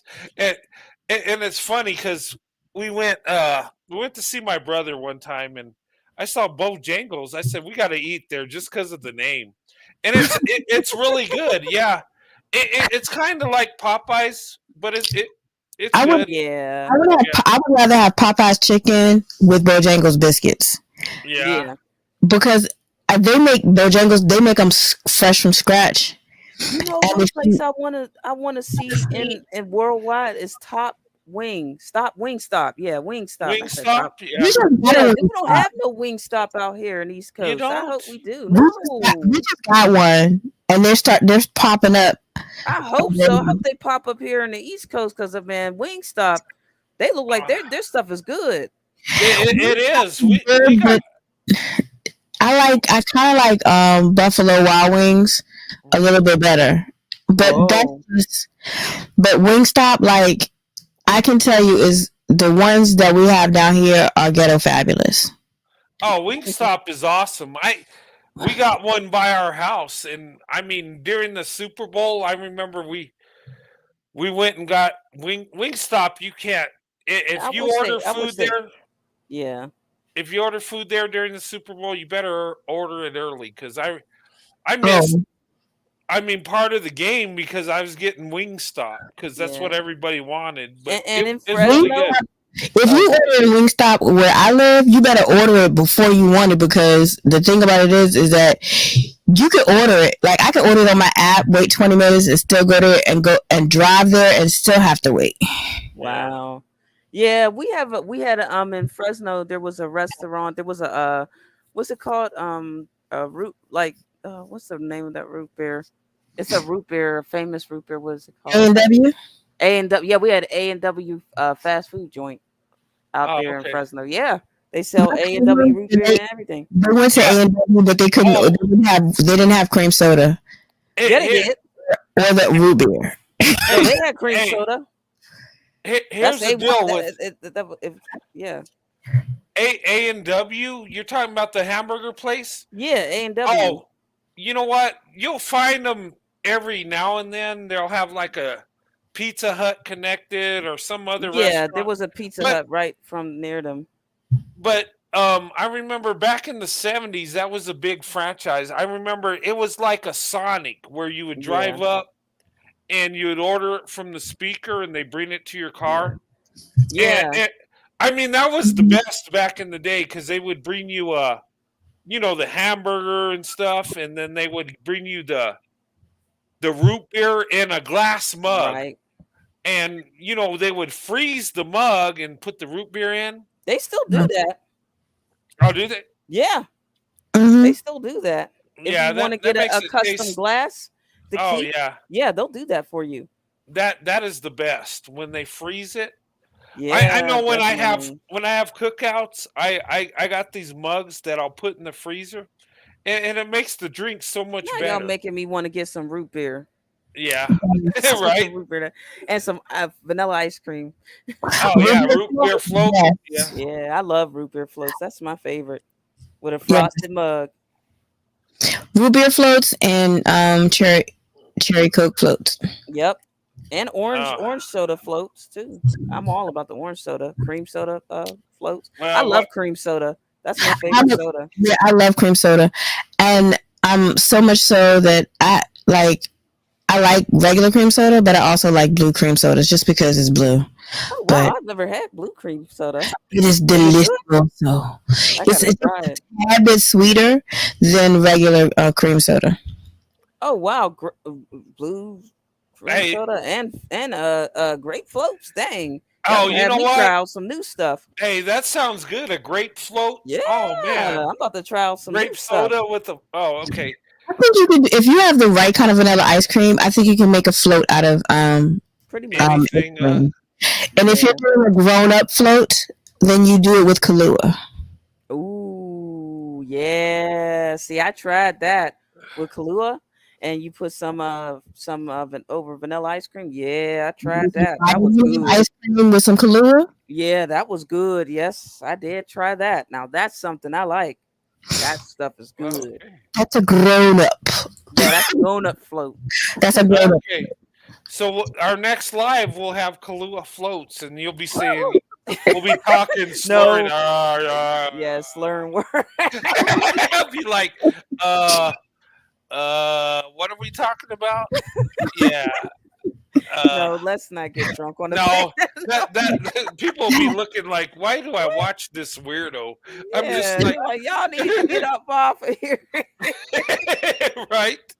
You guys Y'all need need to medical sober up. Drink attention. some water. No, we get in trouble.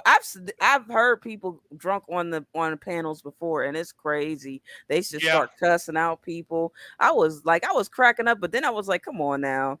You Well, calm down. I seen one live where these guys had blunts. They were just smoking while on live. Like, what are you doing? Yeah, Oh my god! I was like, I Yeah, mean, there's I know it's a rapper that legal. does that. You know, I know marijuana's legal, but why would you do that on a? I Oh don't my know. lord! To elevate your minds. Yeah, that's crazy. I just you know how you go through.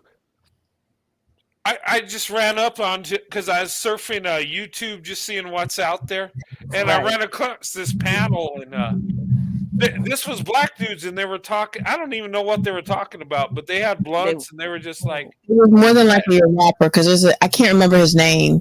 I don't he know. Yeah. does it all the time with different rappers. He'll have different rappers on the show that they'll be talking about, and they'll be up there smoking blunts. Good Yeah, and grief. it was. I don't even remember what they were talking about, but they were doing it, and Yeah, I know I- marijuana's legal, but dang, don't no. but 'Cause I don't know. Well, Yeah. What'd you say, Brad? No, I was just saying I don't even remember what they were talking about because They were I just mean smoking. they were just talking. I don't think they were really talking about anything. I think they were just having a good time talking to each other, and I think they were a little bit high, and they were just like, yeah, you know. And I was like, okay. I was just like, oh, you're having a good time, okay. And Oh I my just lord! went past it. I'll tell you what sandwiches are good. Carlos Jr. sandwiches. That's my favorite. Especially when they have Carl's the Jr.? bacon sandwich. Oh my goodness. When they have that butter buns, the hamburger buns, buttered down, and it's Uh-huh. good with the bacon and everything. I love Carlos Jr.'s. I miss them. do y'all have a cookout? Cookout where? Oh, Yeah. you mean like a restaurant called Cookout? Yeah, it's a drive-through. No, Uh, but we got a lot of family owned businesses out here that sell barbecue food, oh, like okay. soul food and barbecued food and everything. No, it's like you can always smell. They're like Burger King. You can always smell when they're cooking. No, we don't have that. We just have a lot of family businesses that do that. Now, soda-wise, have any of you ever heard of cheer wine? No, wow. That is Sure. it's a soda. It's called cheer wine. It is so good. Wow, I'll see if it's online or something. Maybe order it if I can, but I've never heard of it. That's crazy. Yeah, it's Wow. it's. Cause I start. We have a restaurant called Cookout. It's like it's a good place to eat cheap fast, and they had Oh, cheer wine, and I was like, "What is that?" So I ordered it. And I was like, "Ooh, now I'm addicted." If I that's get different, crazy. I'll get a cheer wine, and I found it in a bottle in one of the stores, and it tastes so good. But when you buy sodas in a bottle, that's expensive. That's like a special treat. Yeah, we don't have a Five Guys out here. I really wish Oh, one day you we want have a Five Five Guys. Guys? Yeah, I can't even I eat don't their think we regular have burger. one I have to get the baby burger. unless I'm wrong. I mean, I don't know. Somebody from It's Pittsburgh will have to correct me. Some other people, but I don't think we have a Five Guys. it's good. It's good food, but it's so expensive. Is it? Oh Yes. yeah, yes it is. It's called Look, Five Guys, Swayze. yeah, Five Guys. She's talking about Angelique with that pure wine thing, or no? Oh That's no, it's it's not. cheer wine, like CHEER wine. It's all one word. Danvers roast beef. They have a killer barbecue sauce. Oh, Okay. like what place has the best roast ever? Like what restaurant do you think, Brent? I don't know. I'm be honest. I don't know. If you need something quick and dirty and you want a roast beef sandwich, you go to Arby's. Yeah, we have an Arby's out Yeah. here. We have one of them. One Arby's. I don't know if there's any other. It's the one and the last Arby's here in Pittsburgh. Like for real. They have this new Arby's right now has they're selling like fish sticks, but Yeah. it's breaded in cornbread. Oh wow. It has a We have corn batter. We do have a big mall. It's in the waterfront, and it's called We do have a lot of restaurants. We have a Denny's. Well, no, we have an Eaton Park and a Denny's, and then we have a Costco, and we have a what's that other place? What I think we had it was in the Red Lobster, but we do have a restaurant that's similar to Red Lobster. I forgot what it's called, Lobster House or something like that. Lobster And Shack. yeah, something like that. And then we have PF Chang's. Oh, PF Yes, Chang's. I love Yeah, I PF. love PF Chang's. Yeah. I And love we PF. and then I- we have a Mexican restaurant. I can't remember the name was. I wanted to order there one day. I might do that for my birthday. you know, There's and a very expensive restaurant I want to go to, the Brazilian barbecue, because it's like nothing but meat. Yeah. Oh, yes, we have one of those where I live. Yes. Oh, those are awesome. Yes. Right. We have I one, mean- but it's way out in Wilkins Township. Yeah, That's like hours away. hey, you get your food, you get your salad and your soup or whatever. They come around with all this meat and they Yep. And they just ask put you it on what your you want, plate. and they put it on your plate, and you just keep eating, And they keep doing it. Yeah, Yep, they just keep doing it, and you just eat. It's all you can eat meat. It's literally Yeah. all you can eat. Like I if you're a mean- carnivore, all you can eat. yeah. And last time I went to one of those was my daughter's graduation, and oh man, I know You you were fit- stuffed. oh, I felt like somebody needed to roll me out of there. I was just Man. like, Like, open Yeah, the door it wide was- and just roll me out. it was so good. You know how you eat and you're full and you're done. And you just It gotta was have like a it was like so good. You just kept going. Yeah, Like, like oh man, my I'm ex. stuffed, but I gotta have another. Yeah, my ex when his parents came to visit, because he was staying with me, and his parents came to visit Pittsburgh. They took us out to Brazilian Mexican. Well, actually, it was a Mongolian restaurant, but they did pretty much the same thing Brazilian restaurant did. They kept passing a bunch of meat, and it was like really good meat, like Do top you notch. remember Shoney's? I Yeah. remember No. Shoney's. Shoney's was like that Never heard of it. Sunday morning breakfast for me. We used to do that. I know we have it then, but we also have like an authentic place called Eaton Park where they give you the little smiley face cookies. I don't know if you've heard of it. Eaton Park. Yes, Mongolian barbecue is awesome, and we also so long. Do y'all have Long John Silver's? Yes, we do. Yeah. We used to, but I think they closed down. We didn't close down because all like the last one that we had around here, the building caught on fire, and then Wow. they built the building, but they didn't open up the restaurant. Yeah, we had two Long John Silvers that I knew of. One where I used to live when I was a teenager, and another place where I used to live. So both of them shut down. We still have Captain D's though. We used to have a Ponderosa. I don't know if you heard You of Ponderosa. remember the Ponderosa? Yeah, we used to have a Ponderosa, but they shut that down too. Oh well. We shut that down in like the early '90s around here. Yeah. They even shut down Chili's, but they shut down Chili's because of the whole people kept getting salmonella. Health Oh wow. violations. It's because of the lettuce. The lettuce was contaminated. Oh yeah. Yeah, You the know- lettuce was contaminated. you know, and, go ahead. No, speaking of Long John Silver's, I mean that's probably the most unhealthiest food you can eat because it's just deep True. fried. Yeah. But I Deep mean, it fried was so fish. good. I mean, The deep I- fried stuff was I always love their good. hush puppies. They had Yeah. good hush puppies. I had to eat that stuff with malt vinegar. I mean, I just Yes. drowned it in it. Malt And vinegar, yes. Tartar I- sauce. yeah, They I had mean, the when, best tartar sauce. I love their tartar. yeah, tartar sauce. And well, when I eat catfish, I love catfish, but I gotta have malt vinegar with it. Oh wow. Yeah, Like when I'm just- eating, the only time I use malt vinegar is when I'm eating seafood. yeah, I eat a lot of malt vinegar with fish. What's Culver's?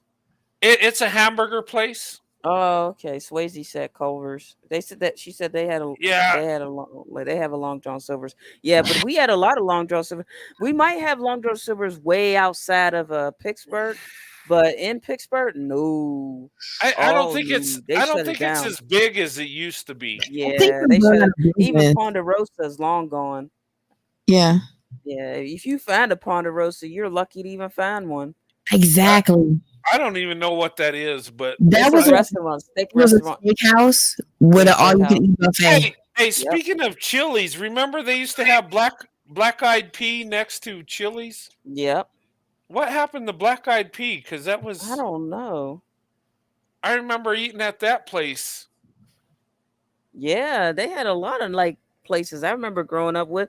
We had a Pizza Hut out here because I remember where I used to go and get when I got first got the when Batman Beyond came out. Uh-huh.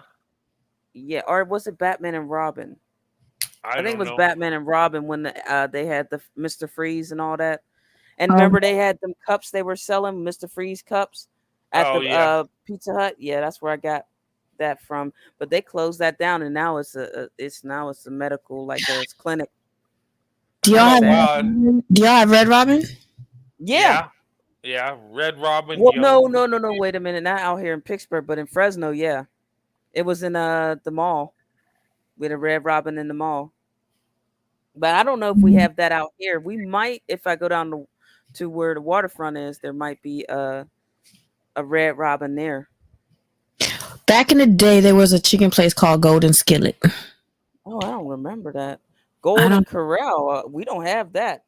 Y'all don't have Oh, Ponderosa was the classy Golden Corral. Yeah, Yeah, because you Ponderosa could was. order a Oh, steak and okay. you had an all you can eat buffet. Yep. We don't have no Golden We Corral out have a here. Golden Corral where we're at. I mean, we might have a Golden Corral, but it ain't Hey, in Pittsburgh. here's an awesome story, right? Um, we went to Golden Corral, me and Sandy, right? Yeah. And we went to church that morning, and then for lunch we went to Golden Corral, and we're sitting there eating, and there was this elderly couple sitting across from us, and they had to be in their 70s. It was a white man and a black woman, and you know, me and my wife. And here's the thing: when you're in an interracial marriage, believe it or not, you notice stuff like that. It Yes, like, that because wow, it's rare. It's yeah, a rare thing to see. and I mean, we see younger kids, black and white, Yeah. like me and my wife, But you and never we see see some older no generation with older generation. It's rare, yeah.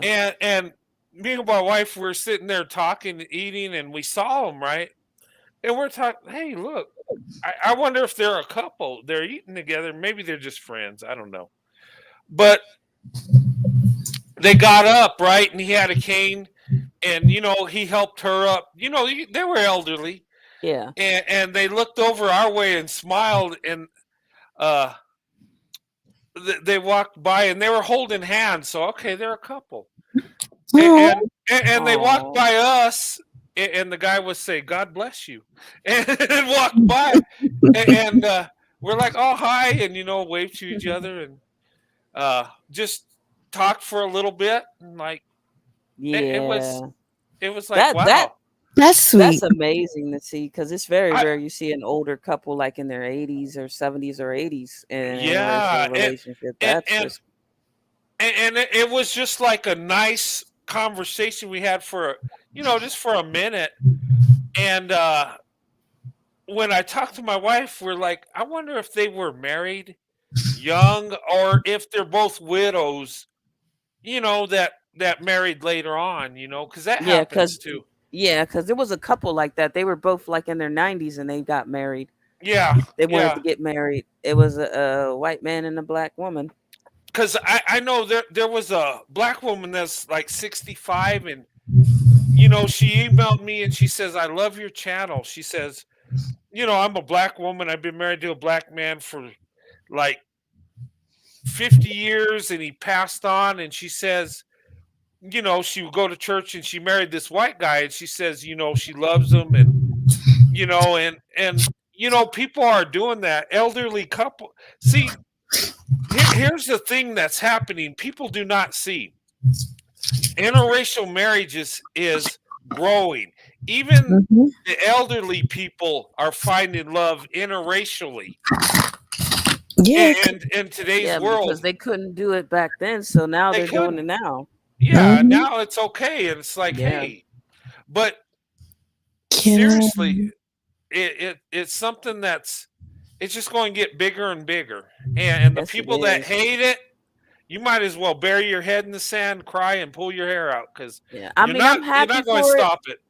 I'm happy for it, but I'm also fearful because I know there's still like, you know, Yeah. domestic terrorist racists out there, fascists out there that will try to do something horrible. Yeah. I just hope they find that guy that did that to that couple in New Hampshire because they can't find Yeah. him. I know they had a sketch of a suspect. I think they know who did it. They just can't find him. Yeah, they know who did it. Somebody know him. Because I think he got caught on camera somewhere. Yeah, somebody know him. I wonder. I want to know who he is. Was he part of a hate group? Probably. It looks like a white guy, right? Hateful. You had to be hateful to do something so sickening like that. Yeah. Because there ain't no way. The family supported their relationship. Both of their families are in mourning and supported their relationship. So it can't be anybody that was in the family. It had to be somebody outside that was just hateful. And you know what? They were in a real safe neighborhood. And I told my wife, I says, wow. I said, you know what? There's no crime in there in Concord. And here's the thing. Now, I'm packing all the time because I'm like, we live in a pretty safe neighborhood like that. I mean, in my state, we probably live in the safest. But see, that's where a lot of these racists hide at, in safe neighborhoods. Yeah, and then when they see the interracial couples, they'll do something sick. They're sick like that. Yeah, they're disgusting. I just don't like them, and I know hate's a strong word, but I can't stand them. I despise them. Well, yeah. I despise fascists and racists. I don't like them, and it's just sad. I just want to see justice to that couple and in the family. They deserve justice. They do, and you know, it's just it's a sad thing. Hey, ladies, I'm gonna have to close this out. It's already 1 o'clock in the morning. I know it's 3 where you're at. It's 3 where I am. Yeah, I only got like maybe 3 hours of sleep. Okay, let's go ahead and down. wrap it up. I'll see you guys this weekend. Yeah. I'm looking at Friday night. I'm going to try to go live, and I don't even know what I'm going to talk about. Sometimes I just do this on the fly, or I know people been leaving comments saying, "Oh, guys are always off topic." I'm just like, well, we're not going to keep. Yeah, I mean, we're going to talk about other things too. I mean, we can't. You can only talk about a specific subject for so long before you've already beaten the dead horse. But the thing about that we waver off, but we usually come back to it. So we take tangents, all the time. But to be perfectly honest, it doesn't even matter what the topic is because we're going to talk about everything anyway. Yeah. Then to the naysayers, if you don't like it, just don't watch the video. Yeah, well, the thing of it is, what I do is I talk about the subject and I get it out and talk about it, and then I'll have the panel and we'll talk about it and we'll drift off somewhere else. Yeah, it's like we can't keep talking about the same thing over. You know, I mean, I get what the topic is, but it just irritates me when some people go in the comment section and say, "Oh, you guys are always off topic. You should have everybody stay on topic." And it's like, well, it's Brent's channels, and we like talking about everything, and Brent likes talking about everything. Yeah, the thing of it is, if I want to be internet or if I want to be YouTube famous, I would just do an hour show, talk about it, hit the topics, just go into that, maybe have a quick panel and be done with it and close it out. But I mean, I love talking about other stuff, and you know what? Hey. But here's the thing: if people are just into the topic, they can watch the first part of the show, and then when we drift, turn it off. Turn it off. You know, that's what I'm saying. It's like, yeah, I enjoy live panels. I enjoy coming up on here and talking about everything from daily topics to, you know, what's our favorite color, what's our favorite food, to the best restaurants and stuff like that. I love topics. I love just having a talk panel. But most people are like, oh, just stay on to the topic. Stay on. We have been most of the time, but we like to drift off to other topics. Yeah, you know. But where we drift is after it's done. After we're done. I do the panel after the topic. I always do that because That way we can drift. And like I Yeah. said, if people that are watching and they're worried about the topic, just watch it when I come on, I talk about it, we have a panel, and then that's it. Because we've been on what, 5 hours? I mean, if you want the topic, all you got to do is watch the first 2 hours and it's done. Yeah. Besides the fact that sometimes when we drift, we come up with some really interesting information. Yeah. And Yeah, yeah, definitely. And I then mean, we come up with things. We talk about things that we don't usually talk about. Like when we forget something and we bring it up, we're like, oh yeah, this happened.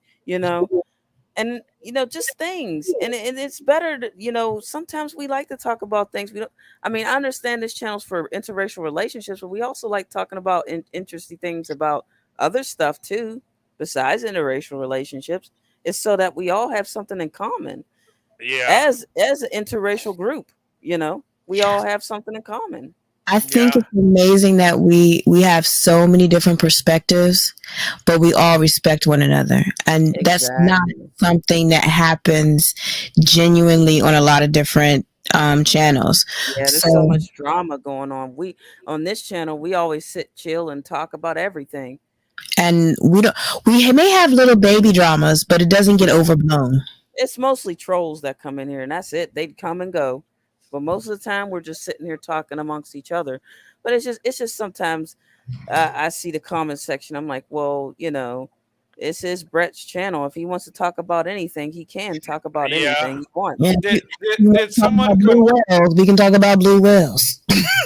No, Did someone in the last live, someone said, you oh guys are off oh topic or yeah something like that, or you guys are fading off topic. If you let me on the panel, I'll keep everybody in order. It's like, no, we don't need you to do that I because kind that just of stirs up drama. look yeah when we're getting too heated. I kind of do that. That way we can get back on because we veered so much off topic that we're Yeah. arguing amongst ourselves. And then I'll be like, can we just like refocus? Yeah. Sometimes, especially when it comes to, Hot topics. yeah, like really hot topics, we try to, yeah, I see where you're going. But yeah, it's just I like to talk about different things, and everybody likes talking about different things. And then after we talk about the main topic, we go to different topics. but Yeah, but like what's on your mind is going to be boosting up Pittsburgh's tourism, especially with That's that right. sandwich.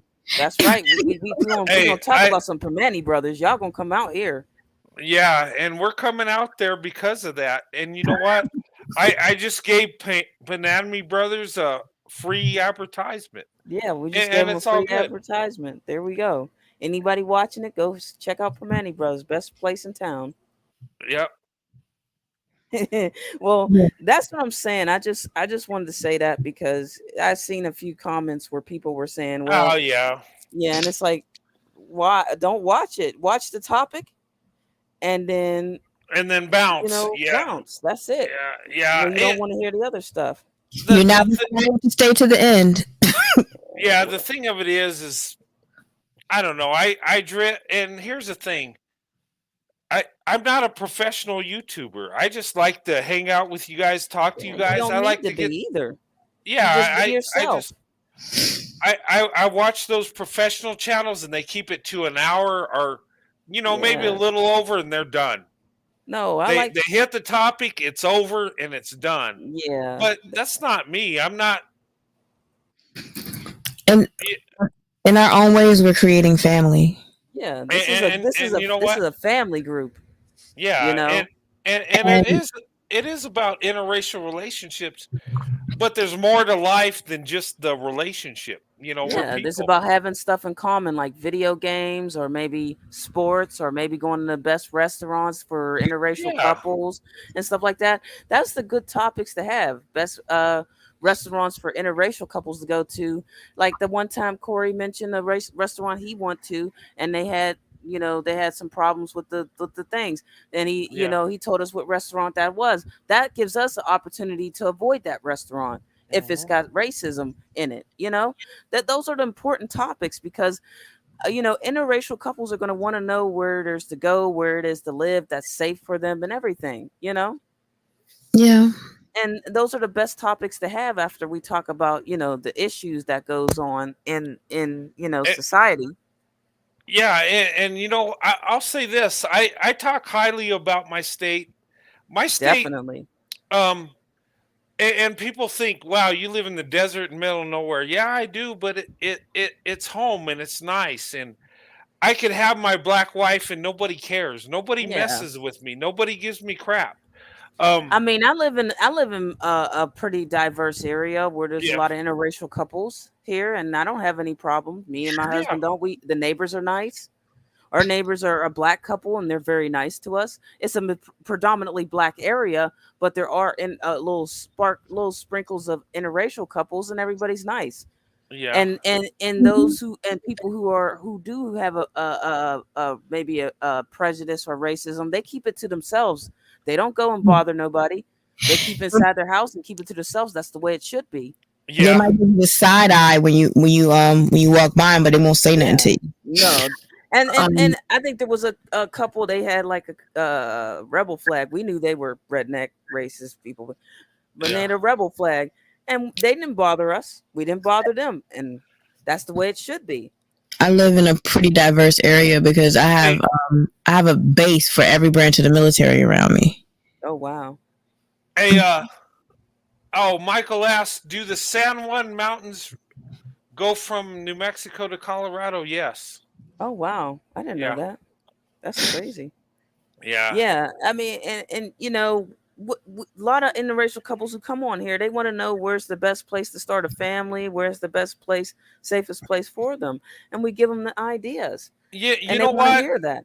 I would say New Mexico's a good place. Colorado's good for interracial relationships. Pittsburgh's pretty good depending on where you Um, live, though. I wouldn't live in Mount Lebanon, but I mean, in certain parts like the South Side, maybe, hey, or there's yeah, certain parts in you Pittsburgh you that know you can what? live that My ain't my racist. son-in-law, right? He told me this. He's from Missouri. He said, and he's a white guy married to my daughter. He says, you know what? He says, I love New Mexico, and he's trying to come back here because he was stationed here for a while. He says it's like New Mexico is the least racist place I've ever been. And this is a white guy married to my daughter. And my daughter's biracial, but you can tell she's got black features. And he deals a little bit with that racial thing. Yeah, Um, Hmm. but uh, yeah, I mean, my state's like that. People, they're pretty simple. They're laid back. We live a slower life, you might say, than the big cities. Um, yeah, I mean, all things considering, it's not as common in a lot of southern states, but for my state, it's not that bad, and it's just like you just have to pick where you live carefully. That's all. yeah. That's how Um, Pittsburgh is. You need to pick where you just yeah, carefully pick where you live. That's it. there's an interracial couple living across the street from me, and it's it's all good. Like p- back in the day, this was a predominantly black neighborhood, but now it's like it's becoming more integrated. But yeah, we don't like it's not a big huge thing, and unless there's nobody that's gonna come up to you and start yelling at you because you're dating somebody of the opposite race. And Because we have so many different cultures mixing around here. that's yeah, pretty much like where I'm living. Nobody bothers you unless you bother them. They mind yeah. their own business. Hey, somebody asked me, is everyone here in an interracial relationship? Not everybody. Not Mhm. So, yet. so some of these, some of Yeah. the ladies, or even the guys, want to be in one. They're watching because they're curious or want to know how they can be in an interracial relationship. A lot of us are in an interracial marriage or a Yeah. relationship, But I mean but not that's how everybody. neighborhoods should be. People should Yeah, really not judge anybody who's happy and in a happy relationship. And I think that's how it should be. And if you're racist or prejudiced, mind your business. Focus on you and your family.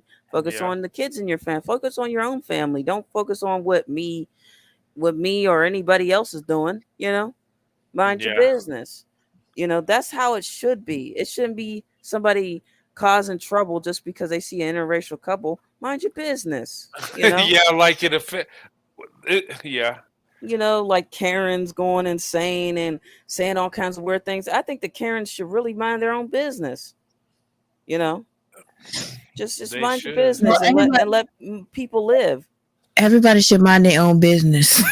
For real, everybody should mind their own business. Because sometimes you look at something, make an assumption, and be totally wrong. So Exactly. if you best off if you mind your own business, and if somebody invites you into their business, that's something different.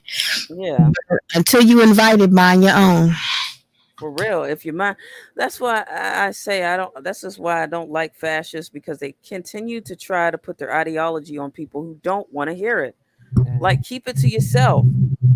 You know, we don't want to hear it. Leave us alone. Let us live our life in peace.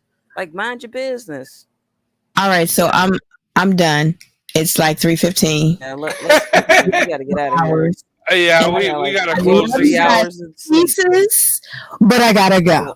Yeah, I know. I'm not getting up. My daughter's gonna be getting. She like, Yeah, Mom, we you need. still?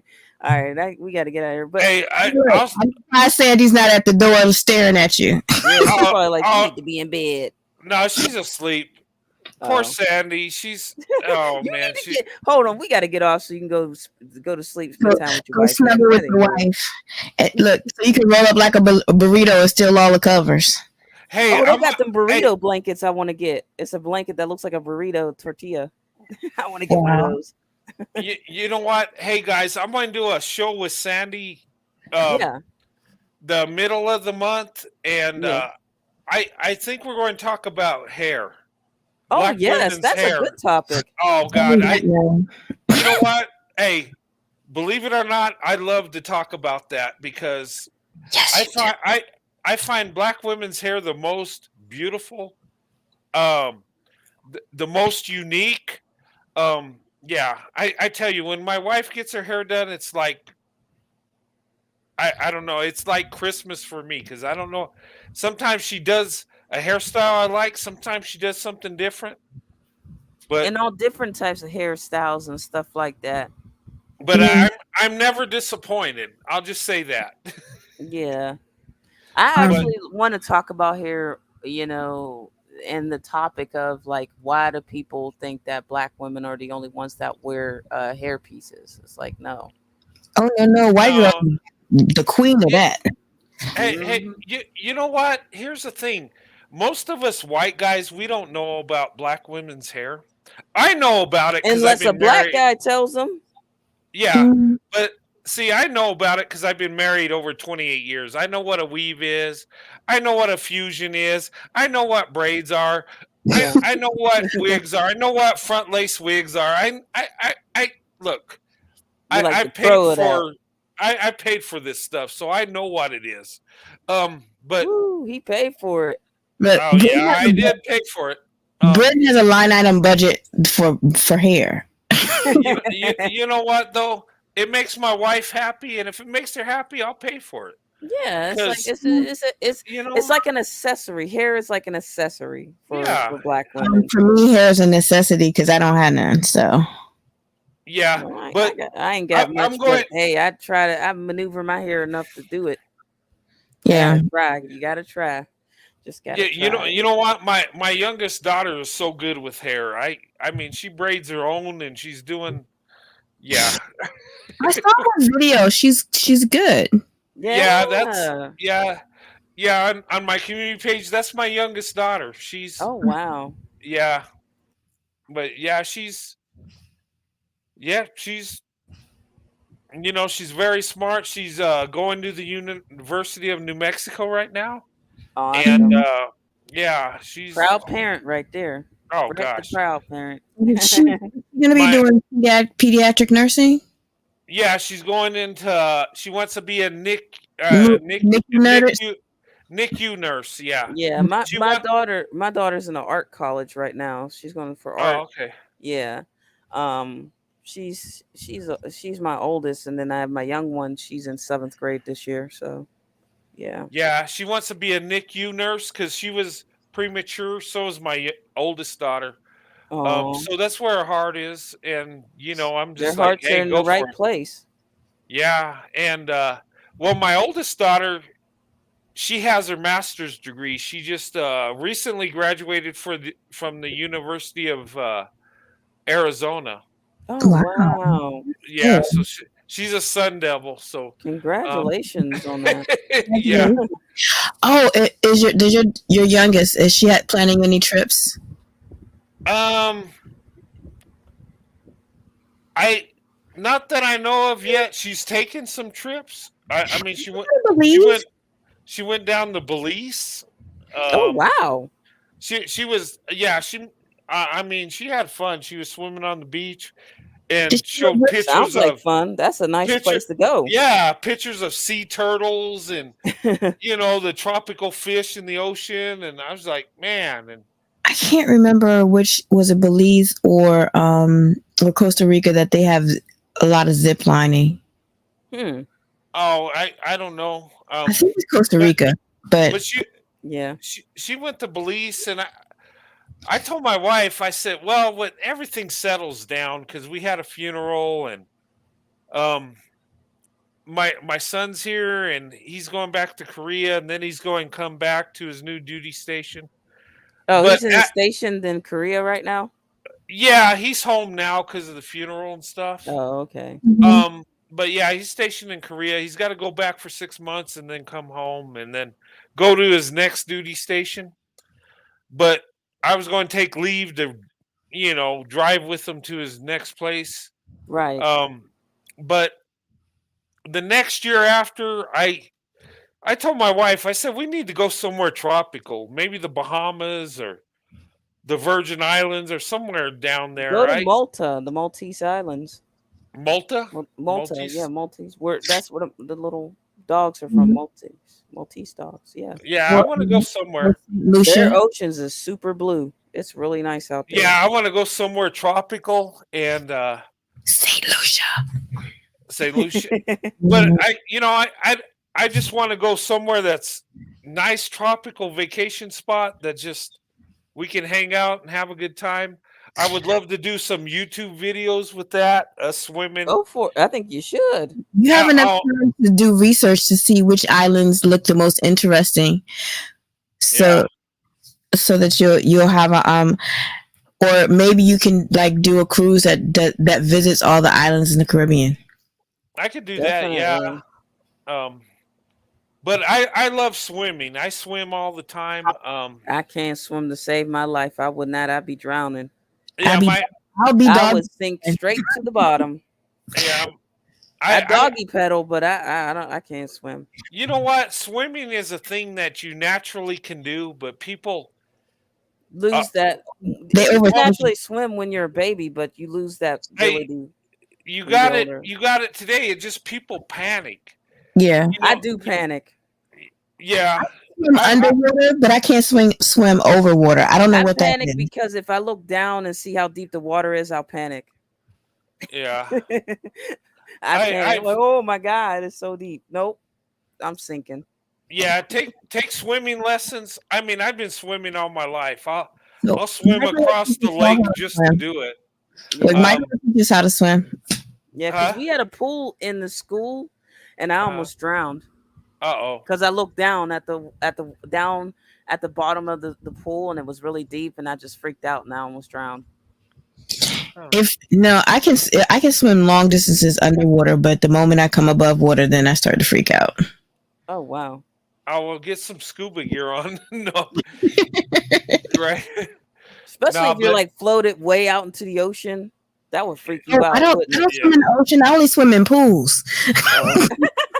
You would definitely freak out if you was out in the ocean. You start swimming deep and you are in the middle of the ocean. You're like, oh my God. Yeah, I can't do it. We keep veering off the path. I'm going to go ahead and get off. Y'all have a lovely evening. Get some rest. And I'll talk to y'all on Friday. All right. Good night, Greg. Okay. Good night, okay, y'all. Ladies. Thank you so much. What's on your mind? Thank you so much. Afro Angelique.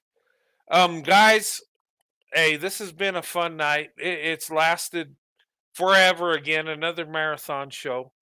But I enjoyed tonight. Like I said, when I do a show, the beginning is going to be the topic, and I'll talk about it in the live panel a little bit, and then we'll drift. And I try to get the topic out of the way because sometimes we just talk about many things, but it's fun. Had a good night, guys. I love you guys, and I'll see you Friday. I'll be back up Friday, and I don't even know what topic I'm going to talk about Friday. I'll just see what happens, and but I will talk about something. We'll have a good time. So I'll see you guys Friday night. Have a good night. God bless, and I'll see you Friday.